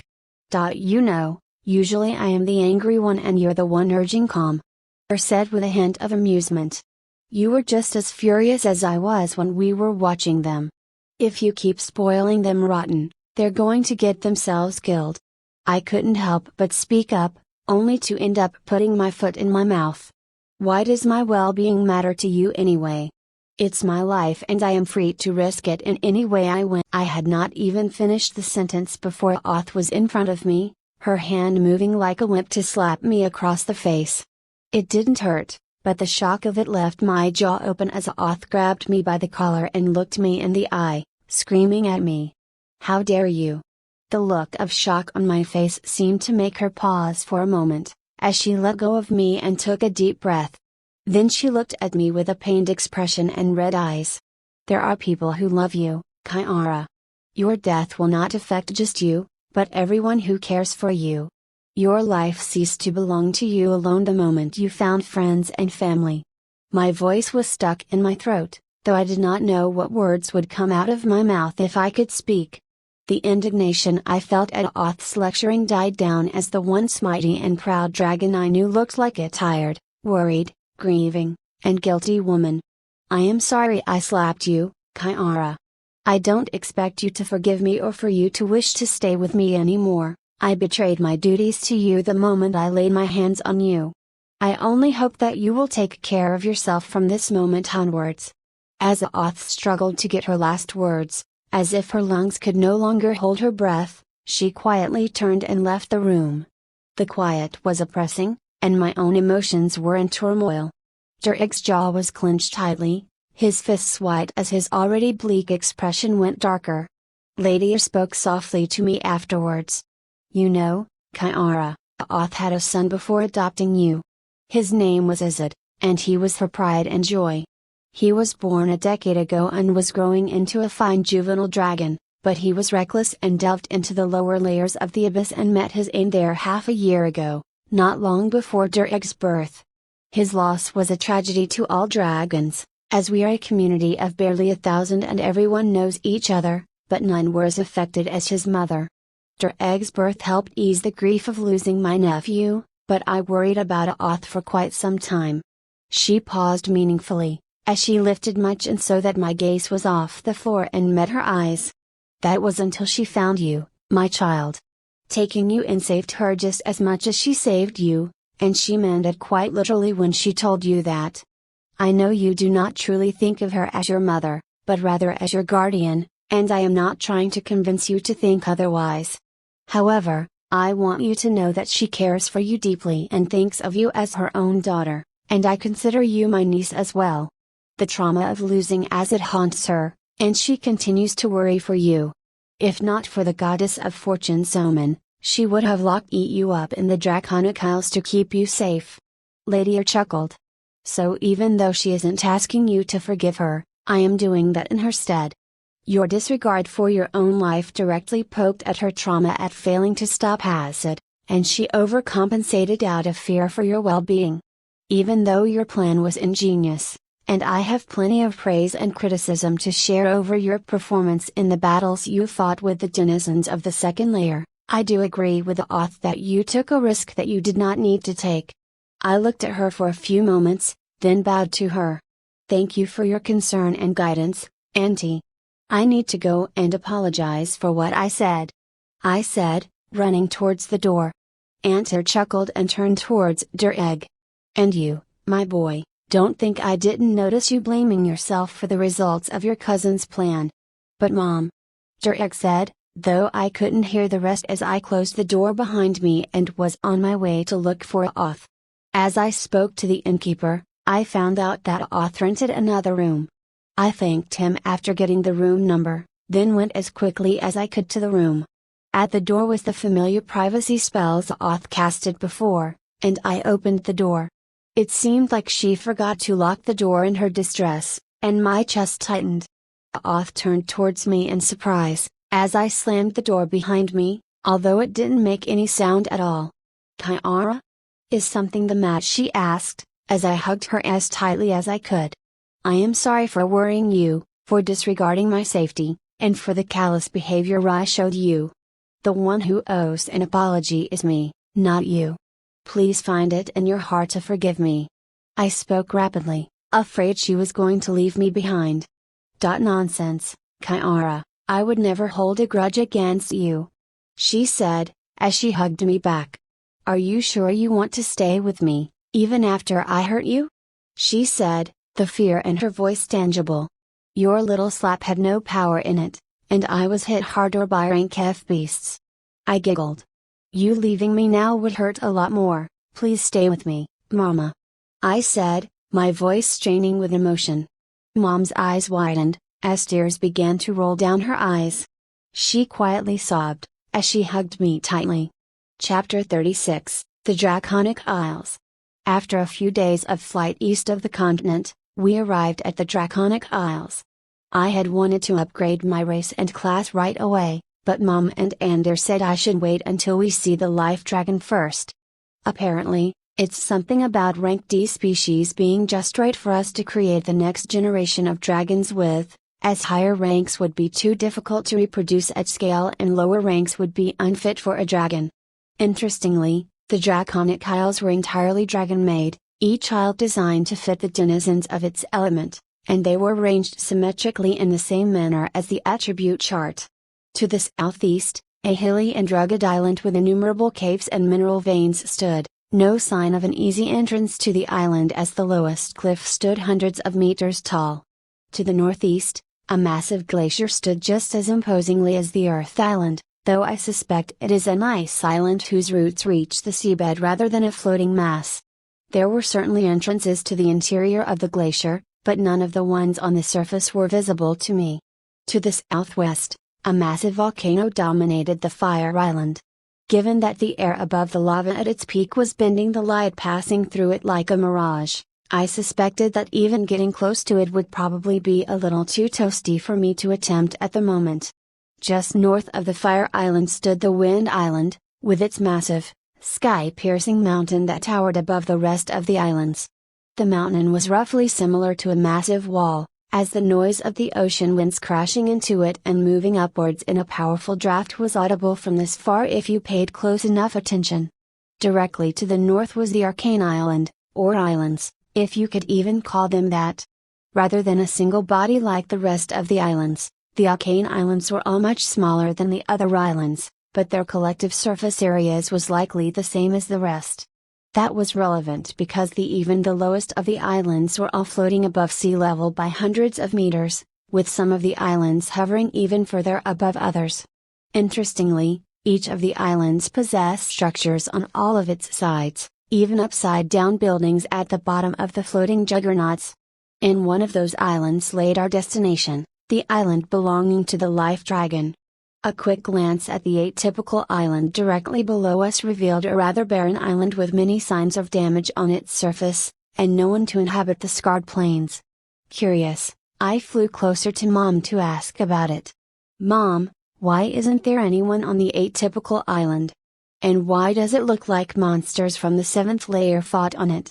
The atypical island was a regular, plain island, since there is nothing that ties the magic of the atypical attributed together besides the fact that they do not belong to the rest of the attributes. Given the eccentricity of these dragons and their small number, I am not surprised that none of them are currently present. They are most likely roaming the world, delving into the abyss, or even pretending to live like a normal peasant among humans. She shrugged. Knowing that, it's no surprise that they haven't bothered to tidy up their island after their magic practice and sparring. For now, leave the island and its owners be, as we'll come back later when a certain dragon comes back. He's likely to be of relevant use to you, but we have no clue when he'll be back. We flew over the atypical island and made our way to one of the hovering islands that was surrounded by the rest. Apparently, this is where the life dragon lives. As we landed, our magic wings glimmered lightly then vanished, the motes of attributed mana rushing back to the 2 magic anchors on our backs to replenish the minor cost that forming them took. I still had trouble getting used to the idea that I can just summon magic limbs like that, but apparently it was rather standard for dragons. Anta removed the tether between her and Durak that let her drag him through the air. The reason that was necessary was that earth dragons can't generate lift with earth magic and that the attribute's distance from the fire and arcane attributes made it difficult for them to be used efficiently. Normally it isn't an issue since they can simply launch themselves off the earth with terrifying speed and gliding a long distance before repeating the process, but it has by far the slowest flight speed among the rest of the attributes, who can use their magic or that of an adjacent attribute to generate both lift and thrust. To make matters worse, young earth dragons are not capable of launching themselves far due to their low rank, and even if they could, there was only water for a long distance between Kanger and the Draconic Isles. After that, Mom and Andy cast the transformation spell on us, as dragon bodies were too large and inconvenient for using tools and entering buildings. I had a feeling that they cast it on me as well so that I don't feel left out, as I was already capable of these things due to being a special bipedal, humanoid dragon variant. As we walked through the gardens, we saw plenty of flora and fauna around, with none of them attacking each other. Even predators and prey coexisted peacefully, making for unusual scenery. In the center of the island was a large, ancient tree that stood nearly 200 meters tall, almost as tall as the whole island, and its roots were likely deeply embedded in the soil and rock. How did this tree not strangle every last resource from the island and starve itself and the rest of the plants? The thought passed through my mind as we approached the foot of the tree, and we saw a man who seemed to be in his early 30s carrying wooden boxes of equipment along in a hurry. He laid eyes on us, then stopped to greet us. "Hey there, Oth. Kids. Give me one moment and I'll be right there with you," he said, then rushed to put away the box in front of an array of tables with other wooden boxes stacked near them. "Did you tell him we were coming beforehand?" asked Mom. "Yes. I had a feeling that both Kiara and him would love to get this meeting over with as quickly as possible so that they can get to work." Soon, the life dragon was coming back to us with a few pieces of equipment in his arm. "Haluminamaze Dimri please sputator puffy our blood in Thaviel." The life dragon, I think he said his name is Dimri? Rattled before I could blink. "Settle down, Dimri. She's not going anywhere, explain things properly," Mom said, causing him to grumble a bit. "Alright. Sorry about that. My name is Dimri, better known as the Life Dragon." Oth filled me in on the details, with you being a new species of dragon who can help with the issue of low fertility amongst dragons and the blessing you got from Anat. Put simply, I am going to analyze and usurp her blessing to create dragon eggs of your species for the rest of us to raise, and I'd like some of your blood in these tubes to aid me with that," he said, though his fidgeting foot was a sign of his impatience. "Won't that anger her at us?" I asked worriedly. "Not really, since she gave us the pretext to get it done by saying she just wants to see more dragons like you. She knows we wouldn't trust her with a task of this magnitude if we didn't have to, so she likely had that in consideration when she gave you her blessing. Even if this somehow infuriated all of the gods, and not just her, this is as close as an opportunity gets to justifying starting another celestial war. Now, please sit down and give me your arm," he said, dragging a chair and pulling out a white tube with a thin needle on it from a nearby box. I looked towards Mom, and she nodded at me. I walked to the chair and sat down as rubbed a cool piece of damp cloth on my elbow. "Take a deep breath and try not to move, this will feel like a flyquito bite," he said, as he injected the needle into my arm. I didn't feel anything as the white tube slowly filled up with red. Dimri then gently pulled the needle out and put a cotton bandage over my elbow as he began to inject the blood into a number of tubes. "Thanks for coming. Now, if you'll excuse me, I have a few thousand eggs to create," he said, turning his attention away from us to continue his work. I promise he's usually a lot nicer and more polite than this, but he's probably the most excited amongst all the dragons for this opportunity we have. Oth said. "Think of it like someone offering you the chance to rank up from rank D to rank S in an instant, though the opportunity ahead of us is far better than even that." Anta added helpfully. "Sure, whatever, but I want to get to evolving and getting a class now." I whined. "Not here, Kiara. We shouldn't disturb Dimri. Let's go to my home on the water island to do that, we'll have some privacy too," Mom said placatingly. "I am surprised that a loose cannon like this girl can listen to you at all, Anna Oth. You are truly as extraordinary as I have always believed," Dureg said with an infuriating smile.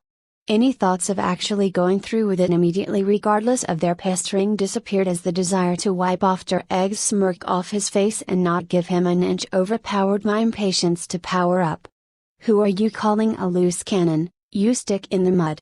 You would never even wipe your rear if someone didn't tell you to do that," I yelled at him. We ended up hurled insults at each other all the way to the doorstep of Oth's home. Chapter 37, Evolutions. Even Dureg's yapping was not going to make the spring in my step go away.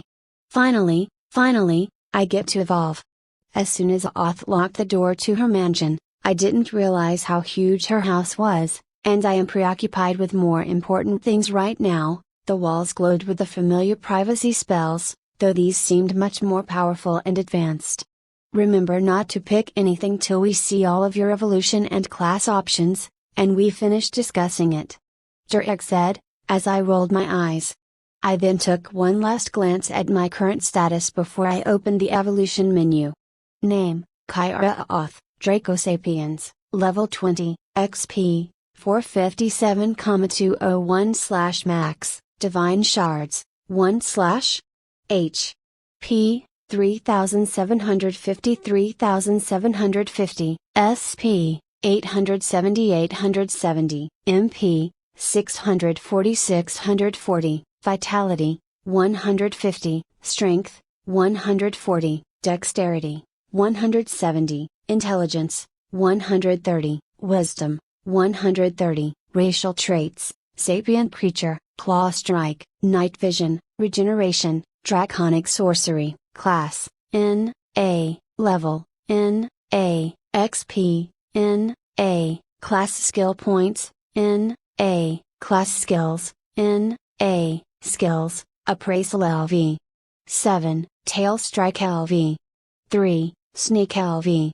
5, Ambush LV. 5, Poison Resistance LV. 7, Spark of Ambition LV. 3, Corrosion Resistance LV. 2, Paralysis Resistance LV. 4, Mental Resistance LV. 5, Mana Manipulation LV. 3, Mana Perception LV. 2, Pain Resistance LV. 6, Frost Resistance LV. 1, Soul Resistance LV. 1, Fate's Jester, Huron's Mercy, Asexual Reproduction, Titles, Ferocious Underdog, Abyssal Cockroach, Avenger, Indomitable Will, Progenitor, Giant Slayer, Evolution available. Class available. My stats and skill levels have improved considerably over the few months I spent killing monsters alongside Derek in the smaller dungeons located in Tamery, showing that my evolution to Dracosapiens was indeed just as powerful as I had always expected it to be. Lessons from Mom on basic mana perception and manipulation also helped me learn the 2 spells that I knew, though casting anything more advanced or using something other than the raw element I am trying to cast will require a class. That said, the real boosts to my power came from the fights on the second layer. My Predator's Bane title evolved into Ferocious Underdog, and the title, Giant Slayer, was granted to me after I killed the Tyrant Gorilla, not to mention the nearly 1,000,000 experience points I got from it. Ferocious Underdog, you keep entering fights with beings much more powerful than you, and yet you continue to emerge victorious. You are a dagger pressed at the throat of those who rest on their laurels upon their thrones in the sky. When entering combat with a higher ranked being, deal 10% more damage and receive 5% less damage. That skill had weaker multipliers, but its universality makes it much more useful, so I would say it's an overall win. I didn't particularly need bonuses against monsters I managed to kill before. The other title was also just as powerful. Giant Slayer. Many despair when faced with a powerful monster many ranks above them. But not you. Your prey are your would-be predators, the more powerful they are, the better. Rewards from killing higher ranked opponents scale exponentially with rank difference. I am going to have to be very careful with this one. I am getting the feeling that my greed is going to get me killed if I keep picking fights that I have no business being remotely close to in the first place. With the rewards from the second layer out of the way, it's time to look at my evolutions. Do you wish to trigger your evolution now? Yes.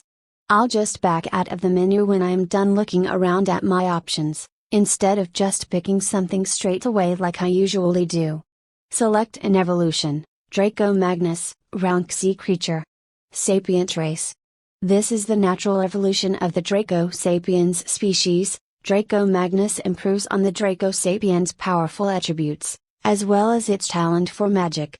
The most powerful improvement, however, is its ability to switch between its humanoid form and a powerful beast form. In exchange for unlocking its class skills, the Draco Magnus gains a tremendous boost to all of its attributes and increases in size, its form changing to be similar to those of other dragons. Rainbow Dragon, Secret Evolution Requirement, is a dragon. Is a rank D creature. Possesses a minimum of high affinity for all attributes. Possesses Mana Manipulation, and Mana Perception. Rank C creature. Sapient race. The Rainbow Dragon evolution is an elementalist capable of wielding all of the attributes. A jack of all magic species, Rainbow Dragons will almost never find themselves in a situation without a spell that could help, provided that they learned them beforehand. The widespread focus on use of all the attributes comes at the cost of the inability to use advanced and derivative forms of magic, as well as subpar physical abilities. Berserker Dragon, Secret Evolution Requirement, is a dragon. Is a rank D creature. Has reached 1 HP. And recovered to full health repeatedly. Has fought and killed higher ranked monsters in melee combat. Rank C creature. Sapient race. The Berserker Dragon is a dragon that has forsaken its magical heritage in favor of raw power and the savage dismantling of its foes. Berserker dragons can temporarily lose all inhibition and be consumed by murderous rage for a massive boost in power. Berserker dragons lose the ability to take on a humanoid form but keep their ability to take classes.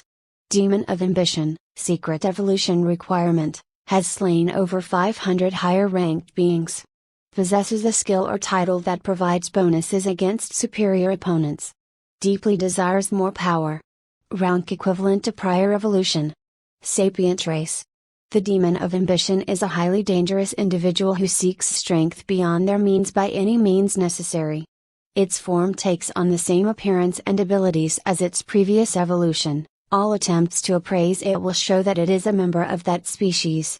The Demon of Ambition does not gain attributes with levels, instead, it gains some of the attributes and skills of sapient beings it kills. Like the other demons of vice, only one Demon of Ambition may exist at a time. Warning: this evolution will automatically make nearly all sapient beings hostile to you, should they discover your race. You will gain powerful bonuses to slaying mortals and to gaining experience, with a chance to obtain an evolution to a Demon Lord race and, eventually, an evil god. Dragonkin, Secret Evolution Requirement, possesses the Blessing of Aloud. Is a dragon. Rank D creature. Sapient race. Dragonkin are a human dragon beastman race whose birth may only come about with the permission of the goddess of fertility and a willing dragon. While no match for full dragons, Dragonkin wield attributes and an affinity for magic head and shoulders above even other beastmen. As another result of its draconic heritage, Dragonkin inherit part of the low fertility widespread amongst dragons. Dragon Shifter, Secret Evolution Requirement, is a dragon. Is a rank D creature. Subjected to a transformation spell numerous times. Lived among members of other species. Possess a divine shard. Unlock the rank C evolution as a sapient race without selecting a class. Rank C creature. Sapient race. Dragon shifters are a species of dragon that is capable of taking on the form of any sapient race it encounters, given that it is of equivalent or lower rank. Upon doing so, a dragon shifter will temporarily gain the racial traits of the species in question on top of keeping their draconic racial traits. The dragon shifter is nationally resistant to all but the most powerful appraisal spells and skills. I stared at the options I had for quite some time, and I would have had Durag not dragged me out of my thoughts. Well? Don't keep us waiting. What did you get? Explain it all in detail. He said excitedly. Mom and Ander were also leaning forward in tense anticipation. The options I got put me through a roller coaster of emotions. Please let me list everything before anyone says anything, alright? I am not picking anything without discussing this with all of you and settling on a class first. I said preemptively, as Durag rushed me and the adults were visibly unnerved. Is naturally resistant to all but the most powerful appraisal spells and skills. That's the last evolution I have unlocked. The moment I finished my sentence, Ander spoke up. I should hope I don't need to say this, Kiara, but don't even think about evolving into a demon of ambition. She said with a steely voice. Well, of course not. This isn't the first time I got the red evolution option anyway. I shrugged. Their eyebrows only rose higher. Kiara. Tell me about every other red evolution you unlocked. Immediately. Mom said in a tone broking no argument.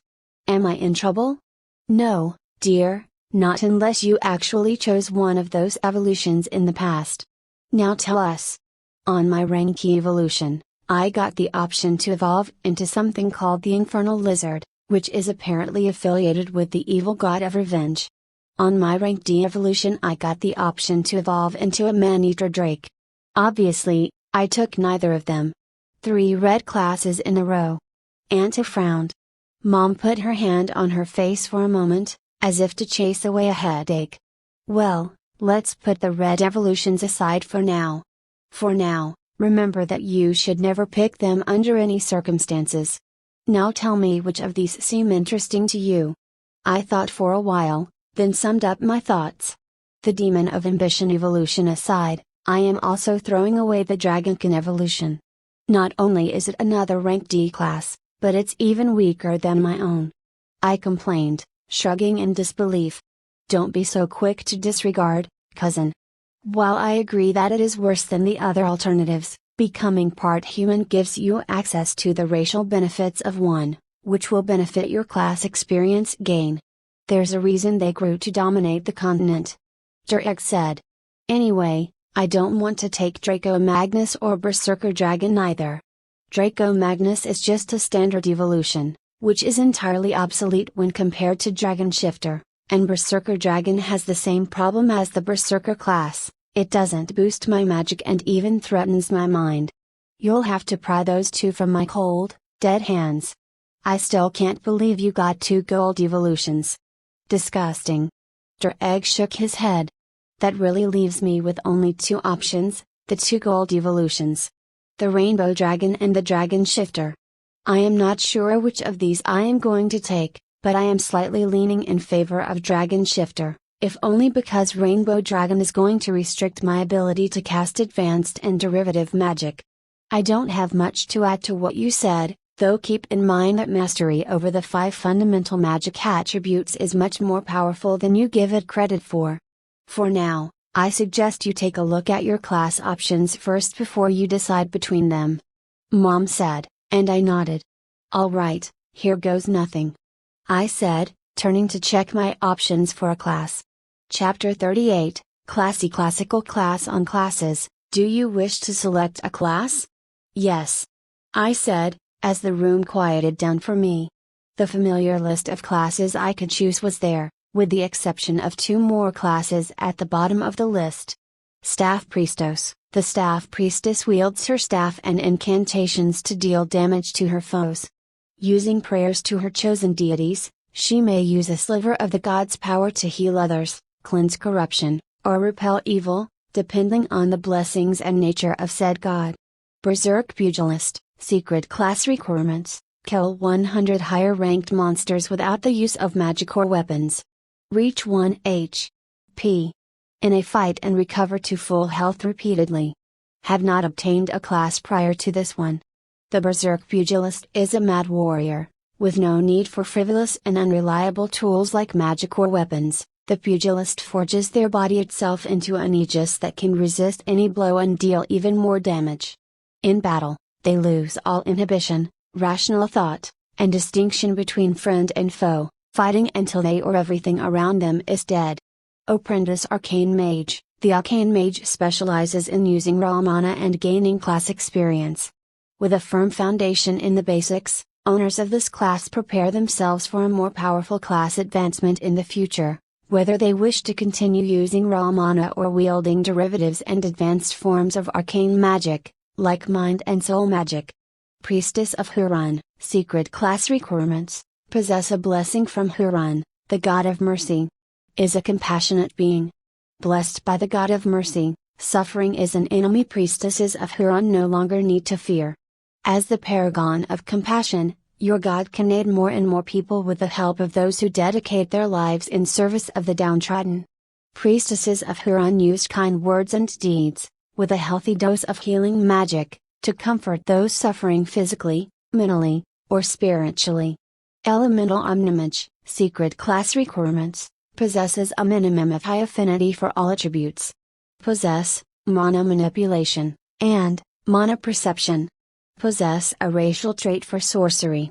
Survived an elemental magic attack from a higher ranked monster with a 2 rank disparity or higher.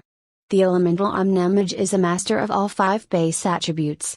Using combinations of the base elements, they create unique magic and effects that possess a greater power than the sum of its parts.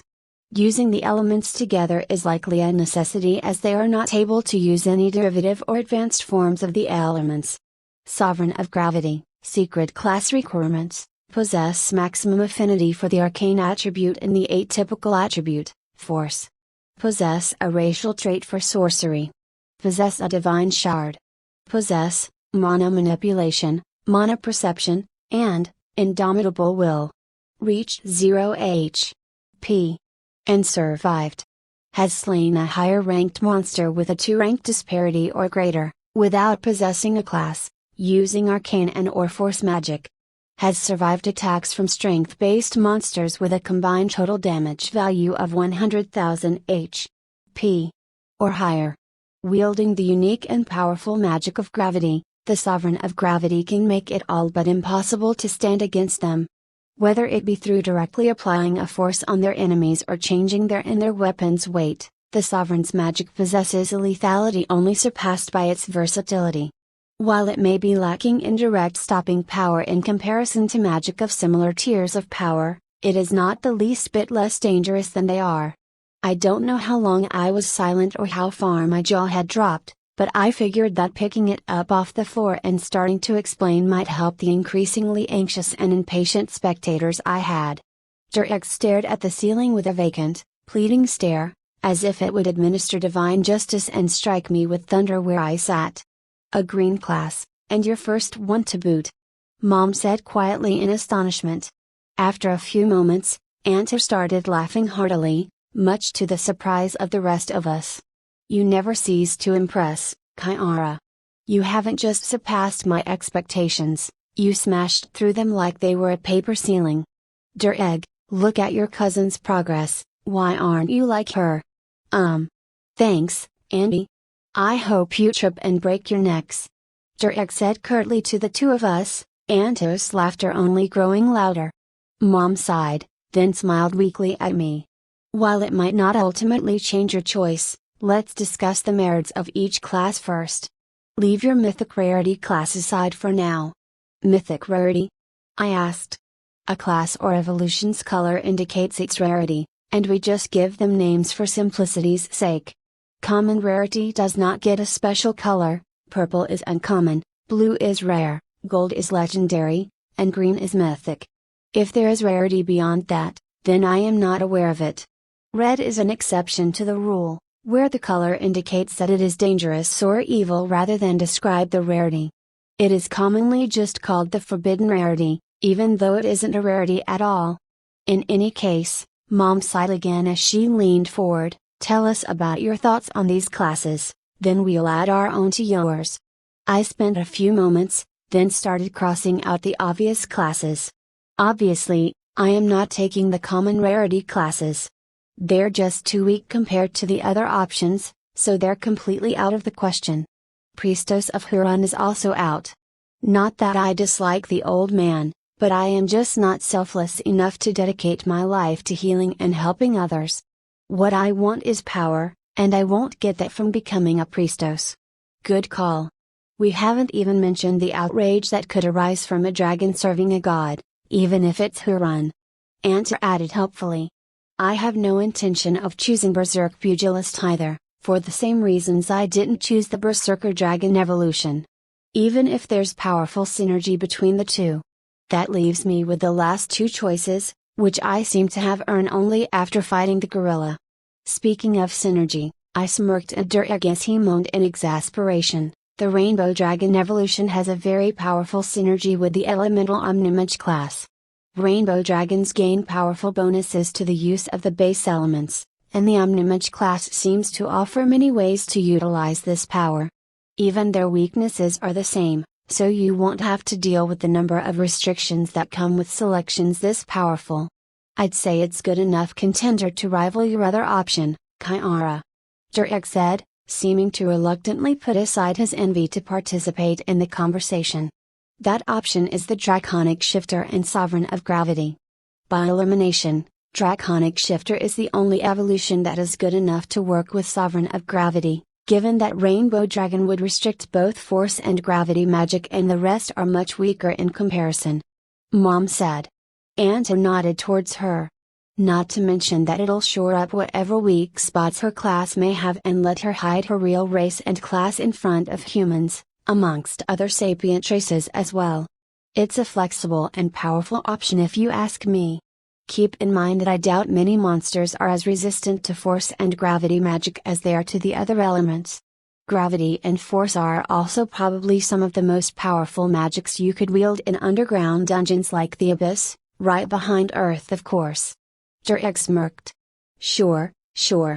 I smiled placatingly, as I took in everything they had to say. Everyone made really good points, which unfortunately makes this decision harder rather than easier for me. I suspect that going with Elemental Omnimage and Rainbow Dragon is going to lead to more raw power, especially since the description on the Sovereign of Gravity class mentions that the class's weakness is its relative lack of direct stopping power. It probably needs more creativity to use than the basic elements, but it's more flexible and probably rewards cunning more. With a wide range of elements to choose from, it's hard to argue that I'll be spoiled for choice with the Elementalist route, while the Shifter and Gravity route offer specialization that is sorely missing in the other choice. Another thing to consider is that Dragon Shifter will let me have a much easier time in human lands, as well as any territory belonging to other races of sapient beings, wherever that might be. I intend to explore both the world and the abyss, and this flexibility would be very useful in adapting to my environment. Ugh, why can't things ever be simple? I groaned, holding my head in my hands. Tragic. The challenge you face invokes pity in the cruelest of men. Durek said with a deadpan voice. Shut up, Durek. Chapter 39, Suffering from Success. There's no need to rush if you can't decide, darling. We've got all day. Anta said, as she threw a grape into her mouth. That plate of fruits sure looks delicious. We sat around a table eating snacks and fruits while I tried to come to a decision. Then let me ask this, what makes higher rarity classes and evolutions better than others? Mom finished pouring cups of juice for me and Dureg. Then she took her seat and answered me. Well, it's a little different for evolutions and for classes. Remember how I told you evolutions mostly grant attributes and classes mostly grant skills? Rarity indicates how well they do that in particular. She explained. Being a member of a powerful and high-ranked race but not having a class leaves you with little options besides brute force and whatever skills and titles you unlocked individually. That means in the worst case, you'd be little more dangerous than a cunning monster. Conversely, the opposite is also true. It doesn't matter if you have the most powerful mage class in the world when you don't have the mana to cast a single spell from it. Even a rank F monster would be able to kill you with ease, like a regular peasant. Well, I understand that rank and class levels need to be about even with each other for the best gain and all that, but how does rarity factor into this? The devil's in the details, my dear. Higher rarity races grant you more attributes per level compared to lower rarity ones of the same rank. Higher rarity classes grant you a larger number of skills, which are usually more powerful than a class of a lower rarity. Keep in mind that when you reach certain class levels, you can evolve your class, which is the reason getting access to legendary and mythic classes so early is making your cousin envious. You will always have access to at least one class advancement of the same rarity, with no secret conditions required. The same goes for evolutions. Huh. That's neat. That's the last push I needed. Well, I think I've made my decision. I said, finishing my cup and standing up. What did you settle on? Dureg asked, rushing to finish his cup and follow after me. I am going to go with Dragon Shifter and Sovereign of Gravity. I am always going to be able to cast magic from the other base attributes, but not necessarily gravity magic. It might even stop me from being able to use force magic, since I can't tell whether it counts that as part of the base attributes or not. While my use of the base attributes may be weaker like this, I can end up having a bigger list of options to choose from, and my gravity magic should be more powerful than anything I can do with multiple base elements. The last thing was that being a rainbow dragon seriously weakens my body, and I know better than most that getting within melee range is a matter of when rather than if. Besides, who can resist a mythic class? It opens bigger doors for me down the line. I guess that makes sense. But you're like a man drowning in a desert oasis, gods damn it. Give me some of those options if you don't want them. He grumbled, and I laughed. Let's just find an open space for me to go through with this because I've no clue how large I might end up becoming, at least initially. I said as we started walking towards the gardens in front of the mansion. Before we got much further, Mom's voice sounded out behind me. Make sure to evolve before you select your class, Kiara. The requirements said that you only need to unlock the rank C evolution rather than go through with it without a class, but it's better to be safe than sorry. Mom said as she put down her own cup on a nearby table. Yeah, Mom, I'm not that stupid. Don't worry about it. Sweetie, I know you're old enough and everything, and you're my pride and joy, but what, Mom? The door to the front lawn is that way. She said, pointing directly opposite of where I was going. Standing in the middle of the grass away from the other three, I took a deep breath. Okay, I am ready. I said under my breath, suddenly nervous now that it's time for me to evolve. Are you sure you don't need a blanket and a kiss on the cheek before you go? Shut up, Dureg. I screamed, as my face flushed with embarrassment and Dureg snickered. Aunt Air was laughing out loud again, and even Mom was struggling to keep a straight face. I'll show you who'll be laughing in a few moments. I moved to my evolution menu, and promptly selected Dragon Shifter. The familiar, overwhelming agony filled my mind as I was unable to scream. My height slowly increased by a head or two, until it resembled the height of a human teenager rather than an adolescent. My tail ceased to be thickest at its base, as it became as thin as 2 fingers throughout its length, yet they contained even more muscle than before. The tip of my tail changed subtly in a way that I can't put my finger on, but among the changes were that it became much harder than the rest of my body, and that it had 4 edges rather than the previous 2, like an arrowhead. My claws, talons, and teeth fell out from their sockets, as new shining metal ones came out in their place, resembling the obsidian walls of the first layer. My scales, having already been too small to see with the naked eye, seemed to have shrunk even further, since the same layers of skin were being exposed as they retreated. Soon, my scales fell off my skin, and a tickling sensation covered my body as new scales came to take their place. My scales seemed to be made of the same material as the end of my tail, claws, talons, and teeth, and they all seemed to contain a powerful but subtle amount of mana within them. The muscles in my body trembled, as I started flopping on the floor like a fish on a beach, rearranging themselves as my body grew to become toned, chiseled, and wiry enough to contain a horrifying amount of power in them. I felt my bones being crushed and remade into the now irritatingly familiar metal that covered other parts of my body, judging by how solid and heavy I was beginning to feel. My eyes grew slightly larger, and the slits in my pupils grew sharper as the mana in the world began to color my vision of the world. The world grew much more detailed, and I was able to see even the tiniest layers of ice crystals on the ceiling of the iceberg hundreds of meters away. Horns began to grow out of the back of my head and along the sides of my head, only to curve and stare at each other from the edge of my forehead. The magic anchor on my back trembled, as it began to absorb the mana in my body. It did not change in size, but it felt much more powerful, stable, and complex. The pain began to fade away as the changes slowly began to cease. My breathing was ragged, and my senses were hazy as I was feeling overwhelmed by new and powerful sensations. A few moments later, the world slowly began to make sense again, and I realized I was being held in someone's arms. Mom's, as a matter of fact. Does every evolution hurt more than the one before it or something? I chuckled, trembling weakly. Mom's grip on me tightened. Your whole body is being destroyed and reforged, so it shouldn't come as a surprise that it hurts. How much pain and change you go through depend on the rank you're evolving to, the rarity and power of your new evolution, and how similar it is to your previous evolution. The biggest hurdle to reaching the rank S evolution is overcoming the fear of triggering it and surviving the ordeal, rather than gaining enough experience. Her uneasy smile turned into a deep frown. Even by those standards, your evolution was much more harrowing than I expected. It was more akin to a rank B or rank A evolution. Just how much did your body need to change for it to reach this level of agony? I struggled a little in Mom's embrace, which was a little tight and starting to feel embarrassing. Mom, I am all right now, can you let me go? I said, and she sighed in exasperation as she helped me up.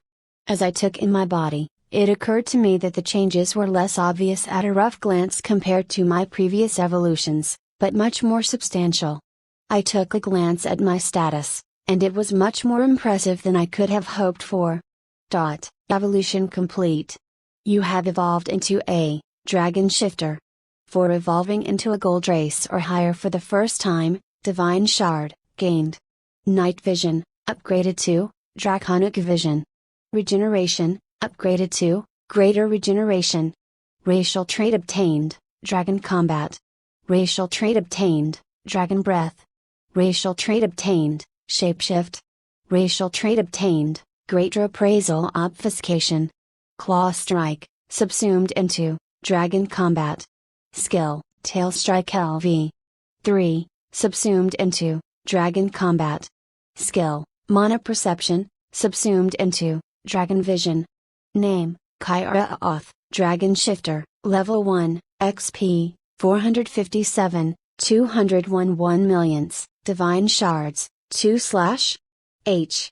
P, 8600 8600, SP, 2100 2100, MP, 3700 3700, Vitality, 400, Strength, 380, Dexterity, 390, Intelligence, 450, Wisdom, 430, Racial Traits, Sapient Creature, Dragon Combat, Dragon Breath, Draconic Vision, Draconic Scales, Draconic Sorcery, Greater Regeneration, Shapeshift, Base Humanoid Form, Greater Appraisal Obfuscation, Class, N, A, Level, N, A, XP, N, A, Class Skill Points, N, A, Class Skills, N, A, Skills, Appraisal LV. 7, Sneak LV. 5, Ambush LV. 5, Poison Resistance LV. 7, Spark of Ambition LV. 3, Corrosion Resistance LV. 2, Paralysis Resistance LV. 4, Mental Resistance LV. 5, Mana Manipulation LV. 3, Pain Resistance LV. 3, Frost Resistance LV. 1, Soul Resistance LV. 1, Fate's Jester, Huron's Mercy, Asexual Reproduction, Titles, Ferocious Underdog, Abyssal Cockroach, Avenger, Indomitable Will, Progenitor, Giant Slayer, Class Available. Chapter 40, Power. Unlimited Power. I had high hopes for my evolution, and yet this result offered more than my wildest dreams ever did. Choosing or evolving a class is the opposite experience of evolving to a new rank. It's a euphoric experience by any standard, but choosing it right after the pain of evolving to a new race would probably make it feel that much better. Might as well hit us with all the changes at once. Anta said. I bet that's why most humans don't bother trying to raise their rank and focus only on their class. Egg shrugged. Most humans aren't warriors and did not have the advantages you have, Egg. It's not fair of you to judge them for that. They often get by just fine without needing to go through that kind of pain. Mom scolded Egg, then turned to me. Make sure to check if you got any new options for a class. If there are any changes, let us know before you go through with it. I nodded and checked the list of classes available, but nothing had changed. Maybe I shouldn't be too greedy given that I already earned a mythic class. I chose the Sovereign of Gravity class, and suddenly, the world turned on its head. I found my senses overloaded for the umpteenth time today, but this time it was not unpleasant at all. I felt as though I could see for the first time, as I began to see the tremendous weight of the planet and the sheer well of mana it emits from its core. In the direction of the unfathomable abyss was a massive pillar of mana rising through the air, likely covering the entire island upon which its entrances stand. The pillar becomes thicker and thicker until it becomes blinding near the center of the planet. Awed by the scene and by how small I and everything I knew were, I took in the fundamental feeling of attraction that every object places on another. It felt like a dear friend I had always known, yet one I only just remembered. I struggled to understand what the implications of the things I saw, gravity fluctuating like the waves in the sea, its effect in bending the world around it, if words like these can even describe this scene, and so much more. I felt instinctively that this attraction was not something static, I could tug on it and influence it. As I made these observations, mana began to violently swirl within my body and magic circles were being seared into my brain. Through it all, a near spiritual fulfillment filled me as I tried to take in all of the phenomena bombarding my senses. Soon enough, it all faded away, and I opened my eyes to the shocked expressions of my family. You have obtained the class, Sovereign of Gravity. For obtaining a gold class or higher for the first time, Divine Shard, gained. For obtaining a green class or higher for the first time, Divine Shard, gained. Name, Kyra Oth, Dragon Shifter, Level 1, XP, 457, 201 1 millionths, Divine Shards, /H. P, 10, 300 tenths, 300, SP, 2, 500 halves, 500, MP, 6000, Vitality, 420, Strength, 395, Dexterity, 410, Intelligence, 700, Wisdom, 600, Racial Traits, Sapient Creature, Dragon Combat, Dragon Breath, Draconic Vision, Draconic Scales, Draconic Sorcery, Greater Regeneration, Shapeshift, Base Humanoid Form, Greater Appraisal Obfuscation, Class, Sovereign of Gravity, Level 1, XP, 50,000, Class Skill Points, 0, Class Skills, Beloved of Gravity LV. 1, Lady of Attraction LV. 1, Gravitational Multiplier LV. 1, Field of Oppression LV. 1, Black Hole LV. 1, Force Inversion LV. 1, Skills, Appraisal LV. 7, Sneak LV. 5, Ambush LV. 5, Poison Resistance LV. 7, Spark of Ambition LV. 3, Corrosion Resistance LV. 2, Paralysis Resistance LV. 4, Mental Resistance LV. 5, Mana Manipulation LV. 3, Pain Resistance LV. 6, Frost Resistance LV. 1, Soul Resistance LV. 1, Fate's Jester, Huron's Mercy, Asexual Reproduction, Titles, Ferocious Underdog, Abyssal Cockroach, Avenger, Indomitable Will, Progenitor, Giant Slayer. Does anyone mind telling me why I got a load of stats with my class? So, let me get this straight. You're telling me that classes and evolutions come with both stats and abilities, but each is more focused on one? I asked, after Dura groaned, and laughed, and Mom sighed in exasperation. Well, that's about it, yes.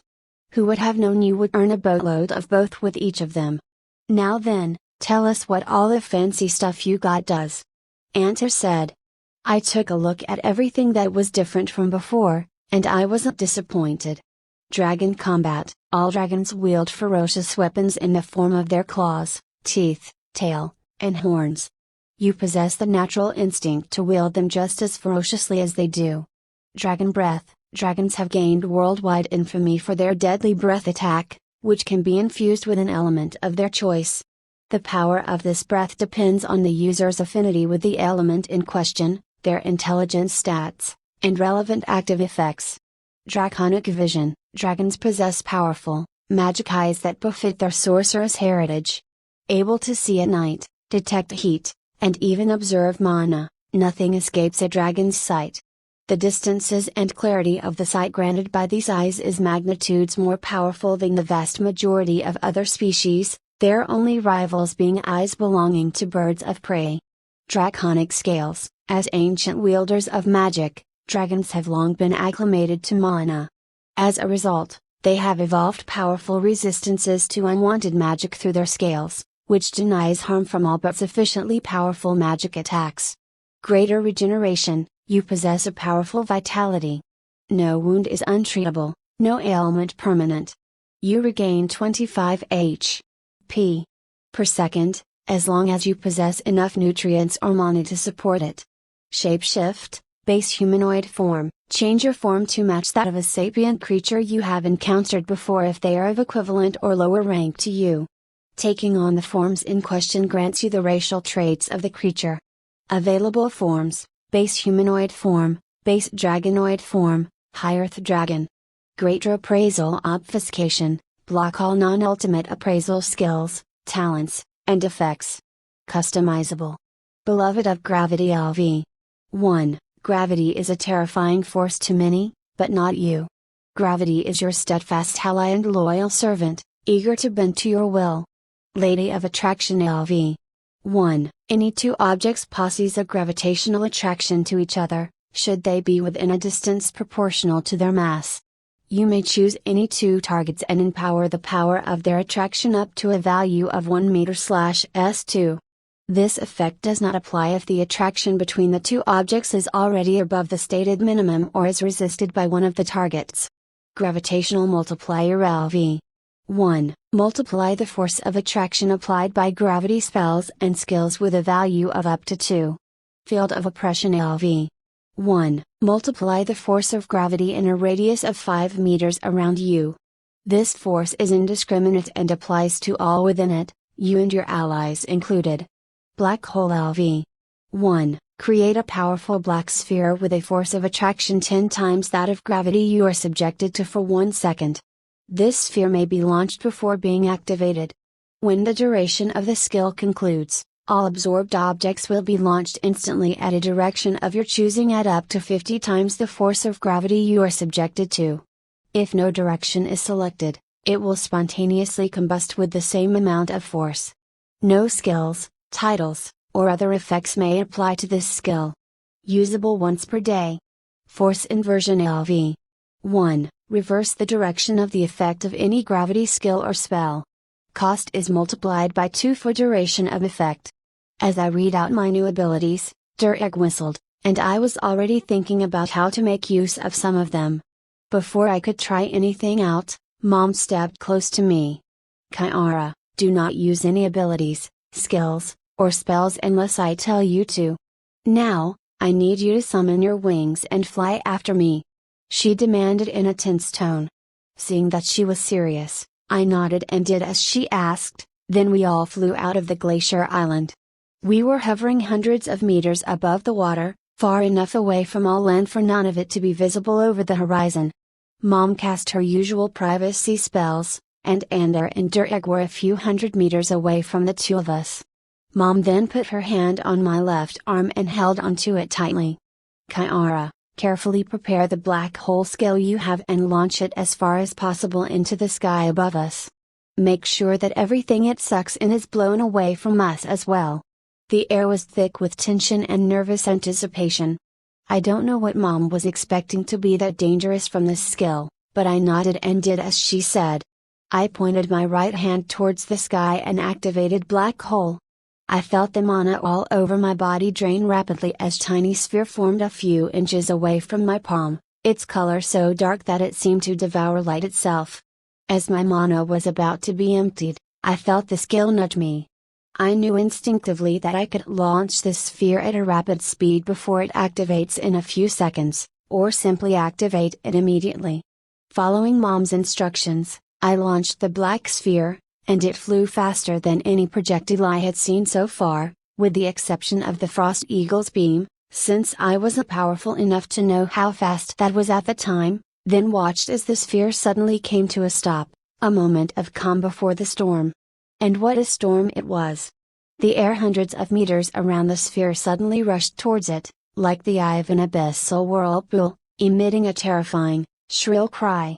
Before I knew it, I was a rag doll that was powerless to resist against the pull of the sphere as the air dragged me around, with Mom's grip on me being the only anchor keeping me in place.